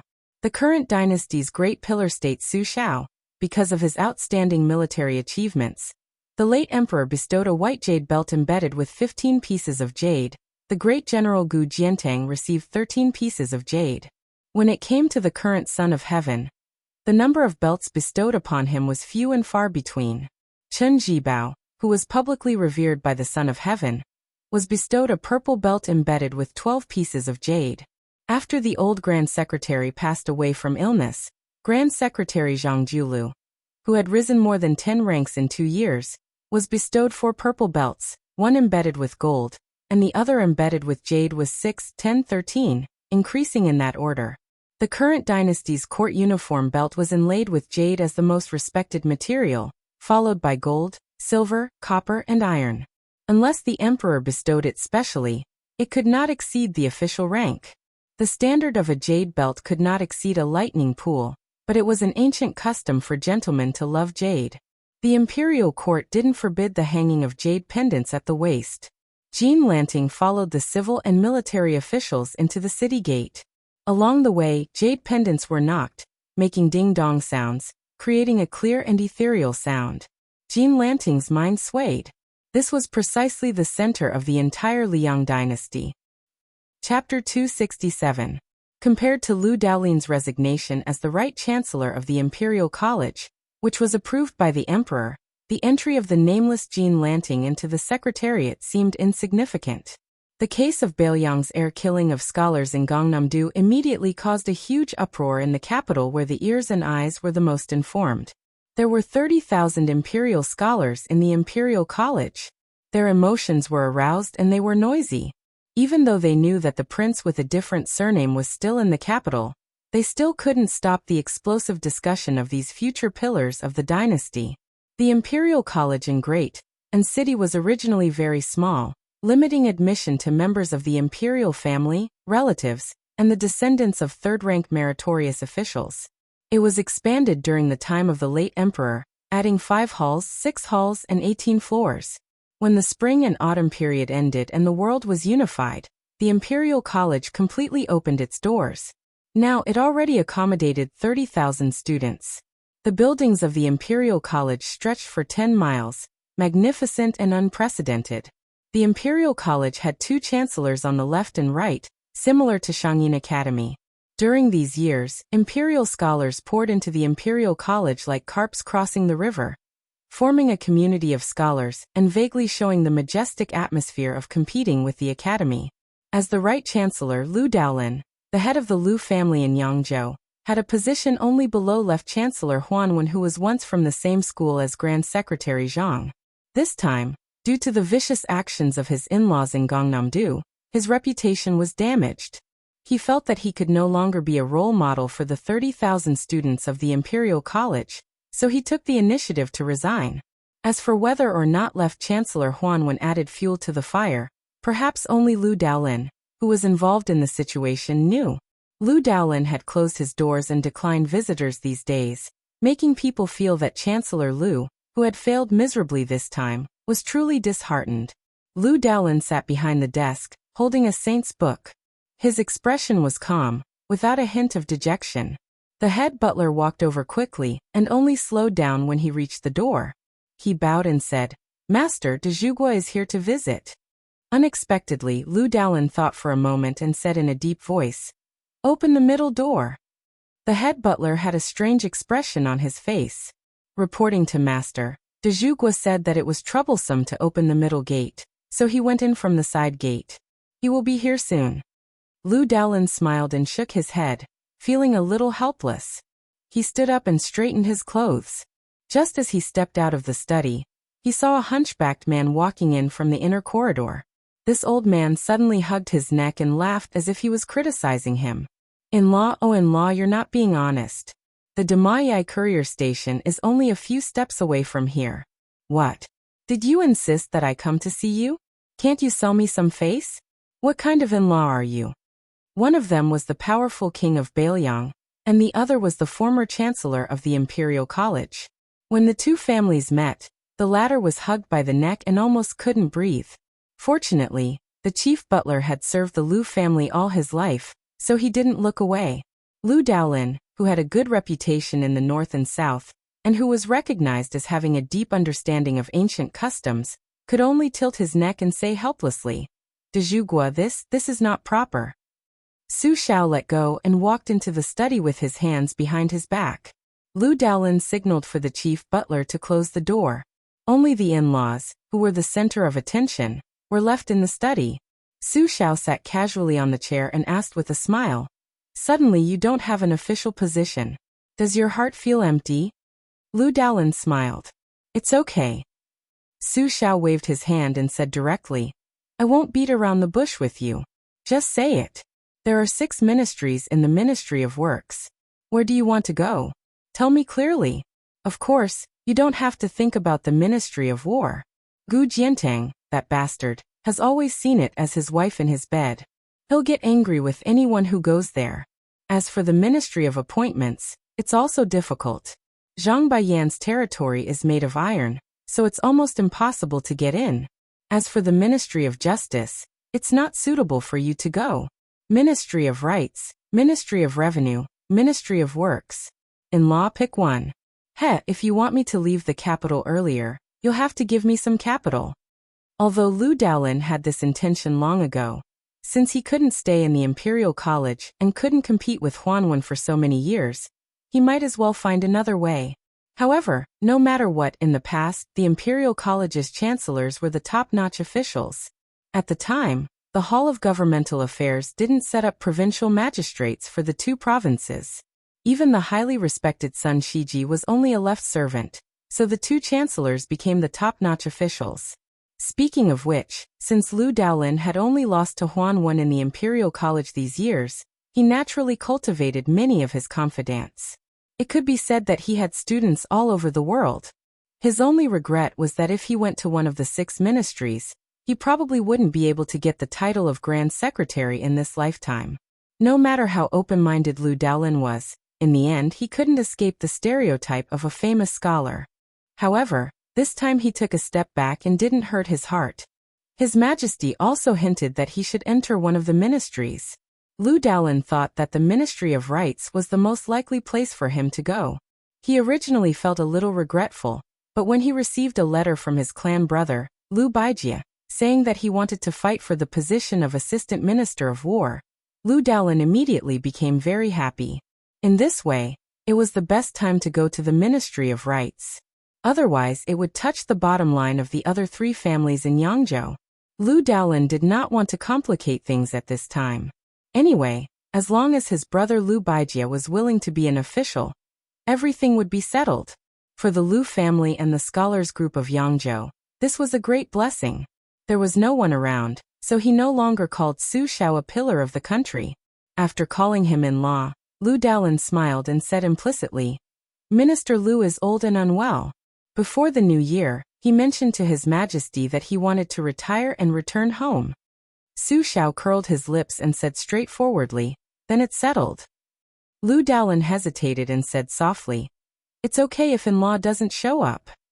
Su Xiao spat and pointed at Lu Daolin's face.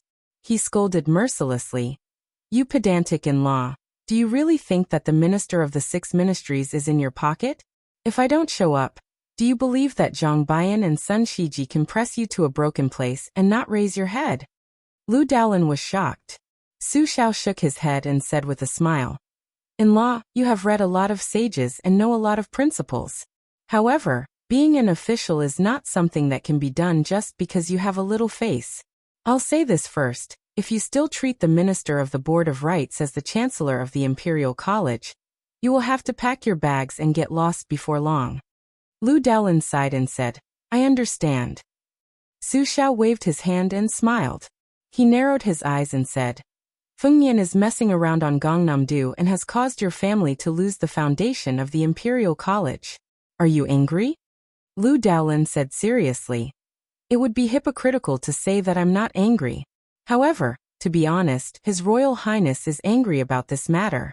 If a family member doesn't help a family member, no matter how big the family business is, it will be ruined. This is a principle that even a country bumpkin understands." Lu Daolin understands. Lu Daolin then said with a guilty expression, "I have already written a letter to Xian Lang. In the future, he can't let his emotions affect his decisions." Su Xiao opened his eyes and stood up. He said slowly, "In-law, this is what a family member should say."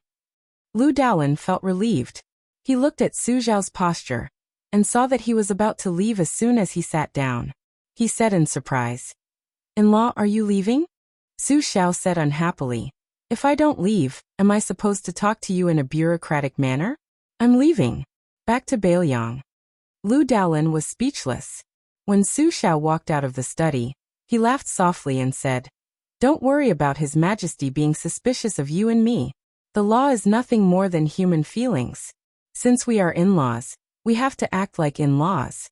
If we are unfamiliar with each other, we are worse than outsiders and enemies. Only then will people not understand. Only when they don't understand will they blindly think about it. That's right, right?" Lu Daolin, who had been gloomy in his heart, was completely relieved. The king of Bailiang came and went in a hurry. What Lu Daolin didn't know was that Princess Suizhu was sitting in the carriage outside the manor. She was on a private visit. After Su Xiao sat in the carriage, the princess pulled on his sleeve and said with a sad face, "Uncle Su, can you not leave the capital? Xiaoye is so bored." Su Xiao smiled and said, "There's no other way. Uncle has a busy life. How about I have Feng Yan come to the capital to play with you?" Princess Suizhu's eyes rolled around. Su Xiao rubbed her head and said, "Look, you still have a grudge in your heart, don't you? All right, Uncle can only take out his trump card and take you to eat a few big bowls of almond tofu. When the time comes, Uncle won't be happy if you're angry with Feng Yan." The princess shook the cuffs of the big pillar of the kingdom like a spoiled child and snorted twice. She smiled brightly and said, all right. For Uncle Su's sake, I won't lower myself to that guy's level." On this day, he and Princess Suizhu ate a bowl of almond tofu that cost 3 copper coins. According to the history books, this was the last time the king of Bailiang, Su Xiao, entered or left the capital. After the king of Bailiang, who was still wearing the clothes of a rich man, left the city, he walked out of the carriage and looked at the towering city wall with his hands in his sleeves. Beside him stood the sickly tiger in black, Yang Taisui. Su Xiao sighed and said, "Bald donkey Yang, after today, we probably won't see each other again in this lifetime, right?" The state preceptor nodded woodenly. Su Xiao smiled and said, "Whoever dies last, remember to go to the grave and offer wine on the tomb." Yang Taisui said calmly, "I'm poor and can't afford good wine, so I'll definitely die first. It's a profit." Su Xiao reached out and rubbed the state preceptor's bald head and said, You're not even willing to suffer a small loss in your life.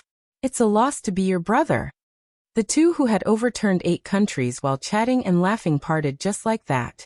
The old monk in black stood in place and watched the carriage go away.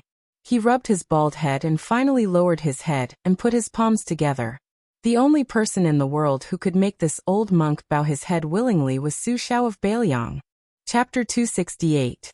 Among the 36 palaces of Wudong, the Taishu Temple on the Big Lotus Peak was the tallest. Its eaves were called Daijingjiao. It was famous because of the sword that once belonged to the immortal Lu Dongxian. At this time, a young Taoist wearing a different robe from Wudong was sitting near Lu Dongshuan's sword. There was a long ladder under his feet. The elegant Taoist was carrying a wooden bucket and repainting the mottled eaves of Daijingjiao. It was Qi Xianxia from the Celestial Master residence of Longhu Mountain. Looking around, the clouds were rolling and the wind was blowing. The 72 peaks of Wudong were like a celestial island on the sea. Qi Xianxia was in a daze for a moment as he heard the melodious sound of the morning bell on the mountain. These days, he lived on Wudong Mountain and wanted to defeat the leader of Wudong who rode the green ox. He rarely fought. Most of the time, he was forced to fight with the cowardly Taoist. Unintentionally, he also benefited a lot. When he heard that Daijingjiao needed to be painted, he thought that there was a celestial sword here that he had been fascinated by since he was young. He promised the lazy Hong to do the work. Qi Xianxia never cared about these details and was not afraid of being criticized by the Celestial Master residence. Thinking of this, Qi Xianxia was a little absent-minded. Wudong Mountain was really different from the Celestial Master residence. They did not compete with others. Occasionally there were disputes, but Qi Xianxia did not care about them. He just tilted his head and glanced at Lu Dongshuan's sword. The name of the sword could not be verified. There was no record of it in the ancient books of Taoism. There were only some rumors in the streets. Privately, they gave the celestial sword some names like Dragon Slayer or Green Sky. It sounded very imposing. Qi Xianxia certainly did not believe it. However, it was true that this celestial sword did not have a scabbard. Lu Dongxian once said, "Only heaven and earth can make the sword robe of this sword." The sword robe was the scabbard. But now the ancient sword had a peachwood scabbard. Qi Xianxia remembered this and did not know whether to laugh or cry. Some time ago, he asked the leader with the surname Hong. That guy hesitantly told the truth. Only then did Qi Xianxia know that Hong made the scabbard for the celestial sword when he was young. As for the reason, the young leader refused to say it even if he was beaten to death. If it was in the Celestial Master Mansion, Immortal Lu's relics would have long been hidden in the main hall and enshrined with layers of talismans. Not to mention adding a scabbard without permission. It would be difficult to even see it. Taking 10,000 steps back, if he really wanted to find a sword room for the immortal sword, he would at least need a python skin and tendon to match his identity. Wudong Mountain had too few rules. Qi Xianxia lowered her head to look. The one with the surname Hong was practicing a fist technique. Behind this young chief, there were close to 100 Wudong Taoists who practiced fist techniques. There were both young and old. At first, the ones who practiced with the bull riding martial arts were just little Taoists who thought it was fun. Over time, the older generation of Taoists smelled the ancient charm of the martial arts. Twice a day, during the morning bell and evening drum, they would voluntarily come to the Taishu Temple to practice with them. The bull riding martial arts started with a plain momentum and was purely natural. In general, the martial arts were big circles within small circles, big circles within small circles, like a silkworm spinning silk continuously. Qi Xianxia had never seen this set of boxing style. Later, when it was mentioned, she knew that it was created by Hong, who watched the bells and drums on the mountain all year round. Although Qi Xianxia had been practicing swordsmanship since young, she naturally knew what was good and what was good. This boxing style accumulated thousands of caddies, pulling a big frame like covering the sky and earth. When it entered a small frame, it was like a mustard seed containing Mount Sumeru. Not to mention the actual combat effect. The most important thing was the concept. To be honest, Qi Xianxia was somewhat jealous of this guy's talent. On the square, the young leader slowly retracted his fist. The rest of the Taoist movements were the same. They were already 20 to 30% similar. An old Taoist came forward to ask for advice from the leader. As he spoke, he praised that if one practiced this boxing style for a long time, they would be able to walk on ice in the abyss without moving, like a mountain hitting the water in the middle of the river. The young leader listened without blushing or being proud. He laughed and said that it was nothing. The old Taoist was worried and said that if this set of boxing style could be learned by everyone on the mountain, it was hard to guarantee that it would not be secretly learned by outsiders. The leader shook his head and smiled, saying that it was not a problem.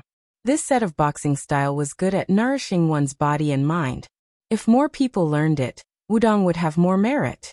The old Taoist smiled and no longer worried about groundless things. So what if the leader was young? With this kind of breadth of mind, when had he ever lost to the mansion of the celestial master? When Hong Shixiang saw Qi Xianxia carrying the wooden bucket down the ladder, he ran over to help him take the wooden bucket.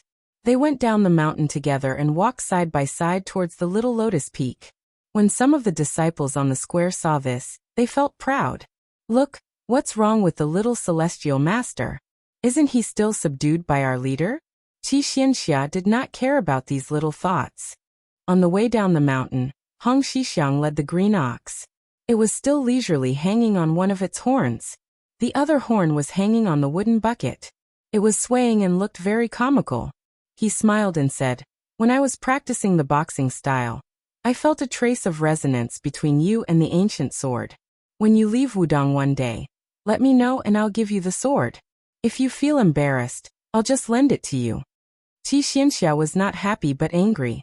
He reprimanded. "Ancestor Lu's relic is the weapon of your Wudong for 500 years. How can you treat it as child's play and give it away just like that?" Hong Shixiang did not care and said, "Didn't I say that I'll lend it to you?" Qi Xianxia snorted coldly. "Don't mention this again." Hong Shixiang said with emotion, "His Royal Highness is still the most daring. When we went down the mountain, if it wasn't for me hugging his leg and begging him, you wouldn't have seen this sword." Qi Xianxia was indifferent to this. He only said sincerely, "Outside the box, the world is full. Inside the box, the sword aura is long.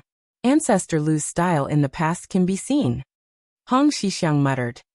Ancestor Lu had warned the emperor to take care of his own fate, and not to disturb the emperor's path of governance through internal and external alchemy. Since ancient times, the necromancers caused disasters and caused national disasters. It was all because the traveling immortals entered the imperial court and cultivated for the sake of benefits. How is this true cultivation? It's more like cultivation. Just like your martial uncle Zhao Damping who preached in the capital, he participated in the imperial court's affairs. I heard that he wrote memorials to the heavenly lord with beautiful words. Therefore he was called Scholar Qing Ci by the people in the capital. Isn't this great celestial master ashamed? Because he was favored. I don't know how many Taoists and necromancers wanted to rely on this path to achieve a meteoric rise. It's not necessarily not a disaster for the orthodoxy. Chapter 269. Qi Xianxia was probably concerned about the Venerable's taboo. Even though he disagreed with the Longhu celestial master Zhao Danping's actions, his expression remained calm, and he did not comment. Hong Shixiang brought Qi Xianxia to the hut where the crown prince of Bailiang used to practice his swordsmanship. The vegetable garden outside the hut was full of greenery. This year, he was the one taking care of it. He picked a cucumber, wiped away the thorns and put it into his mouth. The young chief sighed again and again. He thought of the slender girl who carried him up the mountain. He thought of the sword that senior brother Wang praised under the big gung horn. Regarding the grudges between His Royal Highness and her. As an outsider, he felt like he was looking at flowers in a fog. If someone said that His Royal Highness did not care about her, Hong Shixiang would not believe it even if he was beaten to death. His Royal Highness had suffered many times because of that unreasonable maidservant. The girl at the foot of the mountain was his mother. Hong Shixiang looked up at the sky and muttered, "This Princess Taiping is really not living a peaceful life." Qi Xianxia stood outside the vegetable garden and looked at the young chief who was sighing. He asked, "When do you plan to leave the mountain?" Hong Shixiang said helplessly, "I don't dare." Qi Xianxia said calmly, "You dare to give Ancestor Lu's sword to an outsider, but you don't dare to leave the mountain?" Hong Shixiang was silent and cowardly as usual. Qi Xianxia sneered. Afraid of ruining the black tortoise's prosperity? Afraid of letting down the ancestors and senior brothers on the mountain? Hong Shixiang shook his head and said, "No." Qi Xianxia turned and left, leaving behind a sentence. Are you going to the debate on the peak of Mount Longhu? Hong Shixiang lowered his head and pinched his fingers, saying, Allow me to calculate. Qi Xianxia sneered. Calculate what? No matter how you calculate, you won't leave the mountain. Why deceive yourself? The young chief, who was so good-tempered that it made people gasp in amazement, said softly, Bullsh asterisk T. Qi Xianxia laughed and left. Beiliang's frontier fortress. The huge town was heavily guarded and the cavalry was valiant. On this day, a sandstorm suddenly rose.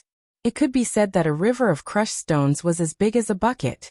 Looking out from the city wall, all one could see was dust, giving off the desolation that was unique to a frontier fortress. But in this kind of chaos, there was still a man in white who went out of the city. Beside him was a graceful woman with a black veil covering her face. The man in white was leading the horse, and his posture was very, very low. It was really hard to tell which of the 6 major towns on the border was worthy of this honor. The woman's temperament was otherworldly. She held a pipa in her arms and faced the storm. Looking into the distance, one could see a tornado soaring into the sky.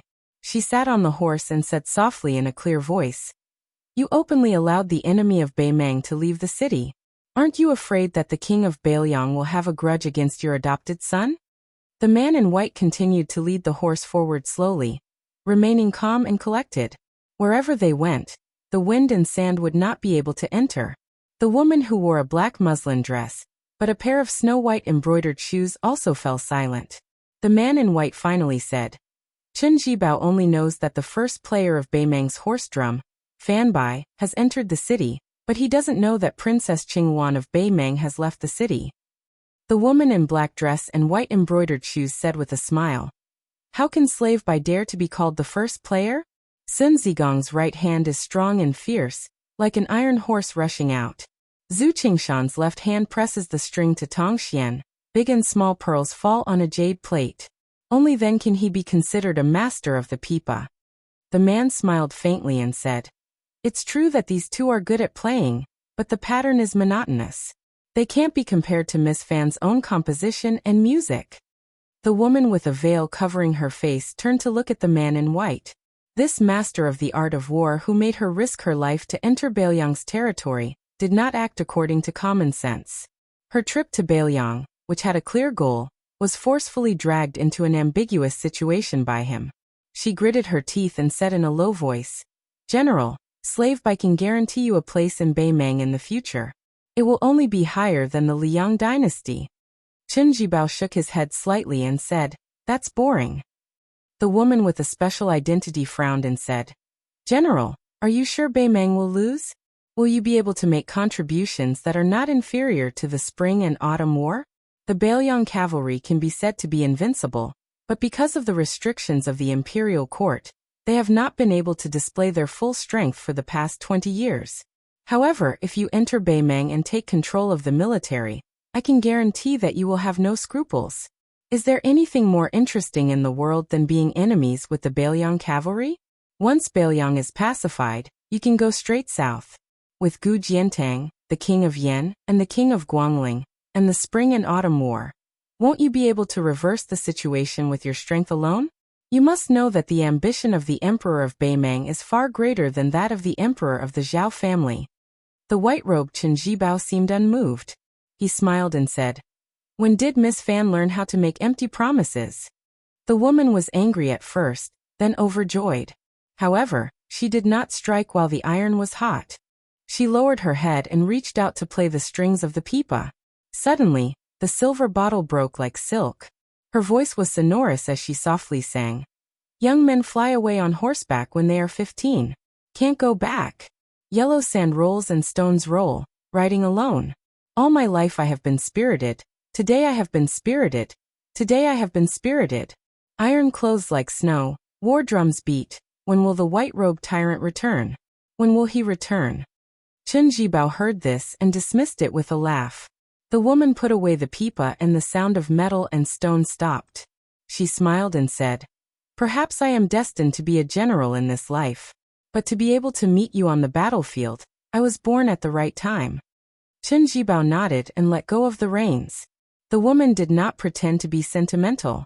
She lowered her eyebrows and said softly, Since you are not willing to make a decision for the time being, I will wait for you to take control of the 300,000 Bailiang cavalry. Chen Jibao laughed and said, Miss Fan, you are thinking too much. The woman did not refute. She bent down and reached out as if she wanted to touch Chen Bai's cheek. Chen Jibao did not dodge, but she retracted her hand without touching him. She straightened her back and did not dare to look him in the eye. She turned her head and said bitterly, General, please forgive me for being rude. Bei Meng had 3 pipa hands, Sun Zigong had his right hand, and Zhu Qingshan had his left hand. In the end, they were not inferior to Fan Bainu's hands. Chen Jibao smiled and patted the horse's butt. He did not send her off. The horse galloped away. Chen Bai, whose heart was as calm as still water, turned his head and squinted at the flag with the word Su on the city wall. He was lost in thought. Liyang Dragon, Bailiang Python, Bei Meng Flood Dragon, Bai Yi could be killed together. Who was the one who said such an evil prophecy? Huang Longshi? Little did he know that Huang Sanjia, who was full of nonsense and revealed the heavenly secret, was dozens of miles away, forcing a poor ranger to chase after the tornado and practice his swordsmanship. Chen Jibao walked back to the border city expressionlessly. Chapter 270. Everyone knew that there was a saying in Jianzhou, Jiangxi's dragon and tiger, Jiangdong's Xianyuan. Jianzhou was split into 2 by the Xi River. Jiangxi had dragon and tiger, while Jiangdong had Xianyuan. The former was the ancestral court of Taoism. The Zhao family of Taoism, which had the same surname as the emperor, had been hereditary for more than 60 generations. They had received the will of heaven and guarded the world for 1,600 years. The Dragon and Tiger Mountain, which had a radius of 100 miles, was the base of the Taoist sect, with the Taoist master mansion as the core. The confrontation between the peaks was like a battle between a dragon and a tiger. The mountain was red and the water was green. Purple Qi rose. It was a beautiful scene. In a broad sense, the Dragon and Tiger Mountain was even more vast. To the west of the Xi River, almost half of it belonged to this Taoist immortal capital. Together with the Zhang family in the north, which had produced a saint master, they were known as Northern Zhang and Southern Zhao. The master of the north and the immortal south had been shining together for thousands of years. The master and disciple walked out of a dilapidated Taoist temple at the foot of Mount Longhu and boarded a bamboo raft to float down. The sloppy old Taoist with a pole was spitting saliva everywhere as he introduced the local customs of Jianzhou to his silly disciple, who was leaning on the bamboo raft to catch fish. Let's not talk about our Mount Longhu. Since Xianyuan can stand shoulder to shoulder with Mount Longhu in Jianzhou, it is really not simple. Although unfortunately, it is located in the same province as our Taoist ancestral court, it has been only slightly inferior for hundreds of years. What is even more rare is that this family does not become an official. In times of chaos, you can cause chaos, and in times of peace, you can maintain peace, but I have always been alone with my family and never moved. It is strange to say that Xianyuan only travels in Jianghu, and there are many masters in Jianghu. It is said that there is an immortal jade seal at the bottom of the Mount Longhu in Jiangxi that is inscribed with the words, "By the will of heaven." It's not that I am deliberately biased and want to slander Xianyuan. Anyway, when I was young, I asked my ancestor whether there was a jade seal at the foot of the mountain. My ancestor also said that heaven and earth knew, but he didn't know. I think it's hard to say. Therefore, Xuanyuan's tablet is also a myth. Jiangdong Xianyuan is not a Taoist sect, but it occupies half of Mount Hui. Therefore, it has the 6th blessed land of heavenly abode. I used to go there to enjoy the scenery when I was free. The scenery is not bad at all, especially the main peak of Bull Hill. It is a huge blue stone shaped like a bull lying quietly in the sky. There are 6 waterfalls at the foot of the mountain. Every summer, thousands of carps jump upstream. TSK, it is very spectacular. It is similar to the tide-listening lake in Bailiang Palace. At the same time, because there is a saying that there is a dragon king imprisoned at the bottom of the lake, it is also called the Dragon Gate or the Gate of Heaven. The sword god Li Chenggang once reversed the flow of the 6 waterfalls with one sword. Even the gate of Xuanyuan's mansion built on the Bull Hill was destroyed by the flood. Li Chenggang is known as the Gate of Heaven because of this. The kung fu of this generation's master of Xianyuan should not be weak. It is hard to say whether he is Xianyuan or celestial phenomenon. However, when he competed with others with swords, sabers and internal energy, he lost 3 rounds in a row. It is really sad and lamentable. There is no other way. He can only blame his bad luck. How could he not lose when he competed with Li Chungang at the peak of the mountain? Later on it was even worse. Gu Jiantang, who was still a nobody at that time, fought his way to the bull mound. Old man Xianyuan, who had only abandoned his sword for 10 years, lost by 1.5 moves. In the end it was even more laughable. The old man simply abandoned his weapon. Seeing that Qi Xuanjin was about to ascend to immortality, he recklessly came to Mount Longhu to compete with Qi Xuanjin in terms of internal energy. At first, Qi Xuanjin ignored him, but the old man kept pestering him and stayed on the mountain peak for half a year. He deserved it. However, the old man has lived a lifetime of bad luck. In the end, his sons and grandsons are all quite promising. His only 2 sons and grandsons are too bad. They don't have the slightest bit of immortal aura. They are arrogant and lack manners. They like to humiliate others and can't tolerate the mistakes of others. Their yin and yang are not compatible. No matter how high their kung fu is, they will have to obediently bow their heads when they meet a perfected one of the orthodoxies. That old man Xianyuan is indeed a man who knows how to enjoy his life. He doesn't know shame at all, and the longer he lives, the more backward he gets. When he has nothing to do, he would engage in dual cultivation with women who are young enough to be his granddaughter or great-granddaughter. Even a vicious tiger would not eat its own cubs. The old man, on the other hand, has ruined most of the outstanding women in his family. The good ones are kept as his exclusive property, and the slightly inferior ones are sent out to be married off. It's really a pity that the women of the Xianyuan family are born beautiful, but those aristocratic families who want to marry the Xianyuan family's women are happy instead of being angry. I can't understand this.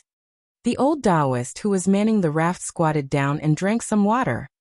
He suddenly looked up and found that his disciple had unknowingly peed at the head of the raft. The old Taoist's wrinkled face was bitter. He hurriedly spat out the sweet and clear stream water and scolded jokingly, "You naughty disciple." The raft went straight down the Qinglong stream, first converging into the Huishan Dragon King River, and then the Xi River. The old Taoist looked up and saw a 2-story ship going up the stream. He didn't need to think to know that it was someone from Xuanyuan's side. Only this family dared to come to Mount Longhu. A 2-story ship was the limit of the Qinglong stream. If it was bigger and higher, it would be stranded. Ordinary scholars and poets who wanted to explore secluded places could only borrow a small raft from the fishermen in the Dao district. There were 3 ways to tour Mount Longhu, and they were all very particular. The doppelganger's mind wandered 3 ways, and the body wandered the most tiring. Although it was possible to climb the mountain and overlook the whole ancestral court, the midway view was only 20 to 30%. The mind wander was better. It could take a few cableways and the view could reach up to 50 to 60%. The mind wander was the best. First, one would take a raft around the Green Mountain, then climb up the steps of Yunjin Mountain, and then pass through the cableway cage hanging between the 2 main peaks to reach Mount Longhu. One could see the whole Dao capital at a glance. Generally speaking, if one wanted to wander around Mount Longhu, without a strong family background, it was impossible to imagine. In these years, those who could enter the Taoist master mansion to drink tea and talk about Dao were mostly brought there by the rich Xianyuan. Mount Longhu and Xianyuan had been neighbors for hundreds of years. It was said that a close neighbor was better than a distant relative. In the past, Su Renta trampled the good Jianghu into a foul atmosphere with his iron hooves. In the end, he didn't even let Mount Longhu go. Only the Xianyuan family dared to come and help. This was a huge favor, so the Taoist master mansion naturally remembered it. No matter how much Xiao Shituan disliked the old guy Xianyuan, he couldn't say anything. Su Longxiang, who looked yellow and thin, continued to lie on the bamboo raft to catch fish. He caught and released them again and again, and it was endless fun. The old Taoist Zhao Shituan looked up and saw a few young men and women standing at the bow of the boat. The woman recognized them. They were the treasure of the Xianyuan family. Since young, she had been fond of slingshots. Her father, Xianyuan Pihua, spoiled her very much. He used gold to make pills and gave it to his daughter. Every time she went hunting in the spring and autumn, she would always shoot out dozens of golden pills. She treated gold like dirt. When the children of River East heard that Xianyuan Fairy was going out, they would follow her in large numbers. They would only wait for the golden pills to fall to the ground and snatch them. She never took them back. The woman was slender. She was wearing a narrow-sleeved robe and a white rhinoceros belt, which was no different from the men's attire. She was completely different from the wide sleeves that aristocratic women nowadays liked. If she didn't wrap a silk ribbon around her forehead with a large quality pearl, which added a bit of femininity, coupled with her handsome appearance, she would be regarded as a handsome and luxurious child. She was dressed even more casually on Mount Huishan, which was like the temporary residence of the Xianyuan family. Her clothes were even more casual.